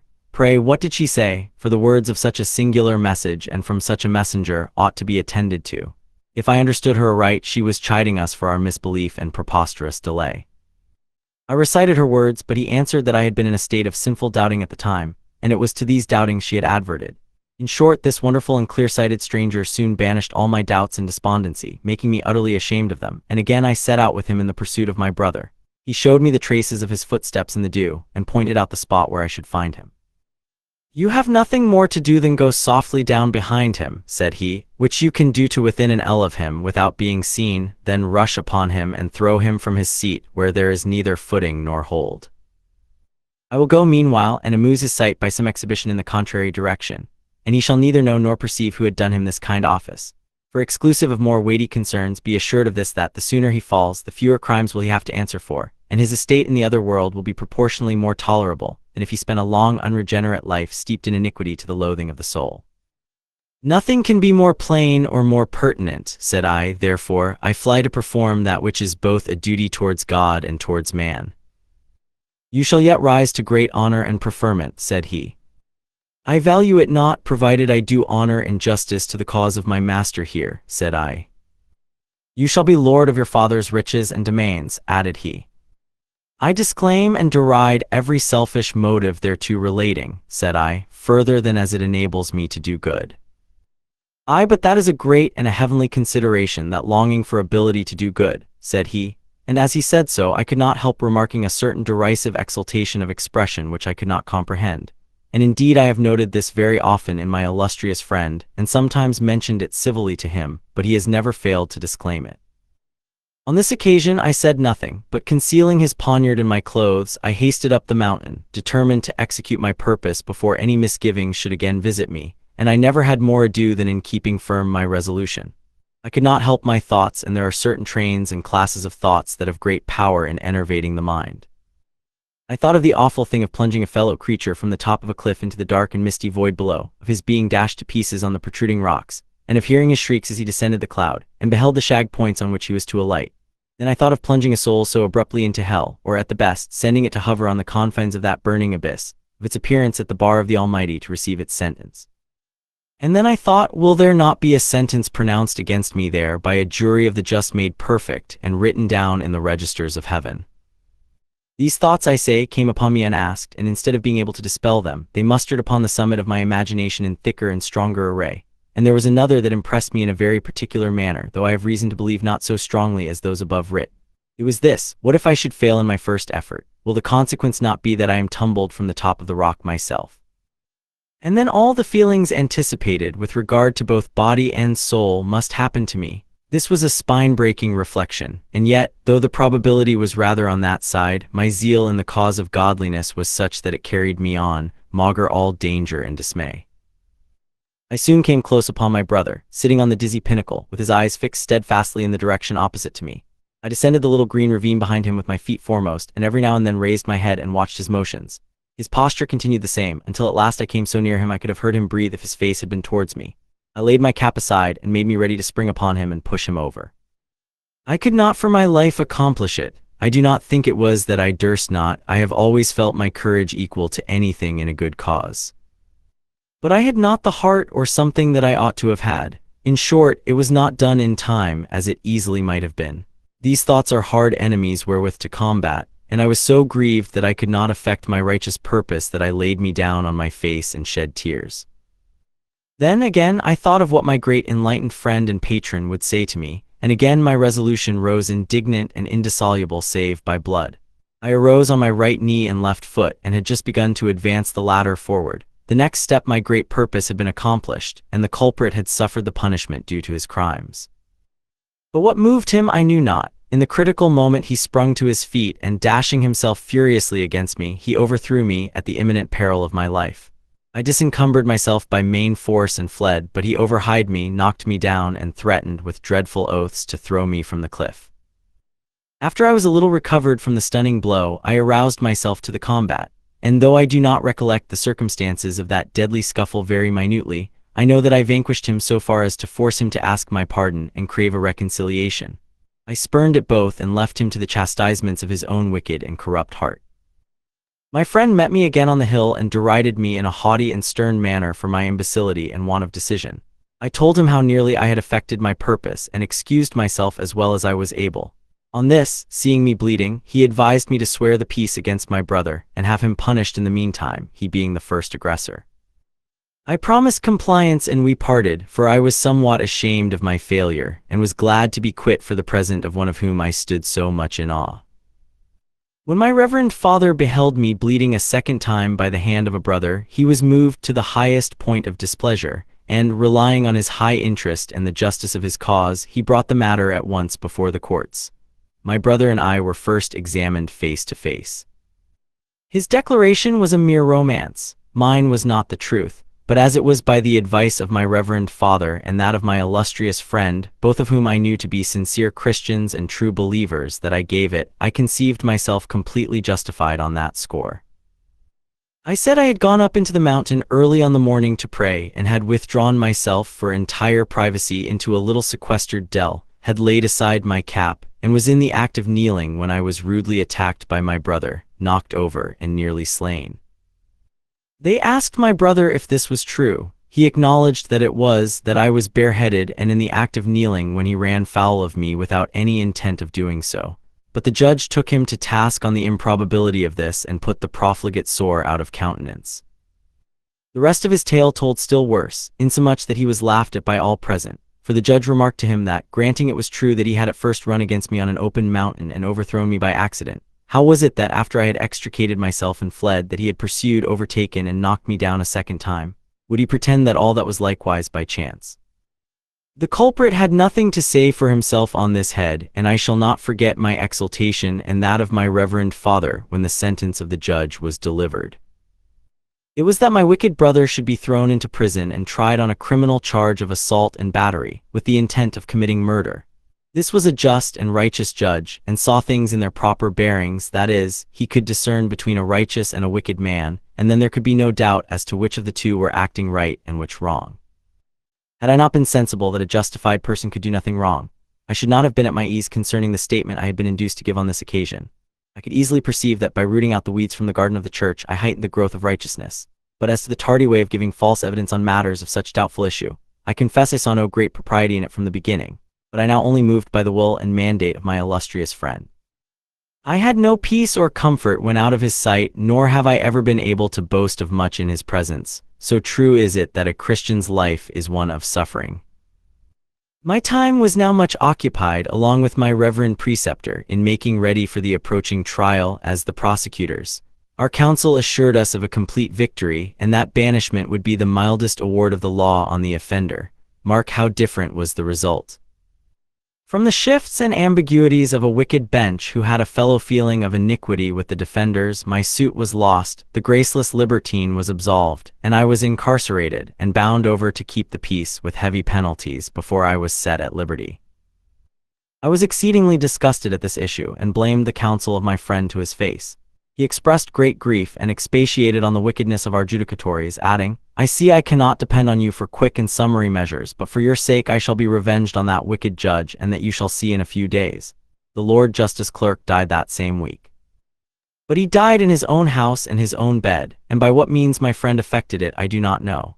He would not tell me a single word of the matter, but the judge's sudden death made a great noise, and I made so many curious inquiries regarding the particulars of it that some suspicions were like to attach to our family of some unfair means used.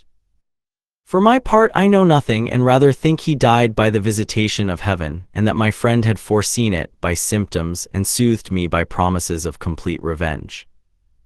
It was some days before he mentioned my brother's meditated death to me again, and certainly he then found me exasperated against him personally to the highest degree. But I told him that I could not now think any more of it owing to the late judgment of the court, by which, if my brother were missing or found dead, I would not only forfeit my life but my friends would be ruined by the penalties. "I suppose you know and believe in the perfect safety of your soul," said he, "and that is a matter settled from the beginning of time and now sealed and ratified both in heaven and earth." "I believe in it thoroughly and perfectly," said I, "and whenever I entertain doubts of it, I am sensible of sin and weakness." "Very well, so then am I," said he. "I think I can now divine with all manner of certainty what will be the high and merited guerdon of your immortal part. Hear me then further. I give you my solemn assurance and bond of blood that no human hand shall ever henceforth be able to injure your life or shed one drop of your precious blood, but it is on the condition that you walk always by my directions."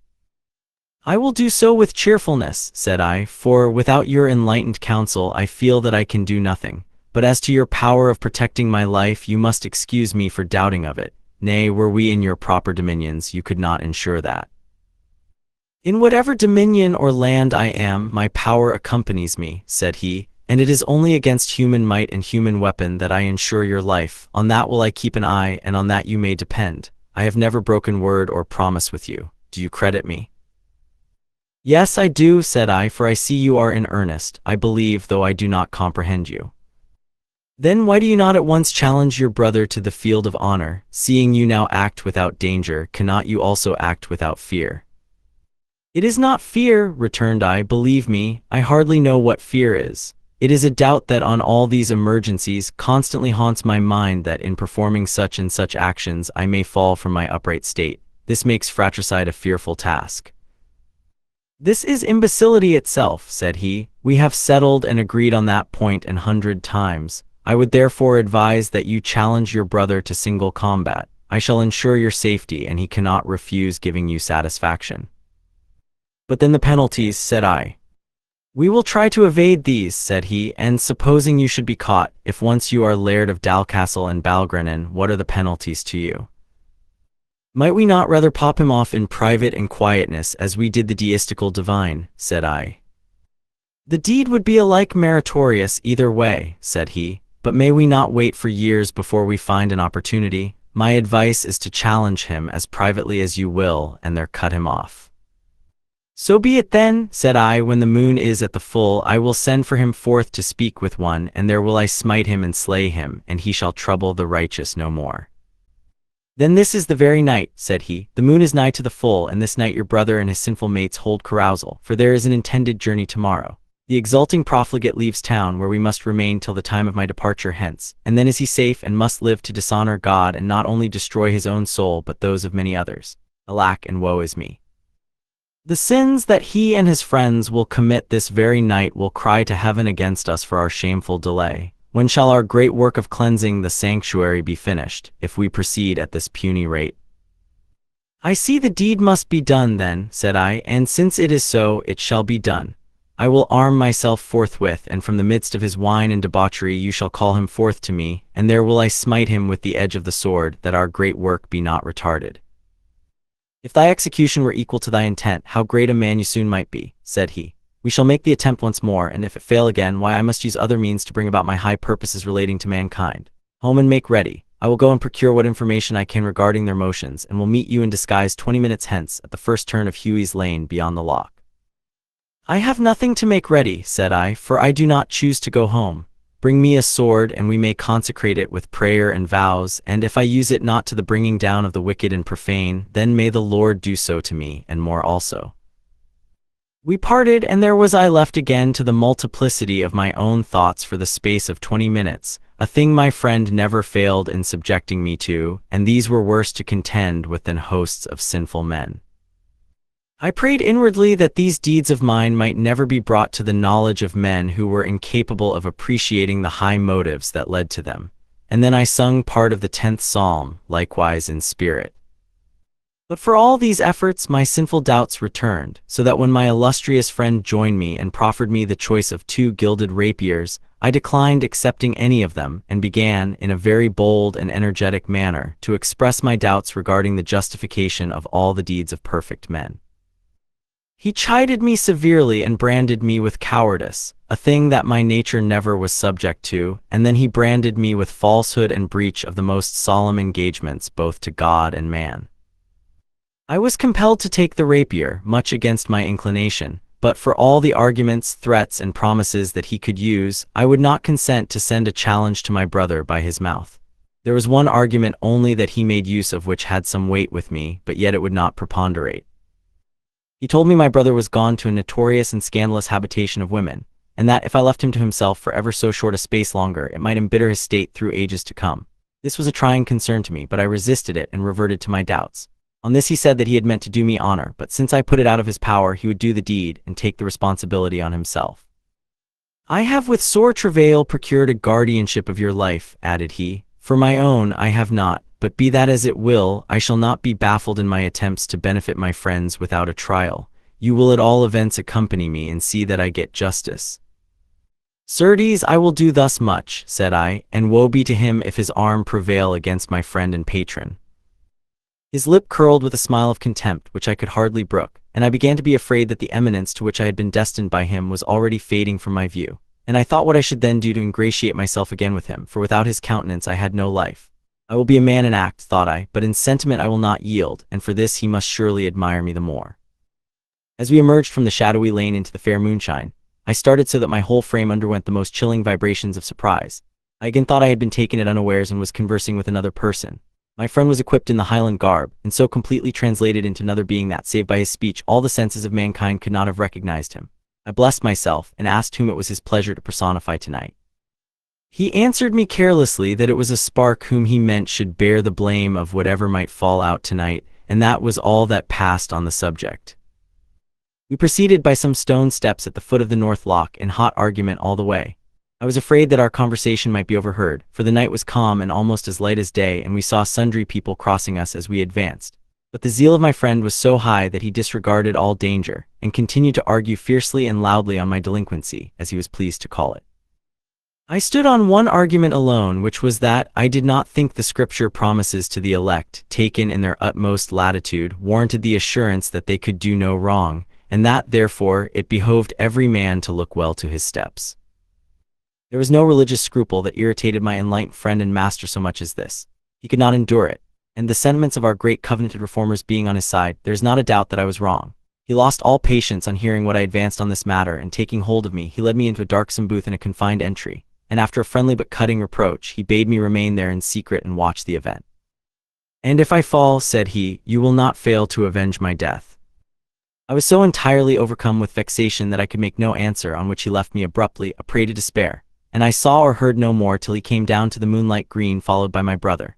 They had quarreled before they came within my hearing, for the first words I heard were those of my brother, who was in a state of intoxication, and he was urging a reconciliation, as was his wont on such occasions. My friend spurned at the suggestion and dared him to the combat, and after a good deal of boastful altercation, which the turmoil of my spirits prevented me from remembering, my brother was compelled to draw his sword and stand on the defensive. It was a desperate and terrible engagement. I at first thought that the royal stranger and great champion of the faith would overcome his opponent with ease, for I considered heaven as on his side and nothing but the arm of sinful flesh against him. But I was deceived. The sinner stood firm as a rock, while the assailant flitted about like a shadow, or rather like a spirit. I smiled inwardly, conceiving that these lightsome maneuvers were all a sham to show off his art and mastership in the exercise, and that, whenever they came to close fairly, that instant my brother would be overcome. Still I was deceived. My brother's arm seemed invincible, so that the closer they fought the more palpably did it prevail. They fought round the green to the very edge of the water, and so round till they came close up to the covert where I stood. There being no more room to shift ground, my brother then forced him to come to close quarters, on which the former still having the decided advantage, my friend quitted his sword and called out, I could resist no longer, so springing from my concealment, I rushed between them with my sword drawn and parted them as if they had been two schoolboys. Then turning to my brother, I addressed him as follows: Wretch, miscreant, knowest thou what thou art attempting? Wouldst thou lay thine hand on the Lord's anointed, or shed his precious blood? Turn thee to me, that I may chastise thee for all thy wickedness, and not for the many injuries thou hast done to me. To it we went, with full thirst of vengeance on every side. The duel was fierce, but the might of heaven prevailed, and not my might. The ungodly and reprobate young man fell covered with wounds, and with curses and blasphemy in his mouth, while I escaped uninjured. Thereto his power extended not. I will not deny that my own immediate impressions of this affair in some degree differed from this statement. But this is precisely as my illustrious friend described it to be afterwards, and I can rely implicitly on his information, as he was at that time a looker-on, and my senses all in a state of agitation, and he could have no motive for saying what was not the positive truth. Never till my brother was down did we perceive that there had been witnesses to the whole business. Our ears were then astounded by rude challenges of unfair play, which were quite appalling to me, but my friend laughed at them and conducted me off in perfect safety. As to the unfairness of the transaction, I can say thus much, that my royal friend's sword was down ere ever mine was presented. But if it still be accounted unfair to take up a conqueror and punish him in his own way, I answer, that if a man is sent on a positive mission by his master and hath laid himself under vows to do his work, he ought not to be too nice in the means of accomplishing it. And further, I appeal to Holy Writ, where in many instances are recorded of the pleasure the Lord takes in the final extinction of the wicked and profane, and this position I take to be unanswerable. I was greatly disturbed in my mind for many days, knowing that the transaction had been witnessed, and sensible also of the perilous situation I occupied, owing to the late judgment of the court against me.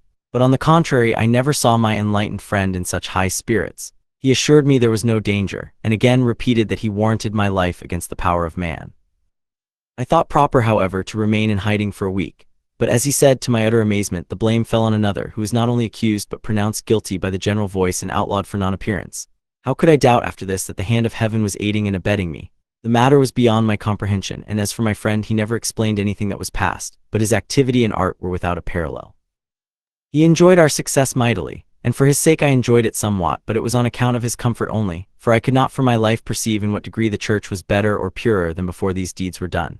He continued to flatter me with great things as to honors, fame, and emolument, and above all with the blessing and protection of him to whom my body and soul were dedicated. But after these high promises I got no longer peace, for he began to urge the death of my father with such an unremitting earnestness that I found I had nothing for it but to comply. I did so, and cannot express his enthusiasm of approbation. So much did he hurry and press me in this that I was forced to devise some of the most openly violent measures, having no alternative. Heaven spared me the deed, taking in that instance the vengeance in its own hand.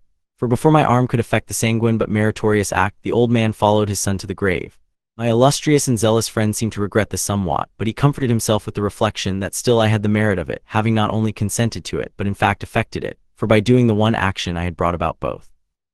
No sooner were the obsequies of the funeral over than my friend and I went to Dalcastle, and took undisputed possession of the houses, lands, and effects that had been my father's. But his plate and vast treasures of ready money he had bestowed on a voluptuous and unworthy creature, who had lived long with him as a mistress. Fain would I have sent her after her lover and gave my friend some hints on the occasion, but he only shook his head and said that we must lay all selfish and interested motives out of the question. For a long time, when I awaked in the morning, I could not believe my senses that I was indeed the undisputed and sole proprietor of so much wealth and grandeur, and I felt so much gratified that I immediately set about doing all the good I was able, hoping to meet with all approbation and encouragement from my friend. I was mistaken. He checked the very first impulses towards such a procedure, questioned my motives, and uniformly made them out to be wrong. There was one morning that a servant said to me there was a lady in the back chamber who wanted to speak with me, but he could not tell me who it was, for all the old servants had left the mansion, everyone on hearing of the death of the late laird, and those who had come knew none of the people in the neighborhood. From several circumstances I had suspicions of private confabulations with women, and refused to go to her, but bid the servant inquire what she wanted.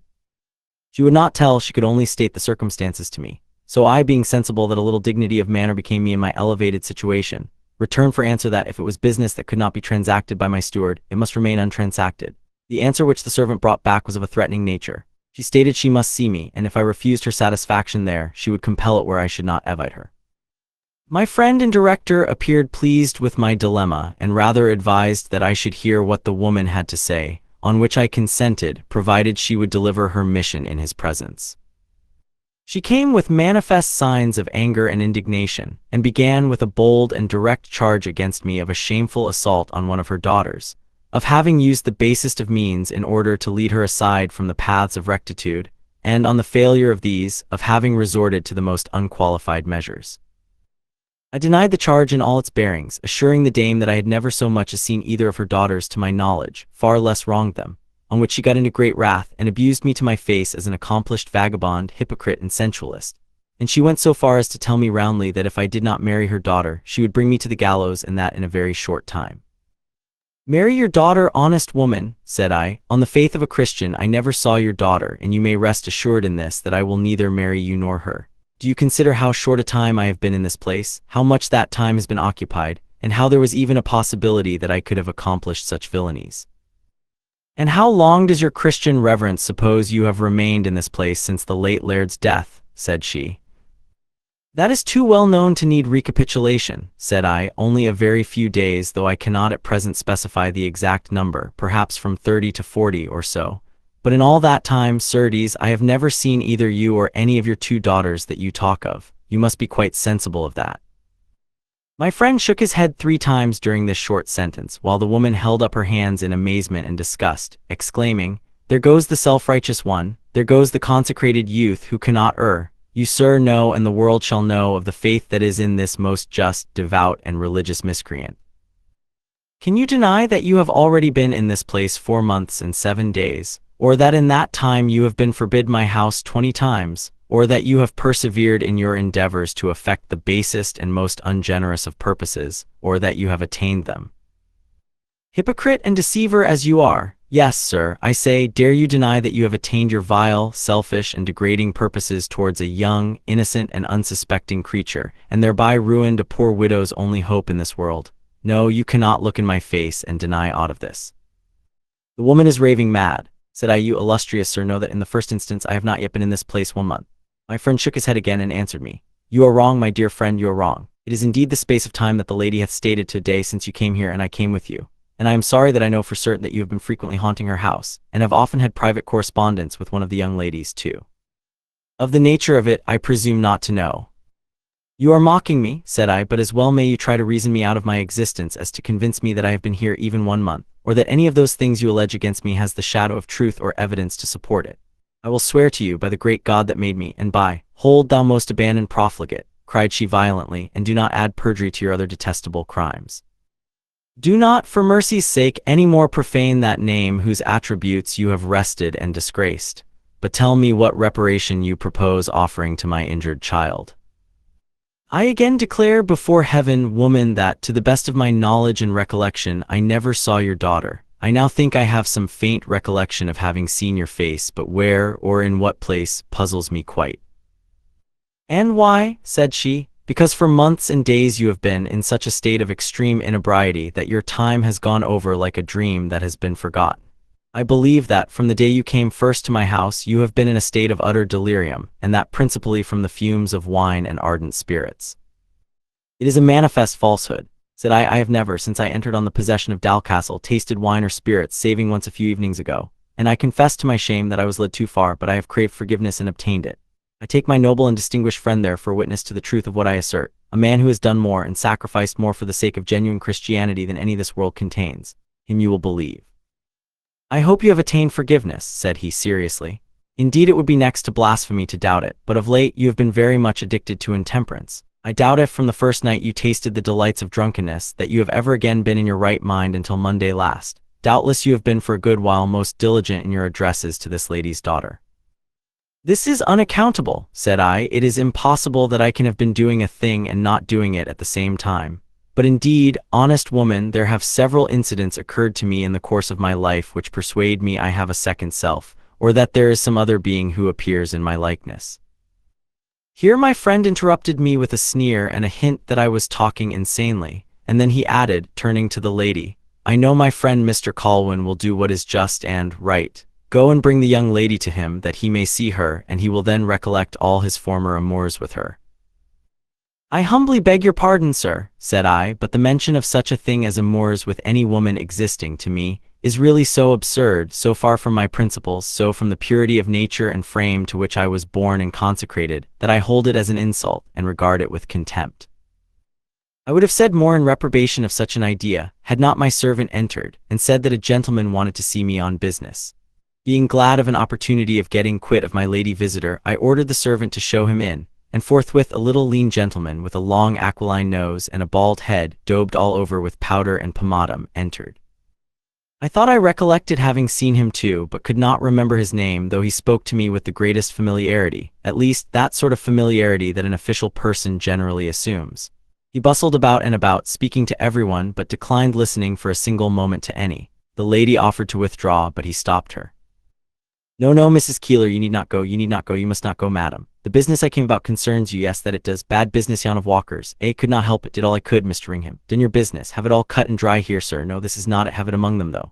I'm at a little loss for your name, sir, addressing my friend. Seen you very often, though exceedingly often, quite well acquainted with you." "No, sir, you are not," said my friend sternly. The intruder never regarded him, never so much as lifted his eyes from his bundle of law papers, among which he was bustling with great hurry and importance, but went on. "Impossible. Have seen a face very like it then. What did you say your name was, sir? Very like it indeed. Is it not the young laird who was murdered whom you resemble so much?" Here Mrs. Keeler uttered a scream, which so much startled me that it seems I grew pale, and on looking at my friend's face, there was something struck me so forcibly in the likeness between him and my late brother that I had very nearly fainted.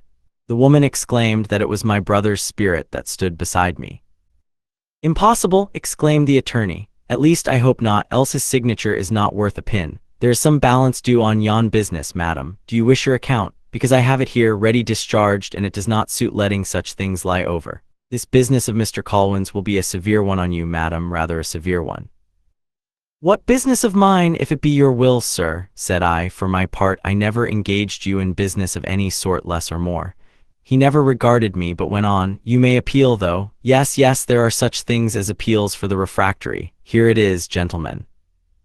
Here they are all together. Here is, in the first place, sir, your power of attorney, regularly warranted, sealed, and signed with your own hand." "I declare solemnly that I never signed that document," said I. The system of denial is not a bad one in general," said my attorney, "but at present there is no occasion for it. You do not deny your own hand." "I deny everything connected with the business," cried I. "I disclaim it in toto, and declare that I know no more about it than the child unborn." "That is exceedingly good," exclaimed he. "I like your pertinacity vastly. I have 3 of your letters and 3 of your signatures. That part is all settled, and I hope so is the whole affair, for here is the original grant to your father which he has never thought proper to put in requisition. Simple gentleman. But here have I, Lawyer Lincoln, in 1/100th part of the time that any other notary, writer, attorney, or writer of the signet in Britain would have done it, procured the signature of His Majesty's Commissioner, and thereby confirmed the charter to you and your house, sir, for ever and ever, begging your pardon, madam." The lady, as well as myself, tried several times to interrupt the loquacity of Lincoln, but in vain. He only raised his hand with a quick flourish and went on. "Here it is. James, by the grace of God, King of Great Britain, France, and Ireland, to his right trusty cousin sendeth greeting. And whereas his right leal and trustworthy cousin George Colwyn of Dalkestle and Balgrinan hath suffered great losses and undergone much hardship on behalf of his Majesty's rights and titles, he therefore for himself and as Prince and Steward of Scotland, and by the consent of his right trusty cousins and councillors, hereby grants to the said George Colwyn, his heirs and assignees whatsoever, heritably and irrevocably, all and hail the lands and others underwritten, to wit, all and hail the 5 merk land of Kipplerig, the 5 land of Eastern Knockwood, with all the towers, fortalices, manor places, houses, biggings, yards, orchards, tofts, crofts, mills, woods, fishings, mosses, muirs, meadows, commonties, pasturages, coals, coalhugs, tenants, tenantries, services of free tenants, annexes, connexes, dependencies, parts, pendicles, and pertinence of the same whatsoever, to be peaceably brooked, joised, set, used, and disposed of by him and his aboves, as specified heritably and irrevocably in all time coming. Anu in testimony thereof, His Majesty for himself and as Prince Steward of Scotland, with the advice and consent of his foresaids, knowledge, proper motive, and kingly power, makes, erects, creates, unites, annexes, and incorporates the whole lands above mentioned in a hale and free barony, by all the rights, myeths, and marches thereof, old and divided as the same lies in length and breadth, in houses, biggings, mills, multures, hawking, bunting, fishing, With court, plaint, hearseld, fock, fork, sack, sock, thole, thame, vert, rake, waith, ware, venison, outfang thief, infang thief, pit and gallows, and all and sundry other commodities. Given at our court of Whitehall and see God save the king. Compositio 5 lib. 13.8, Registrate 26th September 1687.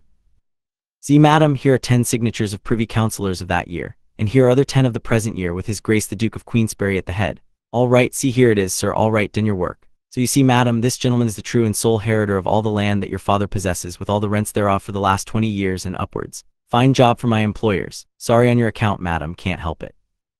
I was again going to disclaim all interest or connection in the matter, but my friend stopped me, and the plaints and lamentations of the dame became so overpowering that they put an end to all further colloquy. But lawyer Lincoln followed me and stated his great outlay, and the important services he had rendered me, until I was obliged to subscribe an order to him for L100 on my banker. I was now glad to retire with my friend and ask seriously for some explanation of all this. It was in the highest degree unsatisfactory. He confirmed all that had been stated to me, assuring me that I had not only been assiduous in my endeavors to seduce a young lady of great beauty, which it seemed I had effected, but that I had taken counsel, and got this supposed old, false, and forged grant raked up and now signed, to ruin the young lady's family quite, so as to throw her entirely on myself for protection and be wholly at my will. This was to me wholly incomprehensible. I could have freely made oath to the contrary of every particular, yet the evidences were against me and of a nature not to be denied.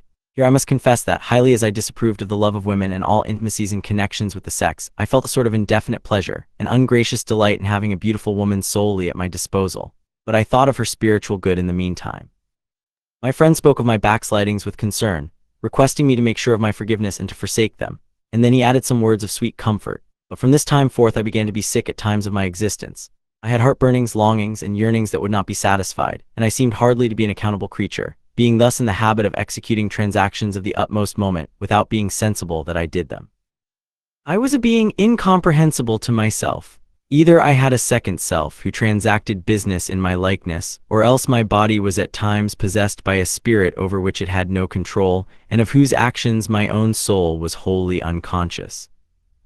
This was an anomaly not to be accounted for by any philosophy of mine, and I was many times, in contemplating it, excited to terrors and mental torments hardly describable. To be in a state of consciousness and unconsciousness, at the same time in the same body and same spirit, was impossible. I was under the greatest anxiety, dreading some change would take place momently in my nature, for of dates I could make nothing. 1/2 or 2/3 of my time seemed to me totally lost. I often about this time prayed with great fervor and lamented my hopeless condition, especially in being liable to the commission of crimes which I was not sensible of and could not eschew. And I confess, notwithstanding the promises on which I had been taught to rely, I began to have secret terrors that the great enemy of man's salvation was exercising powers over me that might eventually lead to my ruin. These were but temporary and sinful fears, but they added greatly to my unhappiness. The worst thing of all was what hitherto I had never felt, and as yet durst not confess to myself, that the presence of my illustrious and devoted friend was becoming irksome to me. When I was by myself I breathed freer and my step was lighter, but when he approached a pang went to my heart, and in his company I moved and acted as if under a load that I could hardly endure. What a state to be in! And yet to shake him off was impossible. We were incorporated together, identified with one another as it were, and the power was not in me to separate myself from him. I still knew nothing who he was, further than that he was a potentate of some foreign land, bent on establishing some pure and genuine doctrines of Christianity, hitherto only half understood and less than half exercised. Of this I could have no doubts after all that he had said, done, and suffered in the cause. But amongst with this, I was also certain that he was possessed of some supernatural power, of the source of which I was wholly ignorant. That a man could be a Christian and at the same time a powerful necromancer appeared inconsistent and adverse to every principle taught in our church, and from this I was led to believe that he inherited his powers from on high, for I could not doubt either of the soundness of his principles or that he accomplished things impossible to account for. Thus was I sojourning in the midst of a chaos of confusion. I look back on my bypast life with pain, as one looks back on a perilous journey in which he has attained his end without gaining any advantage either to himself or others, and I looked forward as on a darksome waste, full of repulsive and terrific shapes, pitfalls, and precipices, to which there was no definite bourne, and from which I turned with disgust. With my riches my unhappiness was increased tenfold, and here with another great acquisition of property, for which I had pleased and which I had gained in a dream, my miseries and difficulties were increasing. My principal feeling about this time was an insatiable longing for something that I cannot describe or denominate properly, unless I say it was for utter oblivion that I longed.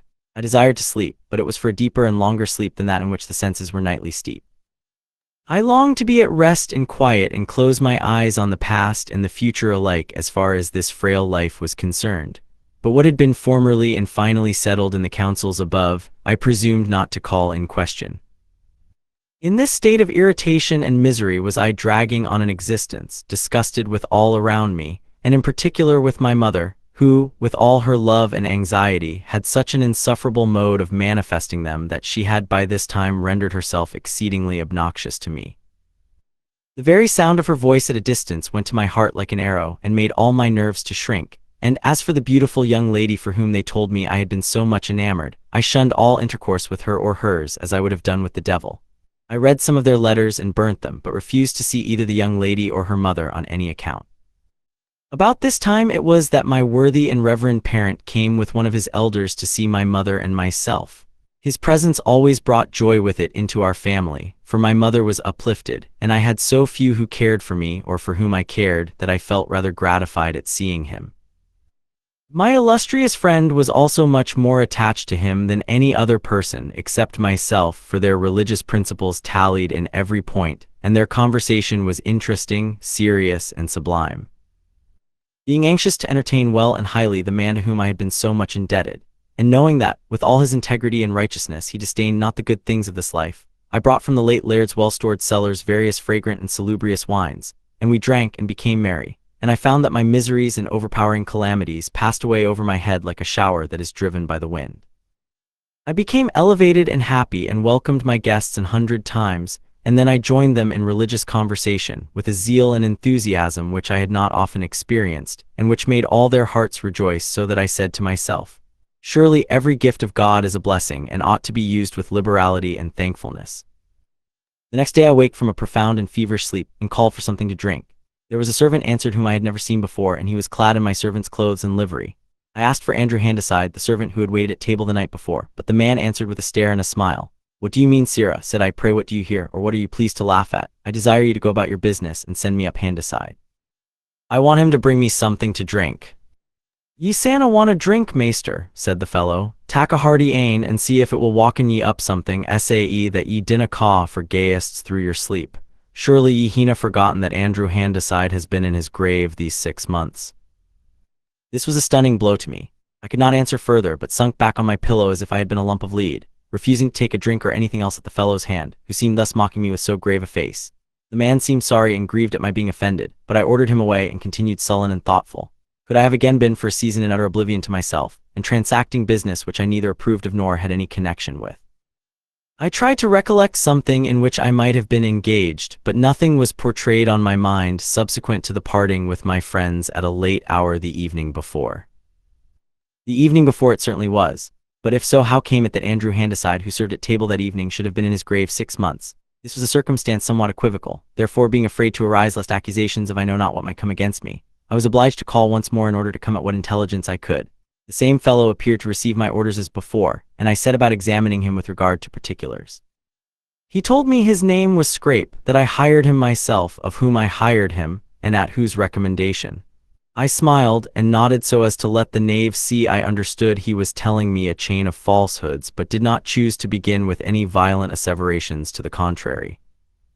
"And where is my noble friend and companion?" said I. "How has he been engaged in the interim?" "I dinna ken him, sir," said Scrape, "but have heard it said that the strange, mysterious person that attended you, him that the mayest part of folks counted uncanny, had gane awa a Mr. Ringan o' Glasgow last year, and had never returned." I thanked the Lord in my heart for this intelligence, hoping that the illustrious stranger had returned to his own land and people, and that I should thenceforth be rid of his controlling and appalling presence. "And where is my mother?" said I. The man's breath cut short, and he looked at me without returning any answer. "I ask you where my mother is," said I.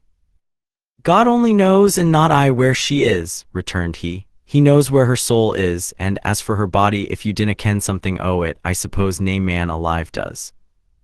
"What do you mean, you knave?" said I. "What dark hints are these you are throwing out? Tell me precisely and distinctly what you know of my mother."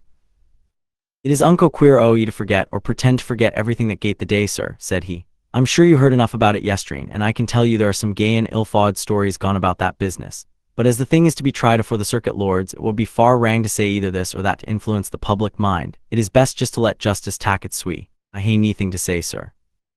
Ye hae been a good enough maester to me and paid my wages regularly, but ye hae muckle need to be innocent, for there are some heavy accusations rising against you. I fear no accusations of man, said I, as long as I can justify my cause in the sight of heaven, and that I can do this I am well aware. Go you and bring me some wine and water and some other clothes than these gaudy and glaring ones. I took a cup of wine and water, put on my black clothes, and walked out. For all the perplexity that surrounded me, I felt my spirits considerably buoyant. It appeared that I was rid of the two greatest bars to my happiness, by what agency I knew not. My mother, it seemed, was gone, who had become a grievous thorn in my side of late, and my great companion and counselor, who tyrannized over every spontaneous movement of my heart, had likewise taken himself off. This last was an unspeakable relief, for I found that for a long season I had only been able to act by the motions of his mysterious mind and spirit. I therefore thanked God for my deliverance and strode through my woods with a daring and heroic step, with independence in my eye and freedom swinging in my right hand.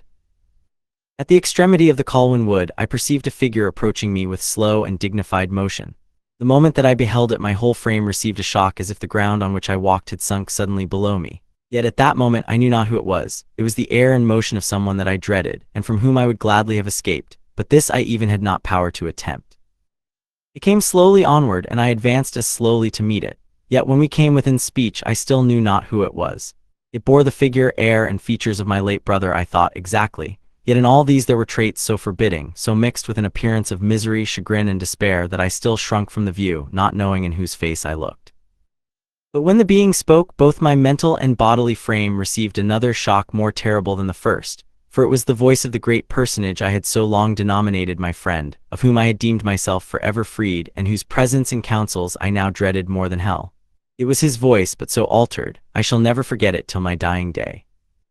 Nay, I can scarce conceive it possible that any earthly sounds could be so discordant, so repulsive to every feeling of a human soul, as the tones of the voice that grated on my ear at that moment.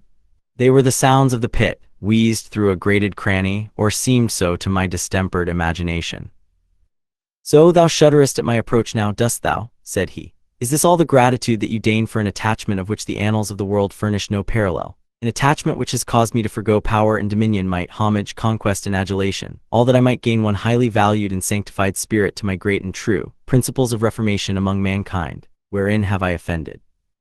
What have I done for evil, or what have I not done for your good, that you would thus shun my presence?" "Great and magnificent prince," said I humbly, "let me request of you to abandon a poor worthless wight to his own wayward fortune and return to the dominion of your people. I am unworthy of the sacrifices you have made for my sake, and after all your efforts I do not feel that you have rendered either more virtuous or more happy.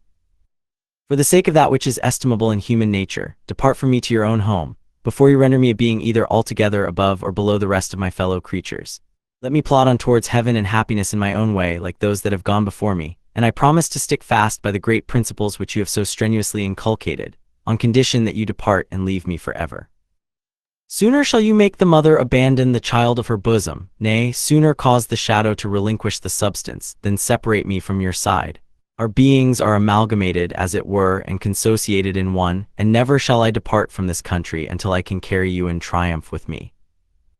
I can in no wise describe the effect this appalling speech had on me. It was like the announcement of death to one who had of late deemed himself free, if not of something worse than death and of longer continuance. There was I doomed to remain in misery, subjugated soul and body, to one whose presence was become more intolerable to me than aught on earth could compensate. And at that moment, when he beheld the anguish of my soul, he could not conceal that he enjoyed it. I was troubled for an answer for which he was waiting. It became incumbent on me to say something after such a protestation of attachment, and in some degree to shake the validity of it. I asked, with great simplicity, where he had been all this while. "Your crimes and your extravagances forced me from your side for a season," said he. "But now that I hope the day of grace is returned, I am again drawn towards you by an affection that has neither bounds nor interest, an affection for which I receive not even the poor return of gratitude, and which seems to have its radical sources in fascination. I have been far, far abroad, and have seen much, and transacted much, since I last spoke with you. During that space I grievously suspect that you have been guilty of great crimes and misdemeanors, crimes that would have sunk an unregenerated person to perdition. But as I knew it to be only a temporary falling off, a specimen of that liberty by which the chosen and elected ones are made free, I closed my eyes on the willful debasement of our principles, knowing that the transgressions could never be accounted to your charge, and that in good time you would come to your senses and throw the whole weight of your crimes on the shoulders that had voluntarily stooped to receive the load. "Certainly I will," said I, "as I and all the justified have a good right to do. But what crimes, what misdemeanors and transgressions do you talk about? For my part, I am conscious of none and am utterly amazed at insinuations which I do not comprehend." "You have certainly been left to yourself for a season," returned he, having gone on rather like a person in a delirium than a Christian in his sober sense. "You are accused of having made away with your mother privately, as also of the death of a beautiful young lady whose affections you had seduced." "It is an intolerable and monstrous falsehood," cried I, interrupting him. "I never laid a hand on a woman to take away her life and have even shunned their society from my childhood. I know nothing of my mother's exit, nor of that young lady's whom you mention, nothing whatever." "I hope it is so," said he, "but it seems there are some strong presumptuous proofs against you, and I came to warn you this day that a precognition is in progress, and that unless you are perfectly convinced, not only of your innocence but of your ability to prove it, it will be the safest course for you to abscond, and let the trial go on without you." "Never shall it be said that I shrunk from such a trial as this," said I. "It would give grounds for suspicions of guilt that never had existence, even in thought. I will go and show myself in every public place that no slanderous tongue may wag against me. I have shed the blood of sinners, but of these deaths I am guiltless. Therefore I will face every tribunal and put all my accusers down." "Asseveration will avail you but little," answered he composedly. "It is however justifiable in its place, although to me it signifies nothing, who know too well that you did commit both crimes in your own person and with your own hands. Far be it from me to betray you. Indeed, I would rather endeavor to palliate the offenses. For though adverse to nature, I can prove them not to be so to the cause of pure Christianity, by the mode of which we have approved of it, and which we wish to promulgate." "If this that you tell me be true," said I, "then is it as true that I have two souls which take possession of my bodily frame by turns, the one being all unconscious of what the other performs. For as sure as I have at this moment a spirit within me, fashioned and destined to eternal felicity, as sure am I utterly ignorant of the crimes you now lay to my charge." "Your supposition may be true in effect," said he. "We are all subjected to two distinct natures in the same person. I myself have suffered grievously in that way. The spirit that now directs my energies is not that with which I was endowed at my creation. It is changed within me, and so is my whole nature. My former days were those of grandeur and felicity, but would you believe it, I was not then a Christian. Now I am. I have been converted to its truths by passing through the fire, and since my final conversion my misery has been extreme. You complain that I have not been able to render you more happy than you were. Alas, do you expect it in the difficult and exterminating career which you have begun? I, however, promise you this, a portion of the only happiness which I enjoy, sublime in its motions and splendid in its attainments. I will place you on the right hand of my throne and show you the grandeur of my domains and the felicity of my millions of true professors. I was once more humbled before this mighty potentate and promised to be ruled wholly by his directions, although at that moment my nature shrunk from the concessions, and my soul longed rather to be enclosed in the deeps of the sea or involved once more in utter oblivion. I was like Daniel in the den of lions, without his faith in divine support, and wholly at their mercy.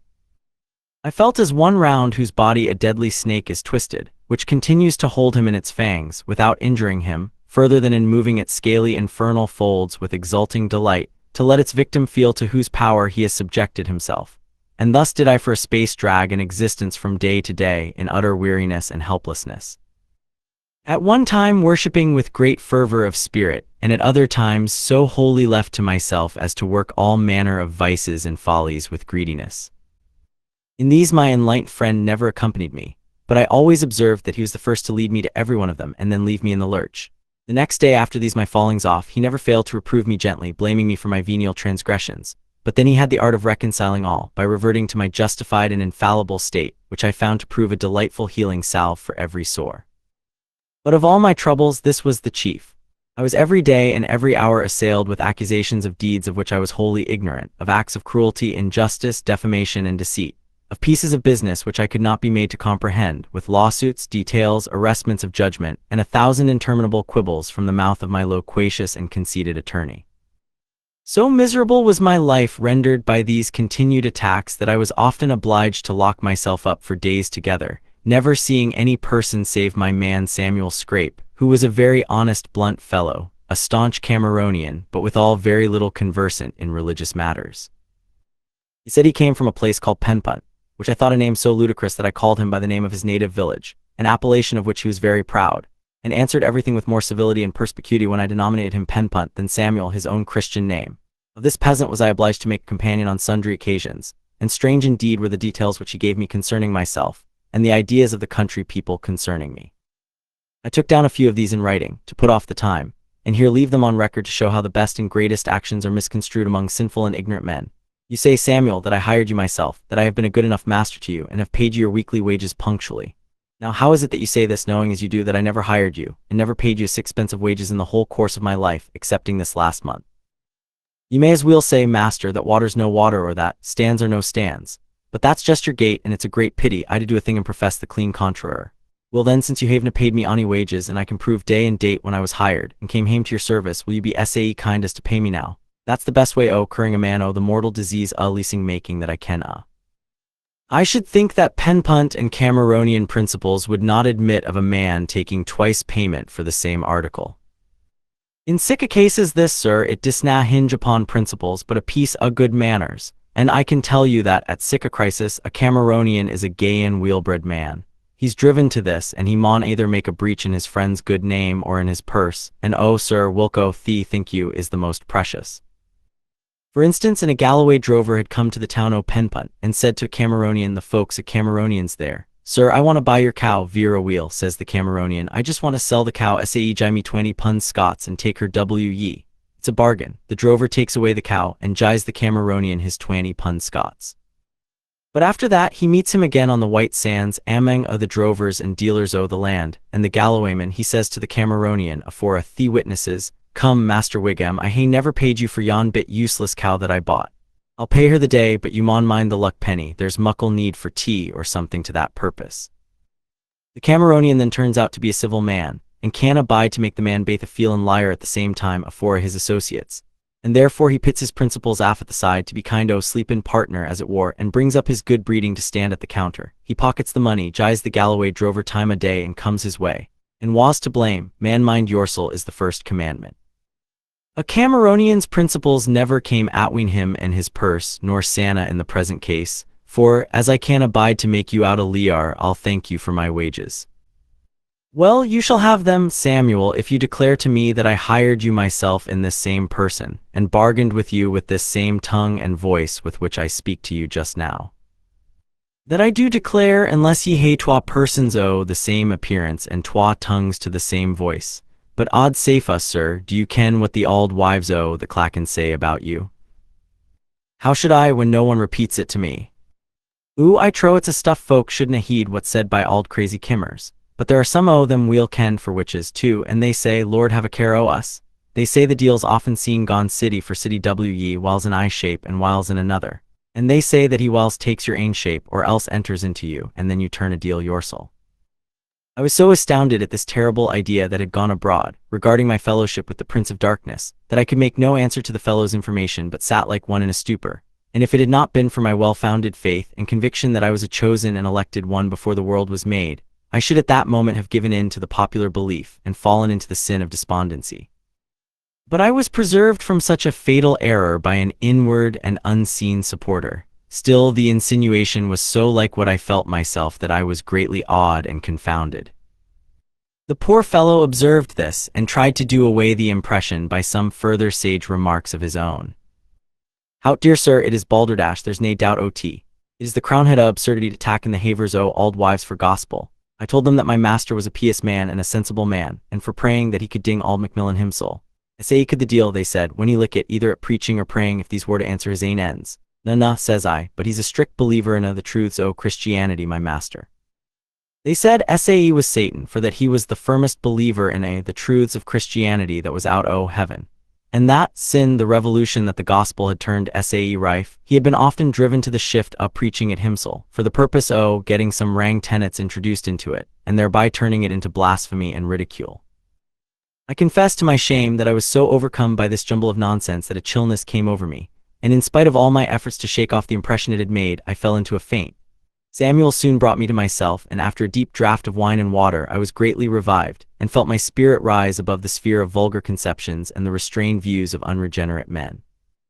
The shrewd but loquacious fellow, perceiving this, tried to make some amends for the pain he had occasioned to me by the following story, which I noted down, and which was brought on by a conversation to the following purport.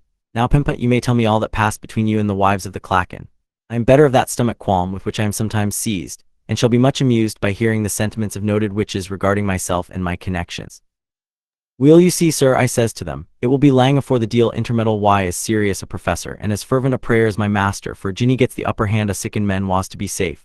And what think ye they said, sir? There was ane lucky Shaw set up her lang lantern chaffs and answered me, and the rest shanned and nodded in assent and approbation. Ye silly, sauchless Cameronian cuif. Quoth she, is that that ye ken about the wiles and doings o' the prince o' the air that rules and works in the bairns of disobedience? Gin ever he observes a proud professor, wha has me than ordinary pretensions to a divine calling, and that reards and prays till the very howlets learn his preambles, that's the man auld Simmy fixes on to mak a dishclout. He canna get rest in hell if he sees a man or a set of men o' this stamp, and when he sets fairly to work it is seldom that he disna bring them round till his ain measures by hook or by crook. Then, it is a grand prize for him, and a proud deal he is when he gangs hame to his ain ha, why a batch o' the souls a sick strenuous professors on his back. I trow Alding Gleby, the Liverpool packman, never came up Glasgow Street why prouder pomp when he had 10 horse-lades afore him o' Flanders lace, and Holland lawn, and silks and satins frae the Eastern Indians, than Satan wad strage into hell with a packlade o' the souls a proud professors on his braid shoulders. Ha ha ha, I think I see how the auld thief wad be gone through his guise and dominions, crying his wares in derision, while will by a fresh collar divine, a boozy bishop, a fasting zealot, or a piping priest. For their prayers and their praises, their almuses and their penances, their whinings, their howlings, their rantings, and their ravings, here they come at last. Behold the end, here go the rare and precious wares. A fat professor for a bottle, and a lean ane for half a merk. I declare I trembled at the auld hag's ravings, but the lave o' the kimmers applauded the sayings as sacred truths. And then Lucky went on, there are many wolves in sheep's clashing among us, my man. Money deals aineth the masks as zealous professors roaming about in kirks and meeting houses o' the land. It was but the year afore the last that the people o' the town o' Auchtermuchty grew so rigidly righteous that the meanest hind among them became a shining light in ither towns and parishes. There was not to be heard neither night nor day but preaching, praying, argumentation, and catechizing in the famous town o' Auchtermuchty. The young men wooed their sweethearts out o' the song o' Solomon, and the girls returned answers in strings o' verses out o' the Psalms. At the Linswinglings they said questions round, and read chapters, and sang hymns at bridals. Auld and young prayed in their dreams, and prophesied in their sleep, till the deals in the fairest nooks o' hell were alarmed and moved to commotion. Gin it hadna been an auld Carl, Robin Ruthven, Auchtermuchty wad at that time hae been ruined and lost forever. But Robin was a cunning man, and had rather me wits than his ain, for he had been in the hands o' the fairies when he was young, and a kinds us spirits were visible to his een, and their language as familiar to him as his ain mother tongue. Robin was sitting on the side o' the West Lomond a still gloomy night in September, when he saw a bridal o' Corby Craws coming east the lift, just on the edge o' the gloaming. The moment that Robin saw them, he kenned by their movements that they were craws o' some other world than this, so he signed himself and crap into the middle o' his burrock. The Corby Craws came in and sat down round about him, and they pouket their black sooty wings and spread them out to the breeze to cool. And Robin heard I Corby speaking and another answering him, and the tane said to the tither, where will the ravens find a prey the night? On the lean crazy souls o' Auchtermuchty, quo the tither. I fear they will be o'er we'll wrap it up in the warm flannins o' faith, and clouded why the dirty duds o' repentance for us to mak a meal quo the first. What in vile sounds are these that I hear coming bumming up the hill? Oh, these are the hymns and praises o' the auld wives and creeshy lounds o' Auchtermuchty who are gone crooning their way to heaven, and, gin it warna for the shame o' being beat, we might let our great enemy tack them.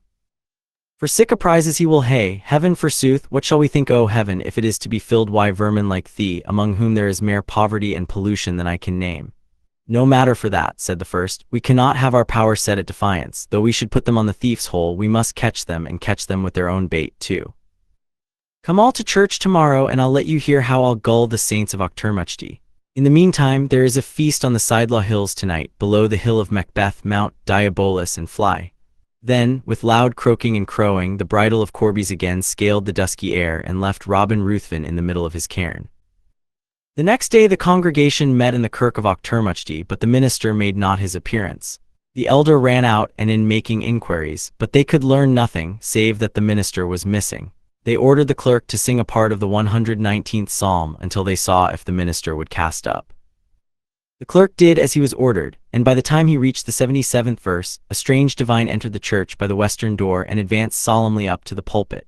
The eyes of all the congregation were riveted on the sublime stranger, who was clothed in a robe of black sackcloth that flowed all around him and trailed far behind, and they weened him an angel come to exhort them in disguise. He read out his text from the prophecies of Ezekiel, which consisted of these singular words, "I will overturn it, and it shall be no more until he come, whose right it is, and I will give it him." From these words he preached such a sermon as never was heard by human ears, at least never by ears of Okturmuchti. It was a true, sterling, gospel sermon. It was striking, sublime, and awful in the extreme. He finally made out the it mentioned in the text to mean properly and positively the notable town of Okturmuchti. He proved all the people in it, to their perfect satisfaction, to be in the gall of bitterness and bond of iniquity, and he assured them that God would overturn them their principles and professions, and that they should be no more until the devil, the town's greatest enemy, came, and then it should be given unto him for a prey, for it was his right, and to him it belonged, if there was not forthwith a radical change made in all their opinions and modes of worship. The inhabitants of Okturmuchti were electrified, they were charmed, they were actually raving mad about the grand and sublime truths delivered to them by this eloquent and impressive preacher of Christianity. "He is a prophet of the Lord," said one, "sent to warn us as Jonah was sent to the Ninevites." "Oh, he is an angel sent from heaven to instruct this great city," said another, "for no man ever uttered truths so sublime before." The good people of Okturmuchti were in perfect raptures with the preacher, who had thus sent them to hell by the slump, tagrag, and bobtail. Nothing in the world delights a truly religious people so much as consigning them to eternal damnation. They wandered after the preacher, they crowded together and spoke of his sermon with admiration, and still as they conversed, the wonder and the admiration increased, so that honest Robin Ruthven's words would not be listened to. It was in vain that he told them he heard a raven speaking and another raven answering him. The people laughed him to scorn and kicked him out of their assemblies as a one who spoke evil of dignities, and they called him a warlock and a daft body to think to mak language out o' the crouping o' crawls. The sublime preacher could not be heard of, although all the country was sought for him, even to the minutest corner of St. Johnston and Dundee.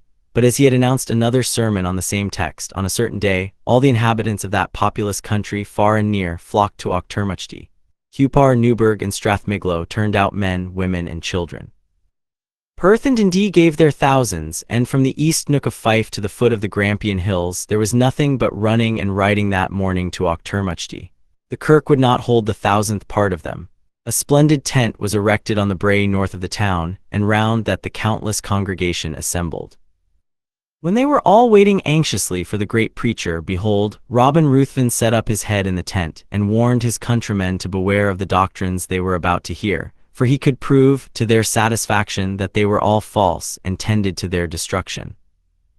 The whole multitude raised a cry of indignation against Robin, and dragged him from the tent, the elders rebuking him, and the multitude threatening to resort to stronger measures. And though he told them a plain and unsophisticated tale of the black corbies, he was only derided. The great preacher appeared once more, and went through his 2 discourses with increased energy and approbation. All who heard him were amazed, and many of them went into fits, writhing and foaming in a state of the most horrid agitation.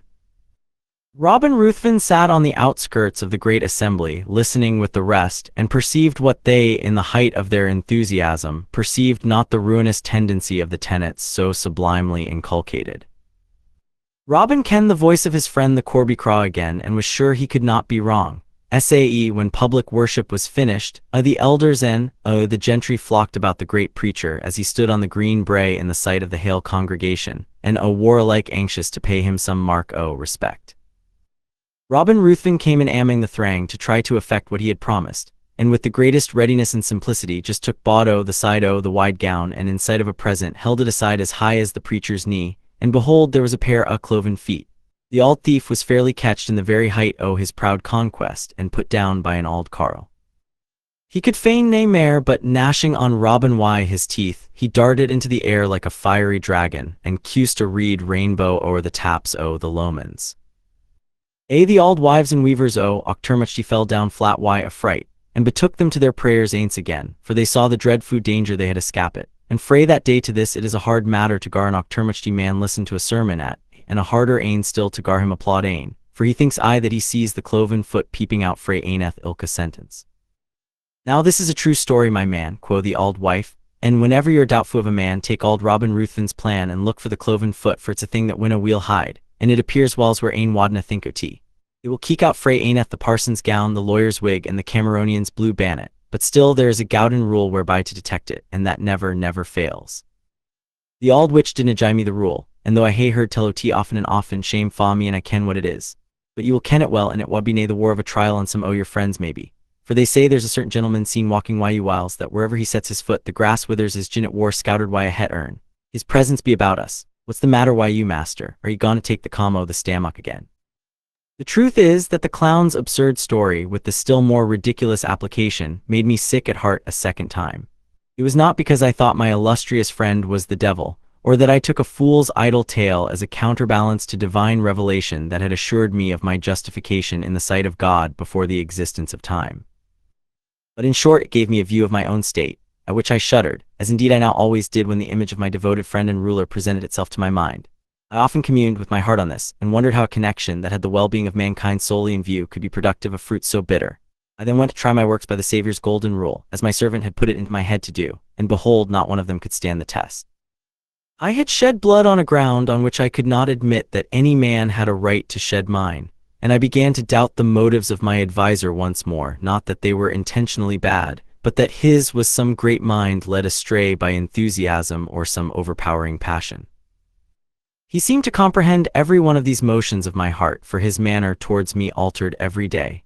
It first became anything but agreeable, then supercilious, and finally intolerable, so that I resolved to shake him off, cost what it would, even though I should be reduced to beg my bread in a foreign land. To do it at home was impossible, as he held my life in his hands to sell it whenever he had a mind, and besides, his ascendancy over me was as complete as that of a huntsman over his dogs. I was even so weak as, the next time I met with him, to look steadfastly at his foot to see if it was not cloven into 2 hoofs. It was the foot of a gentleman in every respect, so far as appearances went, but the form of his counsels was somewhat equivocal, and, if not double, they were amazingly crooked.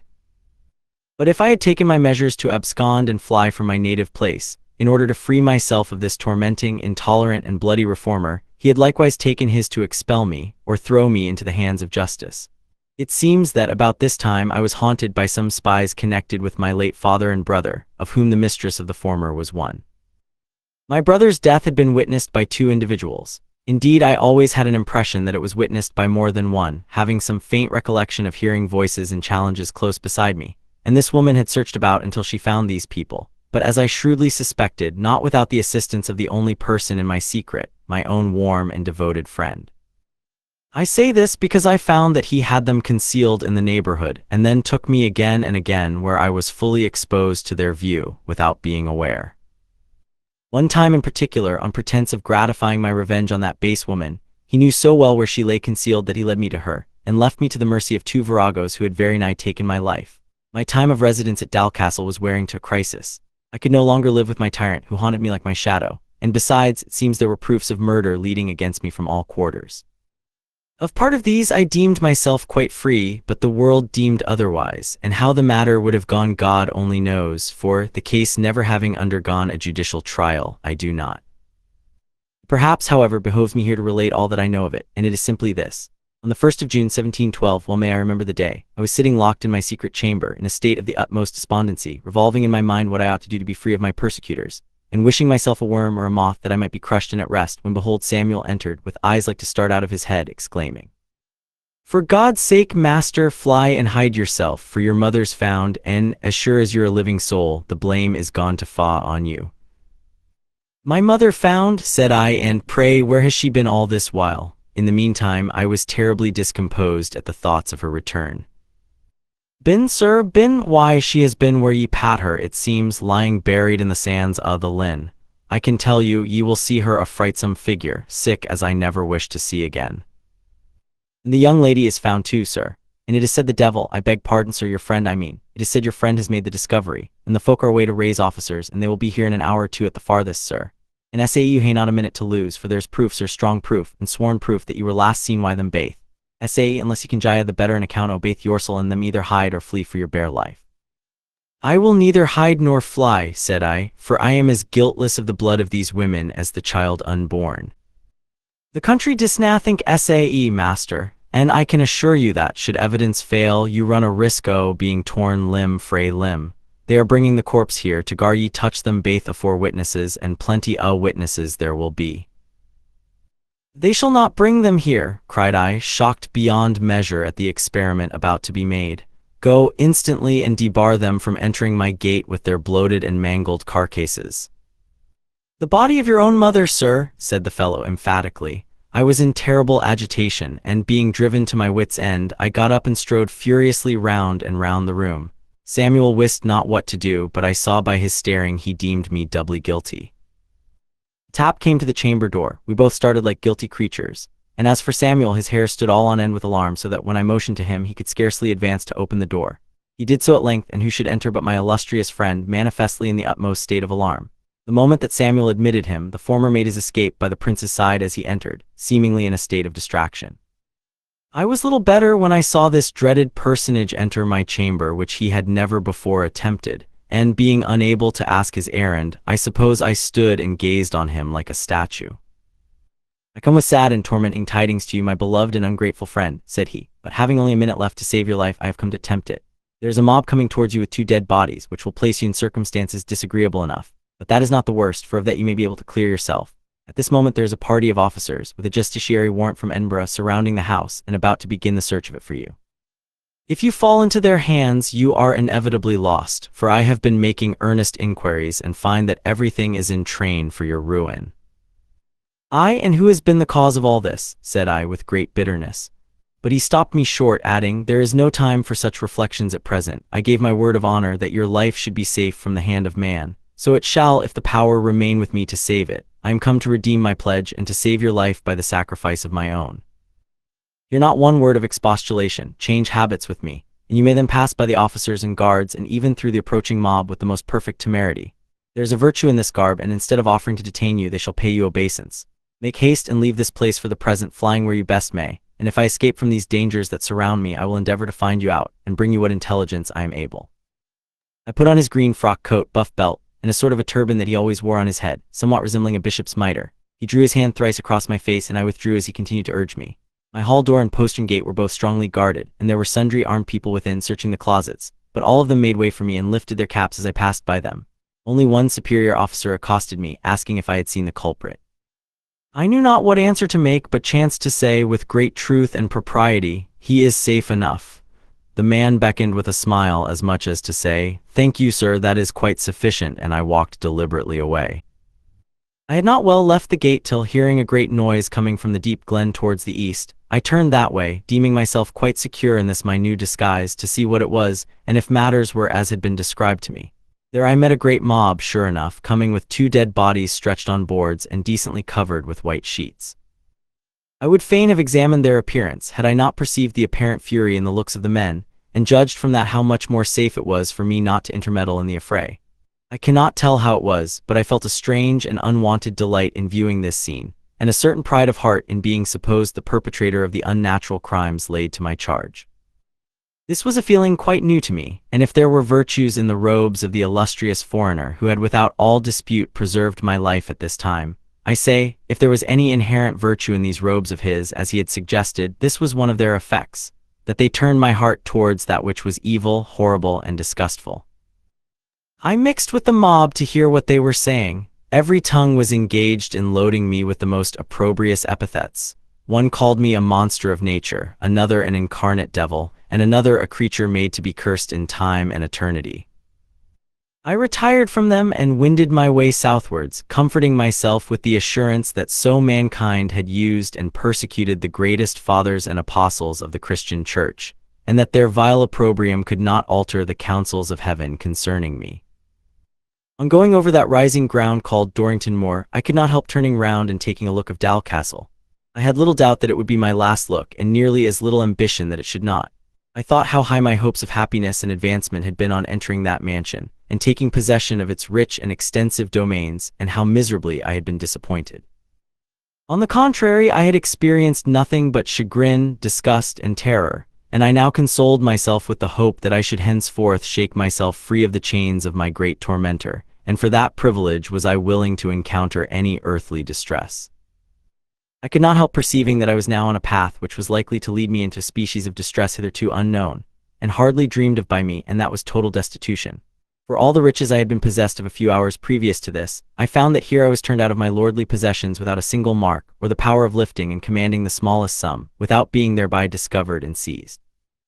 Had it been possible for me to have escaped in my own clothes, I had a considerable sum secreted in these, but by the sudden change I was left without a coin for present necessity. But I had hope in heaven, knowing that the just man would not be left destitute, and that, though many troubles surrounded him, he would at last be set free from them all. I was possessed of strong and brilliant parts and a liberal education, and though I had somehow unaccountably suffered my theological qualifications to fall into desuetude, since my acquaintance with the ablest and most rigid of all theologians, I had nevertheless hopes that by preaching up redemption by grace, preordination, and eternal purpose, I should yet be enabled to benefit mankind in some country, and rise to high distinction. These were some of the thoughts by which I consoled myself as I posted on my way southwards, avoiding the towns and villages, and falling into the cross ways that led from each of the great roads passing east and west to another.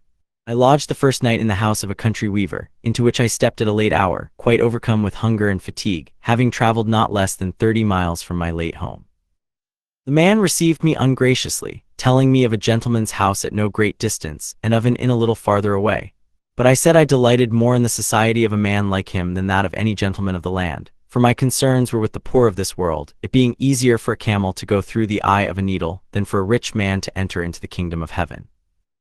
The weaver's wife, who sat with a child on her knee, and had not hitherto opened her mouth, hearing me speak in that serious and religious style, stirred up the fire with her one hand. Then drawing a chair near it, she said, "Come awa, honest lad, in by here. Sin it be sae that you belong to him wa jisa so that we hae, is but right that you should share a part. You are a stranger, it is true, but them that winna entertain a stranger will never entertain an angel unawares."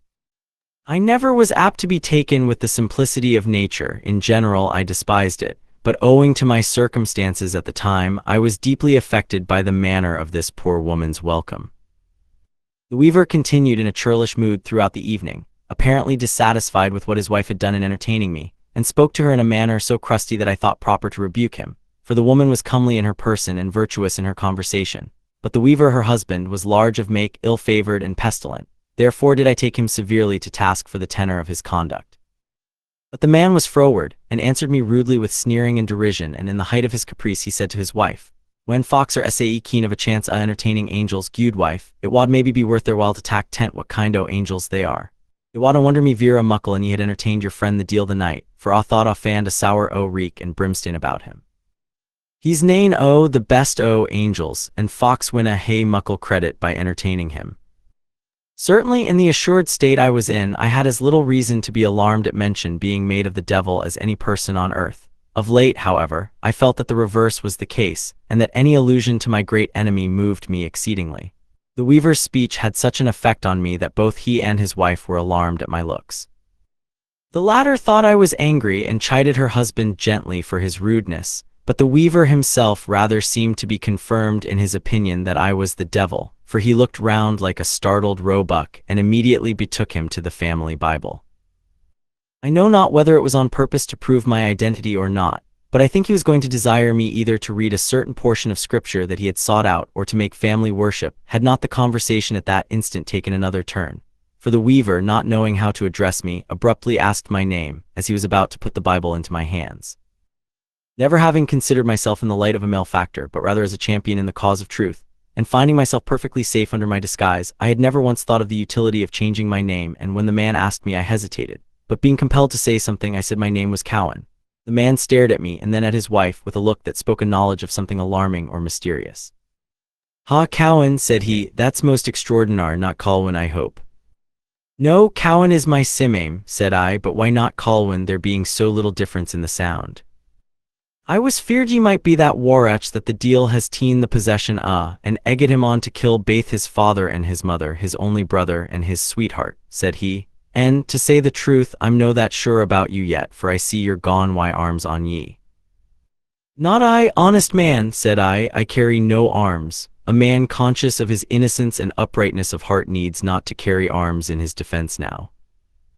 Aye, maester, said he, and pray what div ye call this bit windlestree that's appearing here? With that he pointed to something on the inside of the breast of my frock coat. I looked at it, and there certainly was the gilded haft of a poniard, the same weapon I had seen and handled before, and which I knew my illustrious companion carried about with him. But till that moment I knew not that I was in possession of it. I drew it out. More dangerous or insidious-looking weapon could not be conceived. The weaver and his wife were both frightened, the latter in particular, and she being my friend and I dependent on their hospitality for that night, I said, I declare I knew not that I carried this small rapier which has been in my coat by chance and not by any design of mine. But lest you should think that I meditate any mischief to any under this roof, I give it into your hands, requesting of you to lock it by till tomorrow, or when I shall next want it. The woman seemed rather glad to get hold of it, and taking it from me, she went into a kind of pantry out of my sight and locked the weapon up, and then the discourse went on. There cannot be such a thing in reality, said I, as the story you were mentioning just now, of a man whose name resembles mine. It's likely that you can a wee better about the story than I do, maester, said he. Suppose you do leave the L out of your name. And yet I think sic a warach and a murderer wad hae teen a name why some gritter difference in the sound. But the story is just that true that there were twa the Queen's officers here nae mair than an hour ago in pursuit o' the vagabond, for they gat some intelligence that he had fled this gate. Yet they said he had been last seen why black claises on, and they supposed he was clad in black. His ain servant is why them for the purpose o' kennin' the scoundrel, and they're galloping through the country like madmen.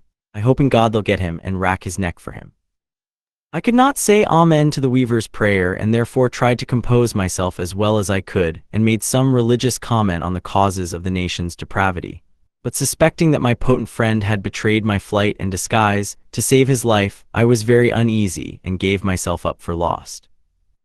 I said prayers in the family, with the tenor of which the wife was delighted but the weaver still dissatisfied, and after a supper of the most homely fare he tried to start an argument with me, proving that everything for which I had interceded in my prayer was irrelevant to man's present state. But I, being weary and distressed in mind, shunned the contest and requested a couch whereon to repose. I was conducted into the other end of the house, among looms, treadles, perns, and confusion without end, and there, in a sort of box, was I shut up for my night's repose. For the weaver, as he left me, cautiously turned the key of my apartment and left me to shift for myself among the looms, determined that I should escape from the house with nothing. After he and his wife and children were crowded into their den, I heard the two mates contending furiously about me in suppressed voices, the one maintaining the probability that I was the murderer, and the other proving the impossibility of it. The husband, however, said as much as let me understand that he had locked me up on purpose to bring the military or officers of justice to seize me. I was in the utmost perplexity, yet for all that and the imminent danger I was in, I fell asleep, and a more troubled and tormenting sleep never enchained a mortal frame. I had such dreams that they will not bear repetition, and early in the morning I awaked, feverish and parched with thirst. I went to call mine host that he might let me out to the open air, but before doing so I thought it necessary to put on some clothes. In attempting to do this, a circumstance arrested my attention for which I could in no wise account, which to this day I cannot unriddle, nor shall I ever be able to comprehend it while I live. The frock and turban which had furnished my disguise on the preceding day were both removed, and my own black coat and cocked hat laid down in their place. At first I thought I was in a dream, and felt the weaver's beam, web, and treadle strings with my hands, to convince myself that I was awake. I was certainly awake, and there was the door locked firm and fast as it was the evening before. I carried my own black coat to the small window and examined it. It was my own in verity, and the sums of money that I had concealed in case of any emergency remained untouched. I trembled with astonishment, and on my return from the small window went doiting in amongst the weaver's looms, till I entangled myself, and could not get out again without working great derray amongst the coarse linen threads that stood in warp from one end of the apartment unto the other.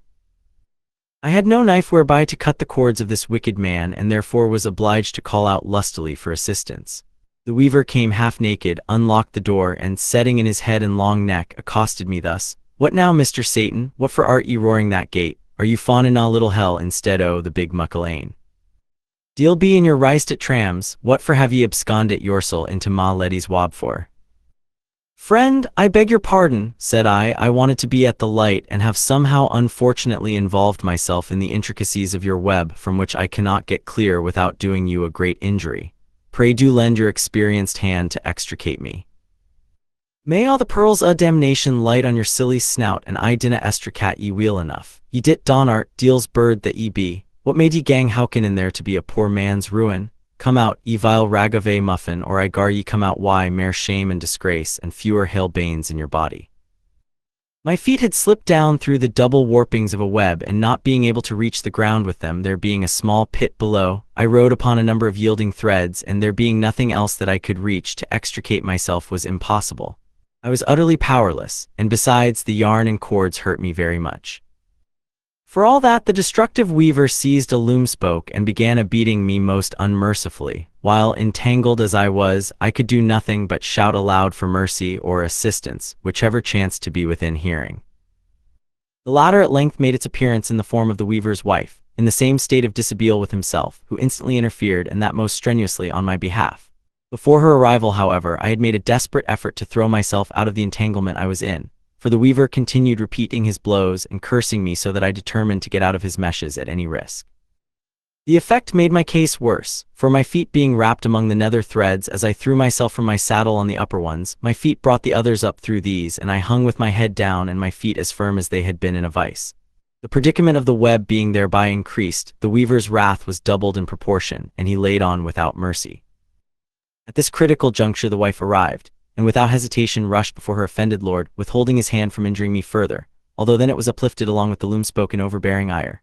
Dear Johnny, I think ye begin demented this morning. Be quiet, my dear, and dinna begin a bottle brig business in your ain house. What for are ye persecuting a servant o' the Lord's that gate, and pitting the life out o' him why his head down and his heels up? Had ye said a servant o' the deal's nance, ye wad hae been nearer the nail, for gin he been o' the Aldane himsel, he's gay and sib till him. There didn't I lock him in on purpose to bring the military on him, and in the place o' that hasna he keep at me in a sleep o' this wall as deep as death. And here do I find him absconded like a speeder I the mids o' my lady's wob, and me dreamin' of the night that I had the deal in my house, and that he was clapper clowing me ayont the loom. Have at you, ye Brunstain thief, and in spite of the good woman's struggles, he lent me another severe blow. Now, Johnny Dodds, my man, oh Johnny Dodds, think if that be like a Christian, and ain o' the heroes o' bottle brig to entertain a stranger, and then bind him in a web wi his head down, and mell him to death. Oh Johnny Dodds, think what you are about. Slack a pin, and let the good honest religious lad out. The weaver was rather overcome, but still stood to his point that I was the deal, though in better temper, and as he slackened the web to release me, he remarked, half laughing, Wawad hae thought that John Dodds should hae escaped of the snares and dangers that circumfolded him, and at last should hae weaved a net to catch the deal. The wife released me soon, and carefully whispered me at the same time that it would be as well for me to dress and be going. I was not long in obeying, and dressed myself in my black clothes, hardly knowing what I did, what to think, or whither to betake myself. I was sore hurt by the blows of the desperate ruffian, and what was worse, my ankle was so much strained that I could hardly set my foot to the ground. I was obliged to apply to the weaver once more to see if I could learn anything about my clothes or how the change was effected. Sir, said I, how comes it that you have robbed me of my clothes and put these down in their place overnight? Ha, thee clees, me pit down the clees, said he, gaping with astonishment and touching the clothes with the point of his forefinger. I never saw them afore, as I have death to meet, why, so help me God. He strode into the workhouse where I slept to satisfy himself that my clothes were not there, and returned perfectly aghast with consternation. The doors were baith fast locket, said he. I could hae defied a rat either to hae gotten out or in. My dream has been true, my dream has been true. The Lord judge between thee and me, but in his name I charge you to depart out o' this house, and gin it be your will, din attack the braidside o' TWI, but gang quietly out at the door while your face foremost. Wife, let not o' this enchanters remain I the house to be a curse and a snare to us. Gang and bring him his gilded weapon, and may the Lord protect to his ain against its hellish and deadly point. The wife went to seek my poniard, trembling so excessively that she could hardly walk, and shortly after we heard a feeble scream from the pantry. The weapon had disappeared with the clothes, though under double lock and key, and the terror of the good people having now reached a disgusting extremity, I thought proper to make a sudden retreat, followed by the weaver's anathemas. My state both of body and mind was now truly deplorable. I was hungry, wounded, and lame, an outcast and a vagabond in society, my life sought after with avidity, and all for doing that to which I was predestined by him who foreordains whatever comes to pass. I knew not whither to betake me. I had purposed going into England, and there making some use of the classical education I had received, but my lameness rendered this impracticable for the present. I was therefore obliged to turn my face towards Edinburgh, where I was little known, where concealment was more practicable than by skulking in the country, and where I might turn my mind to something that was great and good. I had a little money, both Scotch and English, now in my possession, but not one friend in the whole world on whom I could rely. One devoted friend, it is true, I had, but he was become my greatest terror. To escape from him, I now felt that I would willingly travel to the farthest corners of the world and be subjected to every deprivation. But after the certainty of what had taken place last night, after I had traveled 30 miles by secret and by ways, I saw not how escape from him was possible. Miserable, forlorn, and dreading every person that I saw either behind or before me, I hasted on towards Edinburgh, taking all the by and unfrequented paths. And the third night after I left the weaver's house, I reached the West Port without meeting with anything remarkable. Being exceedingly fatigued and lame, I took lodgings in the first house I entered, and for these I was to pay 2 groats a week, and to board and sleep with a young man who wanted a companion to make his rent easier. I liked this, having found from experience that the great personage who had attached himself to me, and was now become my greatest terror among many surrounding evils, generally haunted me when I was alone, keeping aloof from all other society. My fellow lodger came home in the evening and was glad at my coming. His name was Linton, and I changed mine to Elliot. He was a flippant, unstable being, one on whom nothing appeared a difficulty in his own estimation, but who could effect very little after all. He was what is called by some a compositor in the Queen's printing house, then conducted by a Mr. James Watson. In the course of our conversation that night, I told him I was a first-rate classical scholar, and would gladly turn my attention to some business wherein my education might avail me something, and that there was nothing would delight me so much as an engagement in the Queen's printing office. Linton made no difficulty in bringing about that arrangement. His answer was, "Ooh, good sir, you are the very man we want. God bless your breast and your buttons, sir. Aye, that's neither here nor there, that's all very well. Ha ha ha, a byword in the house, sir. But as I was saying, you are the very man we want. You will get any money you like to ask, sir. Any money you like, sir. God bless your buttons. That's settled, all done, settled, settled. I'll do it, no more about it, no more about it. Settled, settled." The next day I went with him to the office, and he presented me to Mr. Watson as the most wonderful genius and scholar ever known. His recommendation had little sway with Mr. Watson, who only smiled at Linton's extravagances as one does at the prattle of an infant. I sauntered about the printing office for the space of 2 or 3 hours, during which time Watson bustled about with green spectacles on his nose, and took no heed of me. But seeing that I still lingered, he addressed me at length in a civil gentlemanly way and inquired concerning my views. I satisfied him with all my answers, in particular those to his questions about the Latin and Greek languages. But when he came to ask testimonials of my character and acquirements, and found that I could produce none, he viewed me with a jealous eye, and said he dreaded I was some ne'er-do-weel, run from my parents or guardians, and he did not choose to employ any such. I said my parents were both dead, and that being thereby deprived of the means of following out my education, it behoved me to apply to some business in which my education might be of some use to me. He said he would take me into the office, and pay me according to the business I performed and the manner in which I deported myself. But he could take no man into Her Majesty's printing office upon a regular engagement, who could not produce the most respectable references with regard to morals. I could not but despise the man in my heart who laid such a stress upon morals, leaving grace out of the question, and viewed it as a deplorable instance of human depravity and self-conceit. But for all that I was obliged to accept of his terms, for I had an inward thirst and longing to distinguish myself in the great cause of religion, and I thought if once I could print my own works how I would astonish mankind, and confound their self-wisdom and their esteemed morality, blow up the idea of any dependence on good works and morality forsooth, and I weened that I might thus get me a name even higher than if I had been made a general of the Tsar Peter's troops against the infidels. I attended the office some hours every day, but got not much encouragement, though I was eager to learn everything and could soon have set types considerably well. It was here that I first conceived the idea of writing this journal, and having it printed, and applied to Mr. Watson to print it for me, telling him it was a religious parable such as the Pilgrim's Progress. He advised me to print it close, and make it a pamphlet, and then if it did not sell it would not cost me much. But that religious pamphlets, especially if they had a shade of allegory in them, were the very rage of the day. I put my work to the press and wrote early and late, and encouraging my companion to work at odd hours and on Sundays. Before the presswork of the second sheet was begun, we had the work all in types corrected, and a clean copy thrown off for further revisal. The first sheet was wrought off, and I never shall forget how my heart exulted when at the printing house this day I saw what numbers of my works were to go abroad among mankind, and I determined with myself that I would not put the border name of Eliot, which I had assumed, to the work. Thus far have my history and confessions been carried. I must now furnish my Christian readers with a key to the process, management, and winding up of the whole matter, which I propose, by the assistance of God, to limit to a very few pages. Chester's, July 27, 1712. My hopes and prospects are a wreck, my precious journal is lost, consigned to the flames, my enemy hath found me out, and there is no hope of peace or rest for me on this side the grave. In the beginning of last week, my fellow lodger came home, running in a great panic, and told me a story of the devil having appeared twice in the printing house, assisting the workmen at the printing of my book, and that some of them had been frightened out of their wits. That the story was told to Mr. Watson, who till that time had never paid any attention to the treatise, but who out of curiosity began and read a part of it, and thereupon flew into a great rage, called my work a medley of lies and blasphemy, and ordered the whole to be consigned to the flames, blaming his foreman and all connected with the press for letting a work go so far that was enough to bring down the vengeance of heaven on the concern. If ever I shed tears through perfect bitterness of spirit, it was at that time, but I hope it was more for the ignorance and folly of my countrymen than the overthrow of my own hopes. But my attention was suddenly aroused to other matters, by Linton mentioning that it was said by some in the office the devil had inquired for me.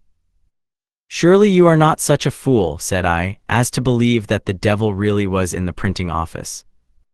"Ooh, God bless you, sir, saw him myself," gave him a nod, and good day. Rather a gentlemanly personage, green Circassian hunting coat and turban like a foreigner, has the power of vanishing in one moment, though rather a suspicious circumstance that. Otherwise his appearance not much against him. If the former intelligence thrilled me with grief, this did so with terror.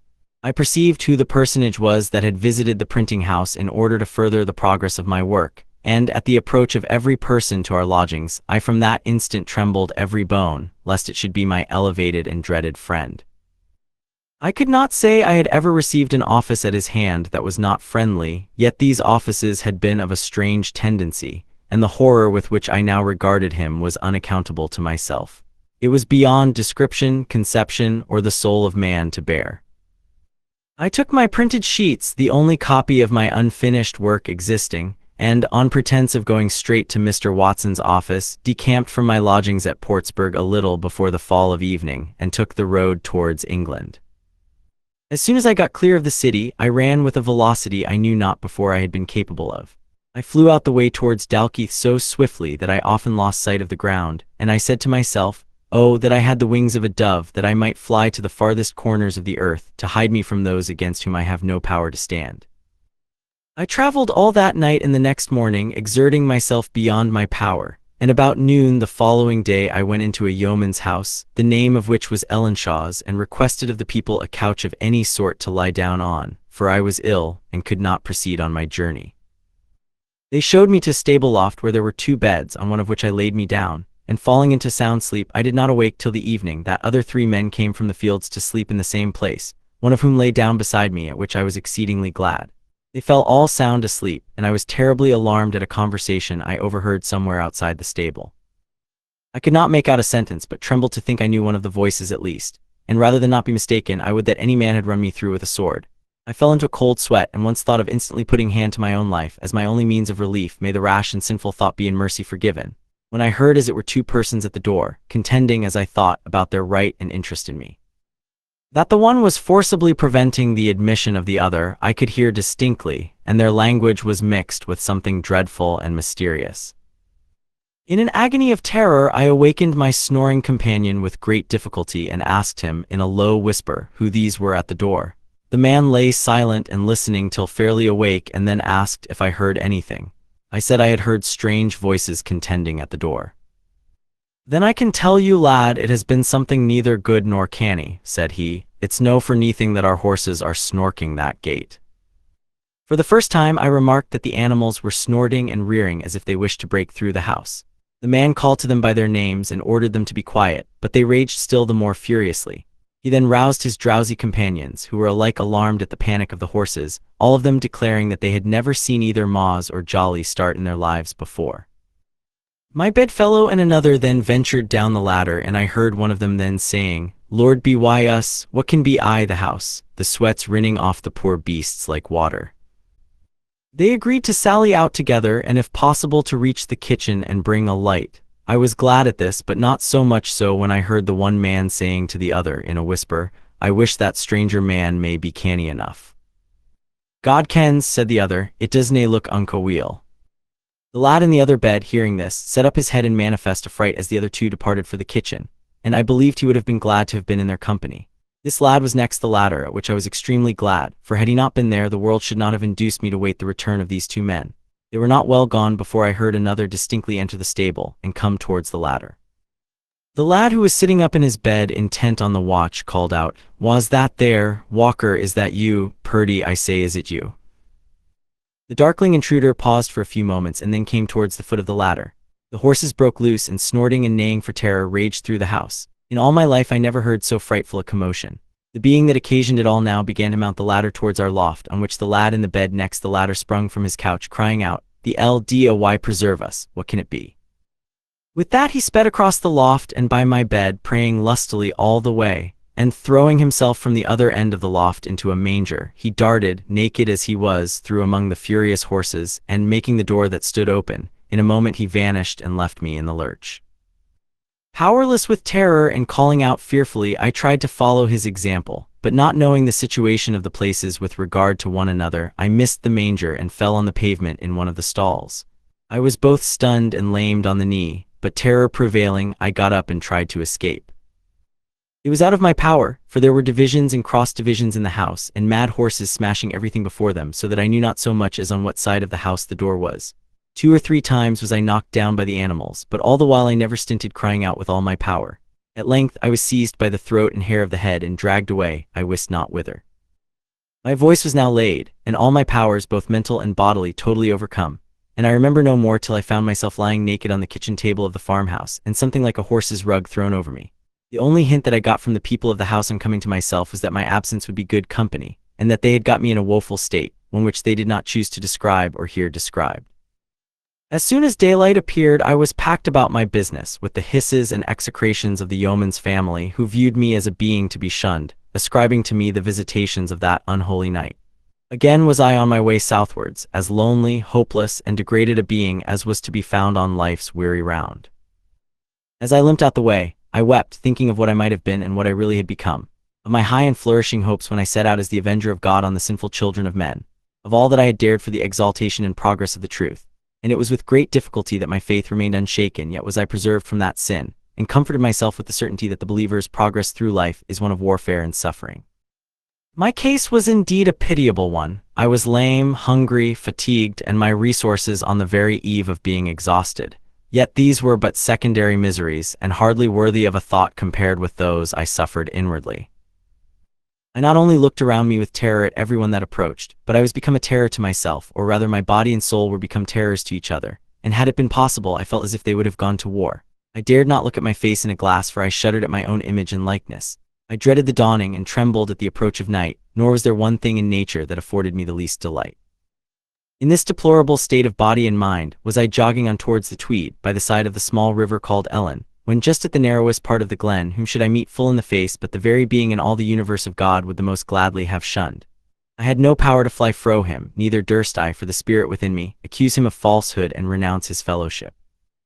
I stood before him like a condemned criminal, staring him in the face, ready to be winded, twisted, and tormented as he pleased. He regarded me with a sad and solemn look. How changed was now that majestic countenance to one of haggard despair, changed in all save the extraordinary likeness to my late brother, a resemblance which misfortune and despair tended only to heighten. There were no kind greetings passed between us at meeting, like those which pass between the men of the world.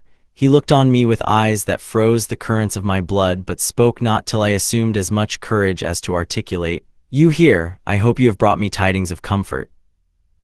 "Tidings of despair," said he, "but such tidings as the timid and the ungrateful deserve and have reason to expect. You are an outlaw and a vagabond in your country, and a high reward is offered for your apprehension.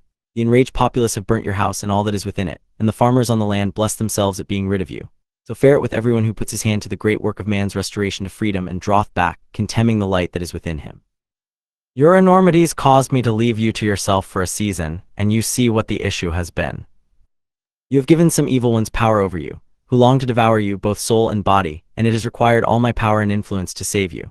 Had it not been for my hand, you had been torn in pieces last night, but for once I prevailed. We must leave this land forthwith, for here there is neither peace, safety, nor comfort for us. You now and here pledge yourself to one who has so often saved your life and has put his own at stake to do so. Do you pledge yourself that you will henceforth be guided by my counsel, and follow me whithersoever I choose to lead?" I have always been swayed by your counsel, said I, and for your sake principally am I sorry that all our measures have proved abortive. But I hope still to be useful in my native isle, therefore let me plead that your highness will abandon a poor despised and outcast wretch to his fate, and betake you to your realms where your presence cannot but be greatly wanted. Would that I could do so, said he woefully, but to talk of that is to talk of an impossibility. I am wedded to you so closely that I feel as if I were the same person. Our essences are one, our bodies and spirits being united, so that I am drawn towards you as by magnetism, and wherever you are, there must my presence be with you. Perceiving how this assurance affected me, he began to chide me most bitterly for my ingratitude, and then he assumed such looks that it was impossible for me longer to bear them. Therefore I staggered out of the way, begging and beseeching of him to give me up to my fate, and hardly knowing what I said, for it struck me that with all his assumed appearance of misery and wretchedness, there were traits of exultation in his hideous countenance, manifesting a secret and inward joy at my utter despair. It was long before I durst look over my shoulder, but when I did so, I perceived this ruined and debased potentate coming slowly on the same path, and I prayed that the Lord would hide me in the bowels of the earth or depths of the sea. When I crossed the Tweed, I perceived him still a little behind me. In my despair being then at its height, I cursed the time I first met with such a tormentor, though on a little recollection it occurred that it was at that blessed time when I was solemnly dedicated to the Lord, and assured of my final election and confirmation by an eternal decree never to be annulled. This being my sole and only comfort, I recalled my curse upon the time, and repented me o' my rashness. After crossing the Tweed, I saw no more of my persecutor that day, and had hopes that he had left me for a season. But alas, what hope was there of my relief after the declaration I had so lately heard? I took up my lodgings that night in a small miserable inn in the village of Ancram, of which the people seemed alike poor and ignorant. Before going to bed, I asked if it was customary with them to have family worship of evenings. The man answered that they were so hard set with the world they often could not get time, but if I would be so kind as to officiate, they would be much obliged to me. I accepted the invitation, being afraid to go to rest lest the commotions of the foregoing night might be renewed, and continued the worship as long as in decency I could. The poor people thanked me, hoped my prayers would be heard both on their account and my own, seemed much taken with my abilities, and wondered how a man of my powerful eloquence chanced to be wandering about in a condition so forlorn. I said I was a poor student of theology on my way to Oxford. They stared at one another with expressions of wonder, disappointment, and fear. I afterwards came to learn that the term theology was by them quite misunderstood, and that they had some crude conceptions that nothing was taught at Oxford but the black arts, which ridiculous idea prevailed over all the south of Scotland. For the present I could not understand what the people meant, and less so when the man asked me with deep concern if I was serious in my intentions of going to Oxford. He hoped not, and that I would be better guided. I said my education wanted finishing, but he remarked that the Oxford arts were a bad finish for a religious man's education. Finally, I requested him to sleep with me, or in my room all the night, as I wanted some serious and religious conversation with him, and likewise to convince him that the study of the fine arts, though not absolutely necessary, were not incompatible with the character of a Christian divine. He shook his head and wondered how I could call them fine arts, hoped I did not mean to convince him by any ocular demonstration, and at length reluctantly condescended to sleep with me, and let the lass and wife sleep together for one night. I believe he would have declined it had it not been some hints from his wife, stating that it was a good arrangement, by which I understood there were only 2 beds in the house, and that when I was preferred to the lass's bed, she had one to shift for. The landlord and I accordingly retired to our homely bed, and conversed for some time about indifferent matters till he fell sound asleep. Not so with me. I had that within which would not suffer me to close my eyes, and about the dead of night I again heard the same noises and contention begin outside the house as I had heard the night before, and again I heard it was about a sovereign and peculiar right in me. At one time the noise was on the top of the house, straight above our bed, as if the one party were breaking through the roof and the other forcibly preventing it. At another it was at the door, and at a third time at the window, but still mine host lay sound by my side and did not waken. I was seized with terrors indefinable and prayed fervently, but did not attempt rousing my sleeping companion until I saw if no better could be done. The women, however, were alarmed, and rushing into our apartment, exclaimed that all the devils in hell were besieging the house. Then indeed the landlord awoke, and it was time for him, for the tumult had increased to such a degree that it shook the house to its foundations, being louder and more furious than I could have conceived the heat of battle to be when the volleys of artillery are mixed with groans, shouts, and blasphemous cursing. It thundered and lightened, and there were screams, groans, laughter, and execrations all intermingled. I lay trembling and bathed in a cold perspiration, but was soon obliged to bestir myself, the inmates attacking me one after the other.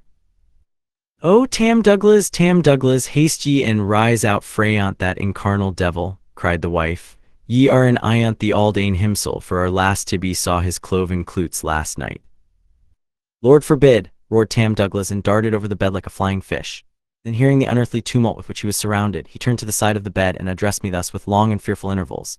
If you be the deal, rise up and depart in peace out o' this house, afore the bedstree take kindling about ye, and then it'll maybe be the war for ye. Get up and gang awa out amming your cronies like a good lad. There's nae body here wishes you ony ill, d'ye hear me? Friend, said I, no Christian would turn out a fellow creature on such a night as this, and in the midst of such a commotion of the villagers.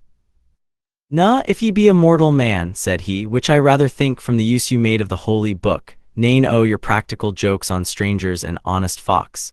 These are some o' your Oxford tricks, and I'll thank you to be o'er why them. Gracious heaven, they are bricking through the house at the four corners at the same time. The last Tibby, seeing the innkeeper was not going to prevail with me to rise, flew towards the bed in desperation, and seizing me by the waist, soon landed me on the floor, saying, Be ye deal, be ye chiel, ye's no lie there till baith the house and us be swallowed up. Her master and mistress applauding the deed, I was obliged to attempt dressing myself, a task to which my powers were quite inadequate in the state I was in, but I was readily assisted by every one of the three. And as soon as they got my clothes thrust on in a loose way, they shut their eyes lest they should see what might drive them distracted, and thrust me out to the street, cursing me and calling on the fiends to take their prey and be gone. The scene that ensued is neither to be described nor believed if it were. I was momently surrounded by a number of hideous fiends, who gnashed on me with their teeth and clenched their crimson paws in my face, and at the same instant I was seized by the collar of my coat behind by my dreaded and devoted friend, who pushed me on and with his glided rapier waving and branching around me, defended me against all their united attacks. Horrible as my assailants were in appearance, and they all had monstrous shapes, I felt that I would rather have fallen into their hands than be thus led away captive by my defender at his will and pleasure without having the right or power to say my life or any part of my will was my own.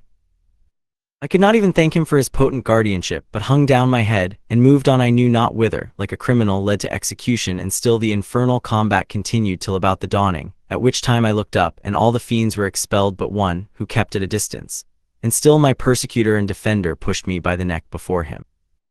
At length he desired me to sit down and take some rest, with which I complied, for I had great need of it and wanted the power to withstand what he desired.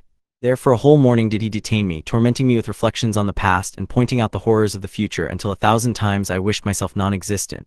I have attached myself to your wayward fortune, said he, and it has been my ruin as well as thine. Ungrateful as you are, I cannot give you up to be devoured, but this is a life that it is impossible to brook longer. Since our hopes are blasted in this world and all our schemes of grandeur overthrown, and since our everlasting destiny is settled by a decree which no act of ours can invalidate, let us fall by our own hands or by the hands of each other, die like heroes, and throwing off this frame of dross and corruption, mingle with the pure ethereal essence of existence from which we derived our being. I shuddered at a view of the dreadful alternative, yet was obliged to confess that in my present circumstances existence was not to be borne. It was in vain that I reasoned on the sinfulness of the deed, and on its damning nature. He made me condemn myself out of my own mouth, by allowing the absolute nature of justifying grace and the impossibility of the elect ever falling from the faith, or the glorious end to which they were called. And then he said this granted self-destruction was the act of a hero, and none but a coward would shrink from it, to suffer 100 times more every day and night that passed over his head. I said I was still contented to be that coward, and all that I begged of him was to leave me to my fortune for a season and to the just judgment of my Creator. But he said his word and honor were engaged on my behalf, and these, in such a case, were not to be violated. If you will not pity yourself, have pity on me, added he. Turn your eyes on me and behold to what I am reduced. Involuntarily did I turn at the request and caught a half glance of his features. May no eye destined to reflect the beauties of the New Jerusalem inward upon the beatific soul behold such a sight as mine then beheld. My immortal spirit, blood and bones, were all withered at the blasting sight, and I arose and withdrew, with groanings which the pangs of death shall never wring from me. Not daring to look behind me, I crept on my way, and that night reached this hamlet on the Scottish border, and being grown reckless of danger, and hardened to scenes of horror, I took up my lodging with a poor hind, who is a widower, and who could only accommodate me with a bed of rushes at his fireside. At midnight I heard some strange sounds, too much resembling those to which I had of late been inured, but they kept at a distance, and I was soon persuaded that there was a power protected that house superior to those that contended for or had the mastery over me. Overjoyed at finding such an asylum, I remained in the humble cot. This is the 3rd day I have lived under the roof, freed of my hellish assailants, spending my time in prayer and writing out this my journal which I have fashioned to stick in with my printed work, and to which I intend to add portions while I remain in this pilgrimage state, which I find too well cannot be long. August 3, 1712. This morning the hind has brought me word from Redesdale, whither he had been for coals, that a stranger gentleman had been traversing that country, making the most earnest inquiries after me, or one of the same appearance, and from the description that he brought of this stranger I could easily perceive who it was. Rejoicing that my tormentor has lost traces of me for once, I am making haste to leave my asylum, on pretense of following this stranger, but in reality to conceal myself still more completely from his search. Perhaps this may be the last sentence ever I am destined to write. If so, farewell, Christian reader. May God grant to thee a happier destiny than has been allotted to me here on earth, and the same assurance of acceptance above. Amen. Altrig, August 24, 1712. Here am I, set down on the open moor to add one sentence more to my woeful journal, and then farewell all beneath the sun. On leaving the hind's cottage on the border, I hasted to the northwest, because in that quarter I perceived the highest and wildest hills before me. As I crossed the mountains above Howick, I exchanged clothes with a poor homely shepherd, whom I found lying on a hillside, singing to himself some woeful love ditty.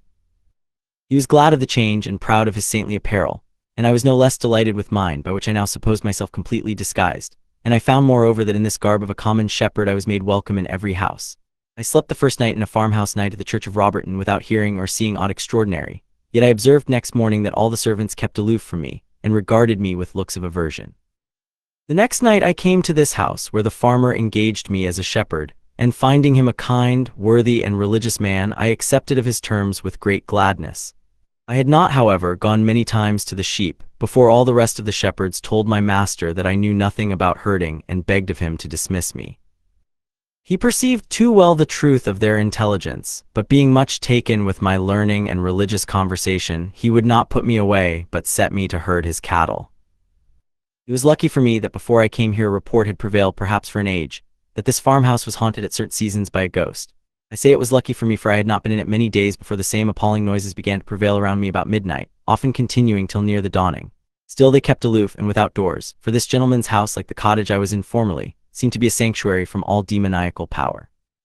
He appears to be a good man and a just, and mocks at the idea of supernatural agency, and he either does not hear these persecuting spirits or will not acknowledge it, though of late he appears much perturbed.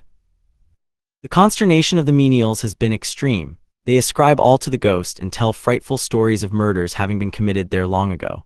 Of late, however, they are beginning to suspect that it is I that am haunted, and as I have never given them any satisfactory account of myself, they are whispering that I am a murderer, and haunted by the spirits of those I have slain. August 30. This day I have been informed that I am to be banished the dwelling house by night, and to sleep in an outhouse by myself, to try if the family can get any rest when freed of my presence. I have peremptorily refused acquiescence, on which my master's brother struck me and kicked me with his foot. My body being quite exhausted by suffering, I am grown weak and feeble both in mind and bodily frame, and actually unable to resent any insult or injury. I am the child of earthly misery and despair, if ever there was one existent.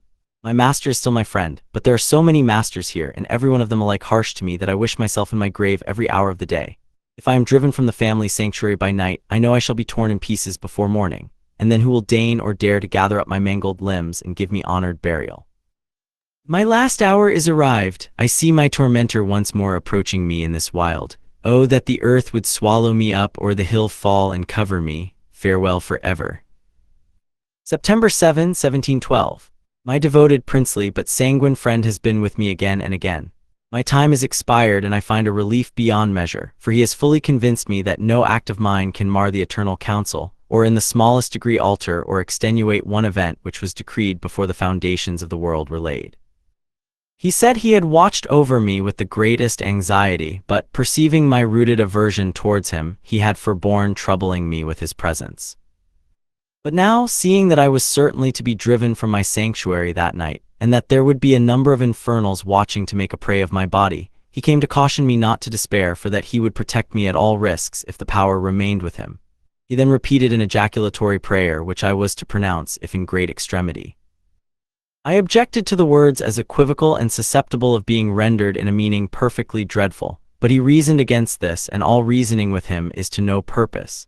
He said he did not ask me to repeat the words unless greatly straitened, and that I saw his strength and power giving way, and when perhaps nothing else could save me. The dreaded hour of night arrived, and as he said, I was expelled from the family residence, in order to a byre or cow house that stood parallel with the dwelling house behind, where on a divot loft my humble bedstead stood, and the cattle grunted and puffed below me. How unlike the splendid halls of Dalcastle, and to what I am now reduced, let the reflecting reader judge. Lord, thou knowest all that I have done for thy cause on earth. Why then art thou laying thy hand so sore upon me? Why hast thou set me as a butt of thy malice? But thy will must be done. Thou wilt repay me in a better world. Amen. September 8, my first night of trial in this place is overpast. Would that it were the last that I should ever see in this detested world. If the horrors of hell are equal to those I have suffered, eternity will be of short duration there, for no created energy can support them for one single month or week. I have been buffeted as never living creature was. My vitals have all been torn, and every faculty and feeling of my soul racked and tormented into callous insensibility. I was even hung by the locks over a yawning chasm to which I could perceive no bottom, and then, not till then, did I repeat the tremendous prayer. I was instantly at liberty, and what I now am the Almighty knows. Amen. September 18, 1712. Still am I living, though liker to a vision than a human being, but this is my last day of mortal existence. Unable to resist any longer, I pledged myself to my devoted friend that on this day we should die together, and trust to the charity of the children of men for a grave.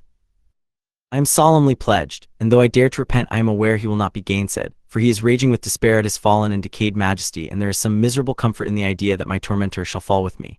Farewell, world, with all thy miseries, for comforts or enjoyments hast thou none. Farewell, woman whom I have despised and shunned, and man whom I have hated, whom nevertheless I desire to leave in charity.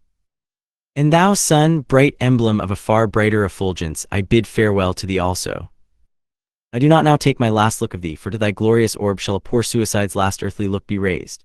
But ah, who is yon that I see approaching furiously, his stern face blackened with horrid despair? My hour is at hand. Almighty God, what is this that I am about to do? The hour of repentance is past, and now my fate is inevitable. Amen. Forever I will now seal up my little book and conceal it, and cursed be he who trieth to alter or amend.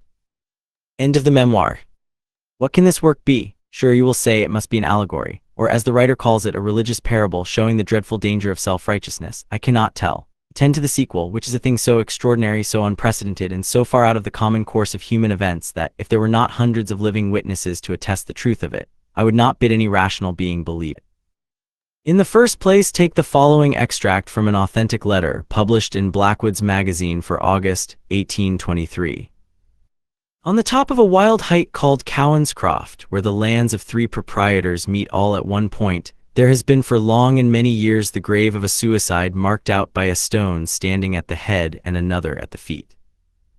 Often have I stood musing over it myself, when a shepherd on one of the farms of which it formed the extreme boundary, and thinking what could induce a young man who had scarcely reached the prime of life to brave his Maker and rush into his presence by an act of his own erring hand, and one so unnatural and preposterous.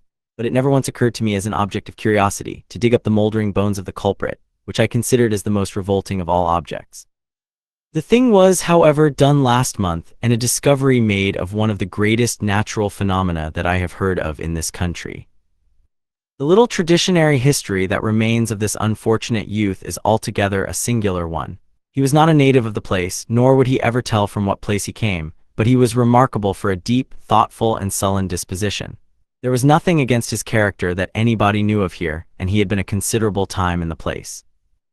The last service he was in was with a Mr. Anderson, of Eltrive Altrig, the King's Burn, who died about 100 years ago, and who had hired him during the summer to herd a stock of young cattle in Eltrive Hope. It happened one day in the month of September that James Anderson, his master's son, went with this young man to the Hope to divert himself. The herd had his dinner along with him, and about 1 o'clock, when the boy proposed going home, the former pressed him very hard to stay and take share of his dinner. But the boy refused for fear his parents might be alarmed about him, and said he would go home. On which the herd said to him, "Then, if you winna stay with me, James, ye may depend on I'll cut my throat afore ye come back again."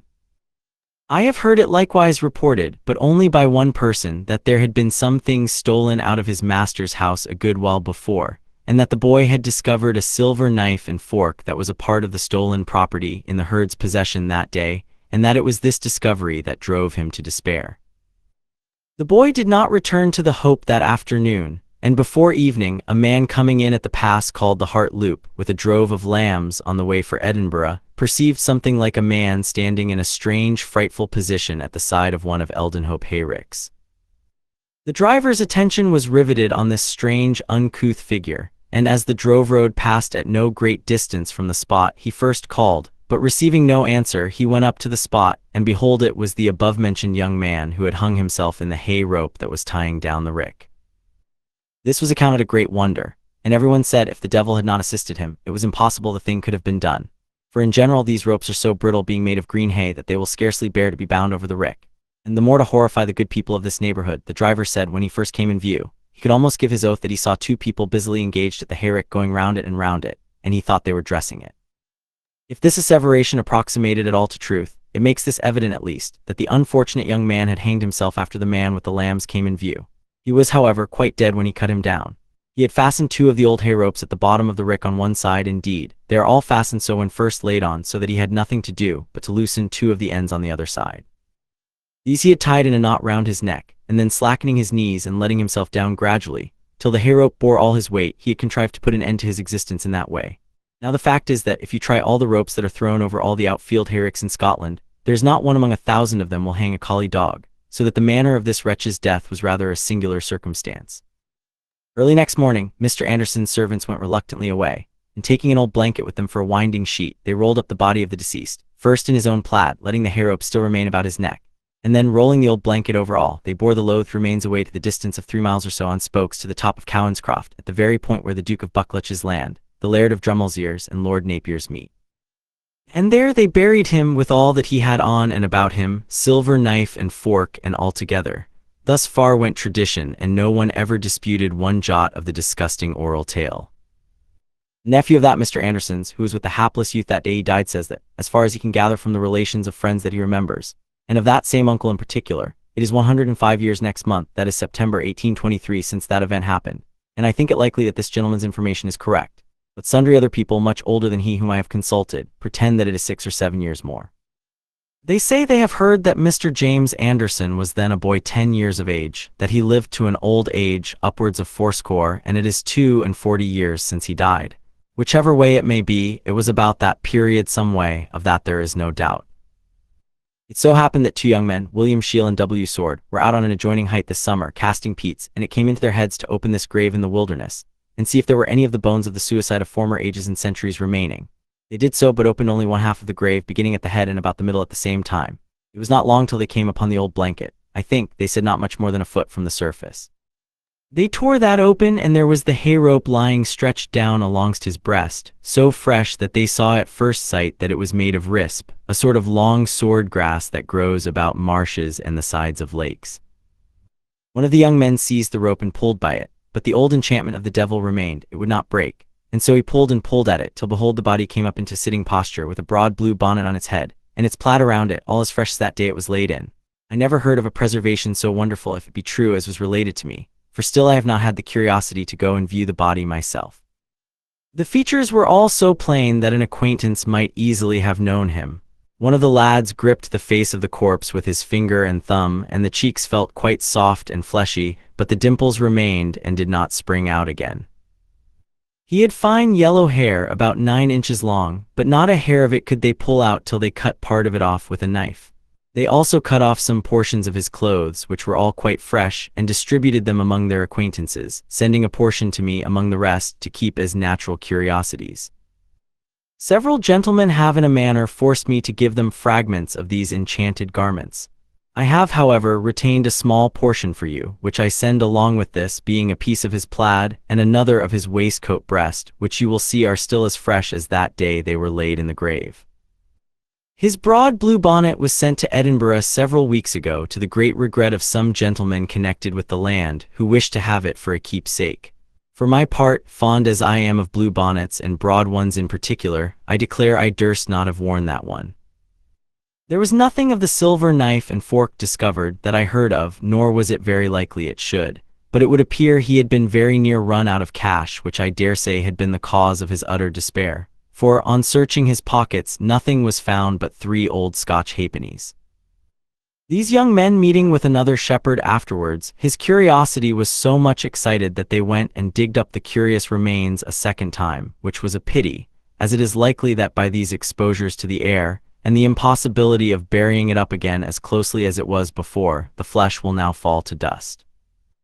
The letter from which the above is an extract is signed James Hogg and dated from Altrive Lake, August 1st, 1823. It bears the stamp of authenticity in every line, yet so often had I been hoaxed by the ingenious fancies displayed in that magazine, that when this relation met my eye I did not believe it. But from the moment that I perused it, I formed the resolution of investigating these wonderful remains personally, if any such existed. For in the immediate vicinity of the scene, as I supposed, I knew of more attractive metal than the dilapidated remains of moldering suicides.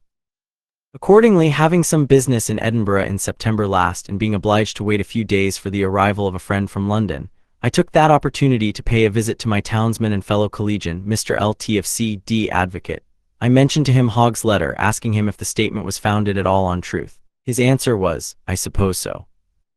For my part, I never doubted the thing, having been told that there has been a deal of talking about it up in the forest for some time past. But God knows, Hogg has imposed as ingenious lies on the public air now. I said if it was within reach, I should like exceedingly to visit both the shepherd and the Scotch mummy he had described. Mr. L.T. assented on the first proposal, saying he had no objections to take a ride that length with me and make the fellow produce his credentials, that we would have a delightful jaunt through a romantic and now classical country and some good sport into the bargain, provided he could procure a horse for me from his father-in-law next day. He sent up to a Mr. L.W. to inquire, who returned for answer that there was an excellent pony at my service, and that he himself would accompany us, being obliged to attend a great sheep fair at Thirlestane, and that he was certain the shepherd would be there likewise. Mr. L.T. said that was the very man we wanted to make our party complete, and at an early hour next morning we started for the Eve Fair of Thirlestane, taking Blackwood's magazine for August along with us. We rode through the ancient royal burgh of Selkirk, halted and corned our horses at a romantic village, nigh to some deep linns on the Ettrick, and reached the market ground at Thirlestane Green a little before midday. We soon found Hogg standing near the foot of the market, as he called it, beside a great drove of pollies, a species of stock that I never heard of before. They were small sheep, striped on the backs with red chalk. Mr. L.T. introduced me to him as a great wool stapler come to raise the price of that article, but he eyed me with distrust, and turning his back on us answered, "I hae selled mine." I followed, and showing him the above-quoted letter, said I was exceedingly curious to have a look of these singular remains he had so ingeniously described, but he only answered me with the remark that it was a queer fancy for a wool stapler to tack. His two friends then requested him to accompany us to the spot, and to take some of his shepherds with us to assist in raising the body, but he spurned at the idea, saying, "Od bless ye, lad, I hae other matters to mind. I hae a thee pollies to sell, and a yon Highland stots down on the green every ane, and then I hae 10 scores o' yows to buy after, and if I canna first sell my ain stock, I canna buy nae other bodies. I hae mair ado than I can manage the day, forby ganging to howk up 100-year-old banes." Finding that we could make nothing of him, we left him with his pollies, Highland stots, grey jacket, and broad blue bonnet to go in search of some other guide. L.W. soon found one, for he seemed acquainted with every person in the fair. We got a fine old shepherd, named W.M.B.E., a great original and a very obliging and civil man, who asked no conditions but that we should not speak of it, because he did not wish it to come to his master's ears that he had been engaged in sic a profane thing. We promised strict secrecy, and accompanied by another farmer, Mr. S.T. and old B., we proceeded to the grave, which B. described as about 1.5 miles distant from the market ground. We went into the shepherd's cot to get a drink of milk, when I read to our guide Mr. Hogg's description, asking him if he thought it correct. He said there was hardly a bit or tea correct, for the grave was not on the hill of Cowanscroft, nor yet on the point where 3 lairds' lands met, but on the top of a hill called the Fallaw, where there was no land that was not the Duke of Buccleuch's within 1/4 mile. He added that it was a wonder how the poet could be mistaken there, who once herded the very ground where the grave is, and saw both hills from his own window. Mr. L.W. testified great surprise at such a singular blunder, as also how the body came not to be buried at the meeting of 3 or 4 lairds' lands, which had always been customary in the south of Scotland. Our guide said he had always heard it reported that the Eltrive men, with Mr. David Anderson at their head, had risen before day on the Monday morning, it having been on the Sabbath day that the man put down himself, and that they set out with the intention of burying him on Cowanscroft, where the 3 marches met at a point. But it having been an invariable rule to bury such lost sinners before the rising of the sun, these 5 men were overtaken by daylight as they passed the house of Barryno, and by the time they reached the top of the Fallaw, the sun was beginning to scare the east. On this they laid down the body and digged a deep grave with all expedition, but when they had done, it was too short, and the body being stiff, it would not go down. On which Mr. David Anderson, looking to the east and perceiving that the sun would be up on them in a few minutes, set his foot on the suicide's brow, and tramped down his head into the grave with his iron-heeled shoe, until the nose and skull crashed again, and at the same time uttered a terrible curse on the wretch who had disgraced the family and given them all this trouble. This anecdote our guide said he had heard when a boy from the mouth of Robert Laidlaw, one of the 5 men who buried the body. We soon reached the spot, and I confess I felt a singular sensation when I saw the gray stone standing at the head, and another at the feet, and the one half of the grave manifestly new-digged and closed up again as had been described. I could still scarcely deem the thing to be a reality, for the ground did not appear to be wet, but a kind of dry rotten moss. On looking around, we found some fragments of clothes, some teeth, and part of a pocketbook, which had not been returned into the grave when the body had been last raised, for it had been twice raised before this, but only from the loins upward. To work we fell with 2 spades and soon cleared away the whole of the covering. The part of the grave that had been opened before was filled with mossy mortar, which impeded us exceedingly, and entirely prevented a proper investigation of the 4 parts of the body. I will describe everything as I saw it before our respectable witnesses, whose names I shall publish at large if permitted. A number of the bones came up separately, for with the constant flow of liquid stuff into the deep grave, we could not see to preserve them in their places. At length great loads of coarse clothes, blanketing, plaiting, etc. appeared. We tried to lift these regularly up, and on doing so part of a skeleton came up, but no flesh, save a little that was hanging in dark flitters about the spine, but which had no consistence. It was merely the appearance of flesh without the substance. The head was wanting, and I being very anxious to possess the skull, the search was renewed among the mortar and rags. We first found a part of the scalp with the long hair firm on it, which, on being cleaned, is neither black nor fair, but a darkish dusk, the most common of any other color. Soon afterwards we found the skull, but it was not complete. A spade had damaged it, and one of the temple quarters was wanting. I am no phrenologist, not knowing one organ from another, but I thought the skull of that wretched man no study. If it was particular for anything, it was for a smooth, almost perfect rotundity, with only a little protuberance above the vent of the ear. When we came to that part of the grave that had never been opened before, the appearance of everything was quite different. There the remains lay under a close vault of moss and within a vacant space, and I suppose by the digging in the former part of the grave, the part had been deepened and drawn the moisture away from this part, for here all was perfect. The breeches still suited the thigh, the stocking the leg, and the garters were wrapped as neatly and as firm below the knee as if they had been newly tied. The shoes were all open in the seams, the hemp having decayed, but the soles, upper leathers, and wooden heels, which were made of birch, were all as fresh as any of those we wore. There was one thing I could not help remarking, that in the inside of one of the shoes there was a layer of cow's dung about 1/8 of an inch thick, and in the hollow of the sole fully 1/4 of an inch. It was firm, green, and fresh, and proved that he had been working in a byre. His clothes were all of a singular ancient cut, and no less singular in their texture. Their durability certainly would have been prodigious, for in thickness, coarseness, and strength I never saw any cloth in the smallest degree to equal them. His coat was a frock coat of a yellowish drab color with wide sleeves. It is tweeled, milled, and thicker than a carpet.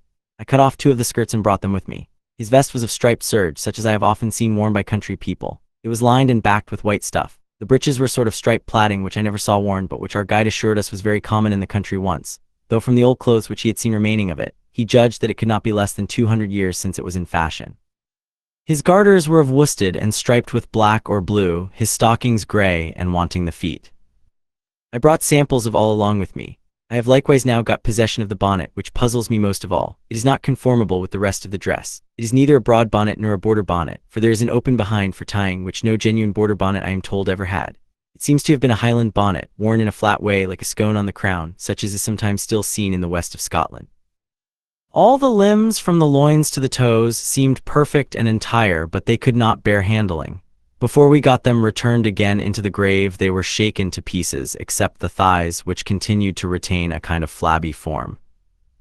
All his clothes that were sewed with linen yarn were lying in separate portions, the thread having rot, but such as were sewed with worsted remained perfectly firm and sound.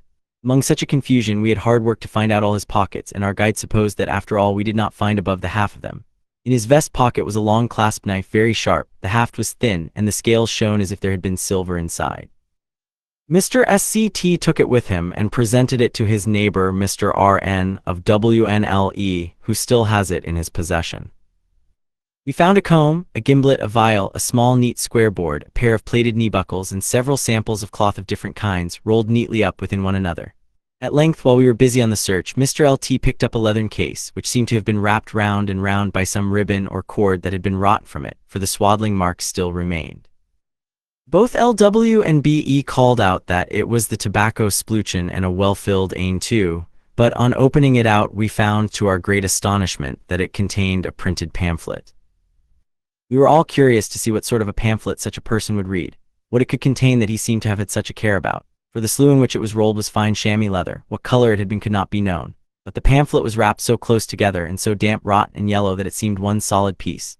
We all concluded from some words that we could make out that it was a religious tract, but that it would be impossible to make anything of it.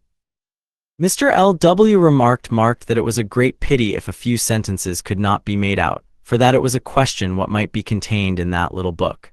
And then he requested Mr. L. it to give it to me, as he had so many things of literature and law to attend to that he would never think more of it.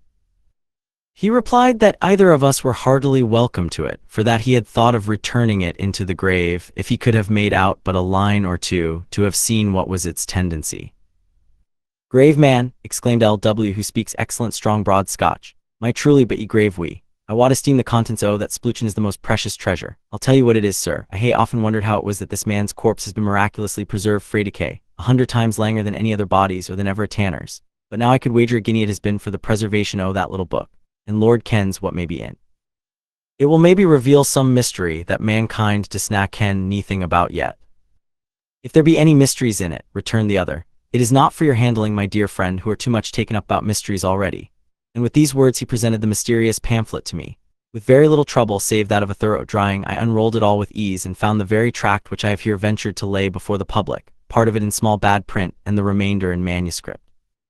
The title page is written and is as follows: "The Private Memoirs and Confessions of a Justified Sinner, written by himself Fideli Certa Merces." And alongst the head, it is the same as given in the present edition of the work. I altered the title to Self-Justified Sinner, but my booksellers did not approve of it, and there being a curse pronounced by the writer on him that should dare to alter or amend, I have let it stand as it is. Should it be thought to attach discredit to any received principle of our church, I am blameless. The printed part ends at page 201 and the rest is in a fine old hand, extremely small and close. I have ordered the printer to procure a facsimile of it to be bound in with the volume, v. frontispiece. With regard to the work itself, I dare not venture a judgment, for I do not understand it. I believe no person, man or woman, will ever peruse it with the same attention that I have done, and yet I confess that I do not comprehend the writer's drift.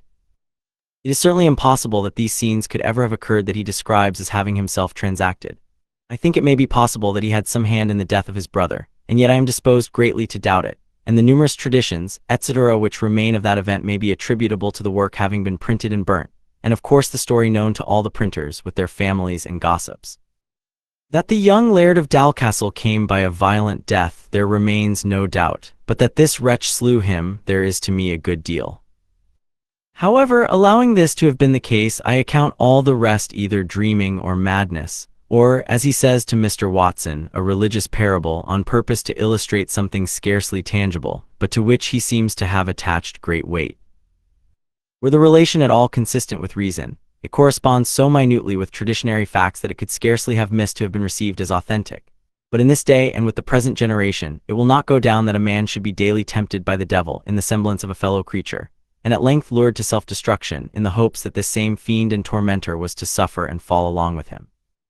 It was a bold theme for an allegory, and would have suited that age well had it been taken up by one fully qualified for the task, which this writer was not. In short, we must either conceive him not only the greatest fool, but the greatest wretch on whom was ever stamped the form of humanity, or that he was a religious maniac who wrote and wrote about a deluded creature, till he arrived at that height of madness that he believed himself the very object whom he had been all along describing. And in order to escape from an ideal tormentor, committed that act for which, according to the tenets he embraced, there was no remission, and which consigned his memory and his name to everlasting detestation.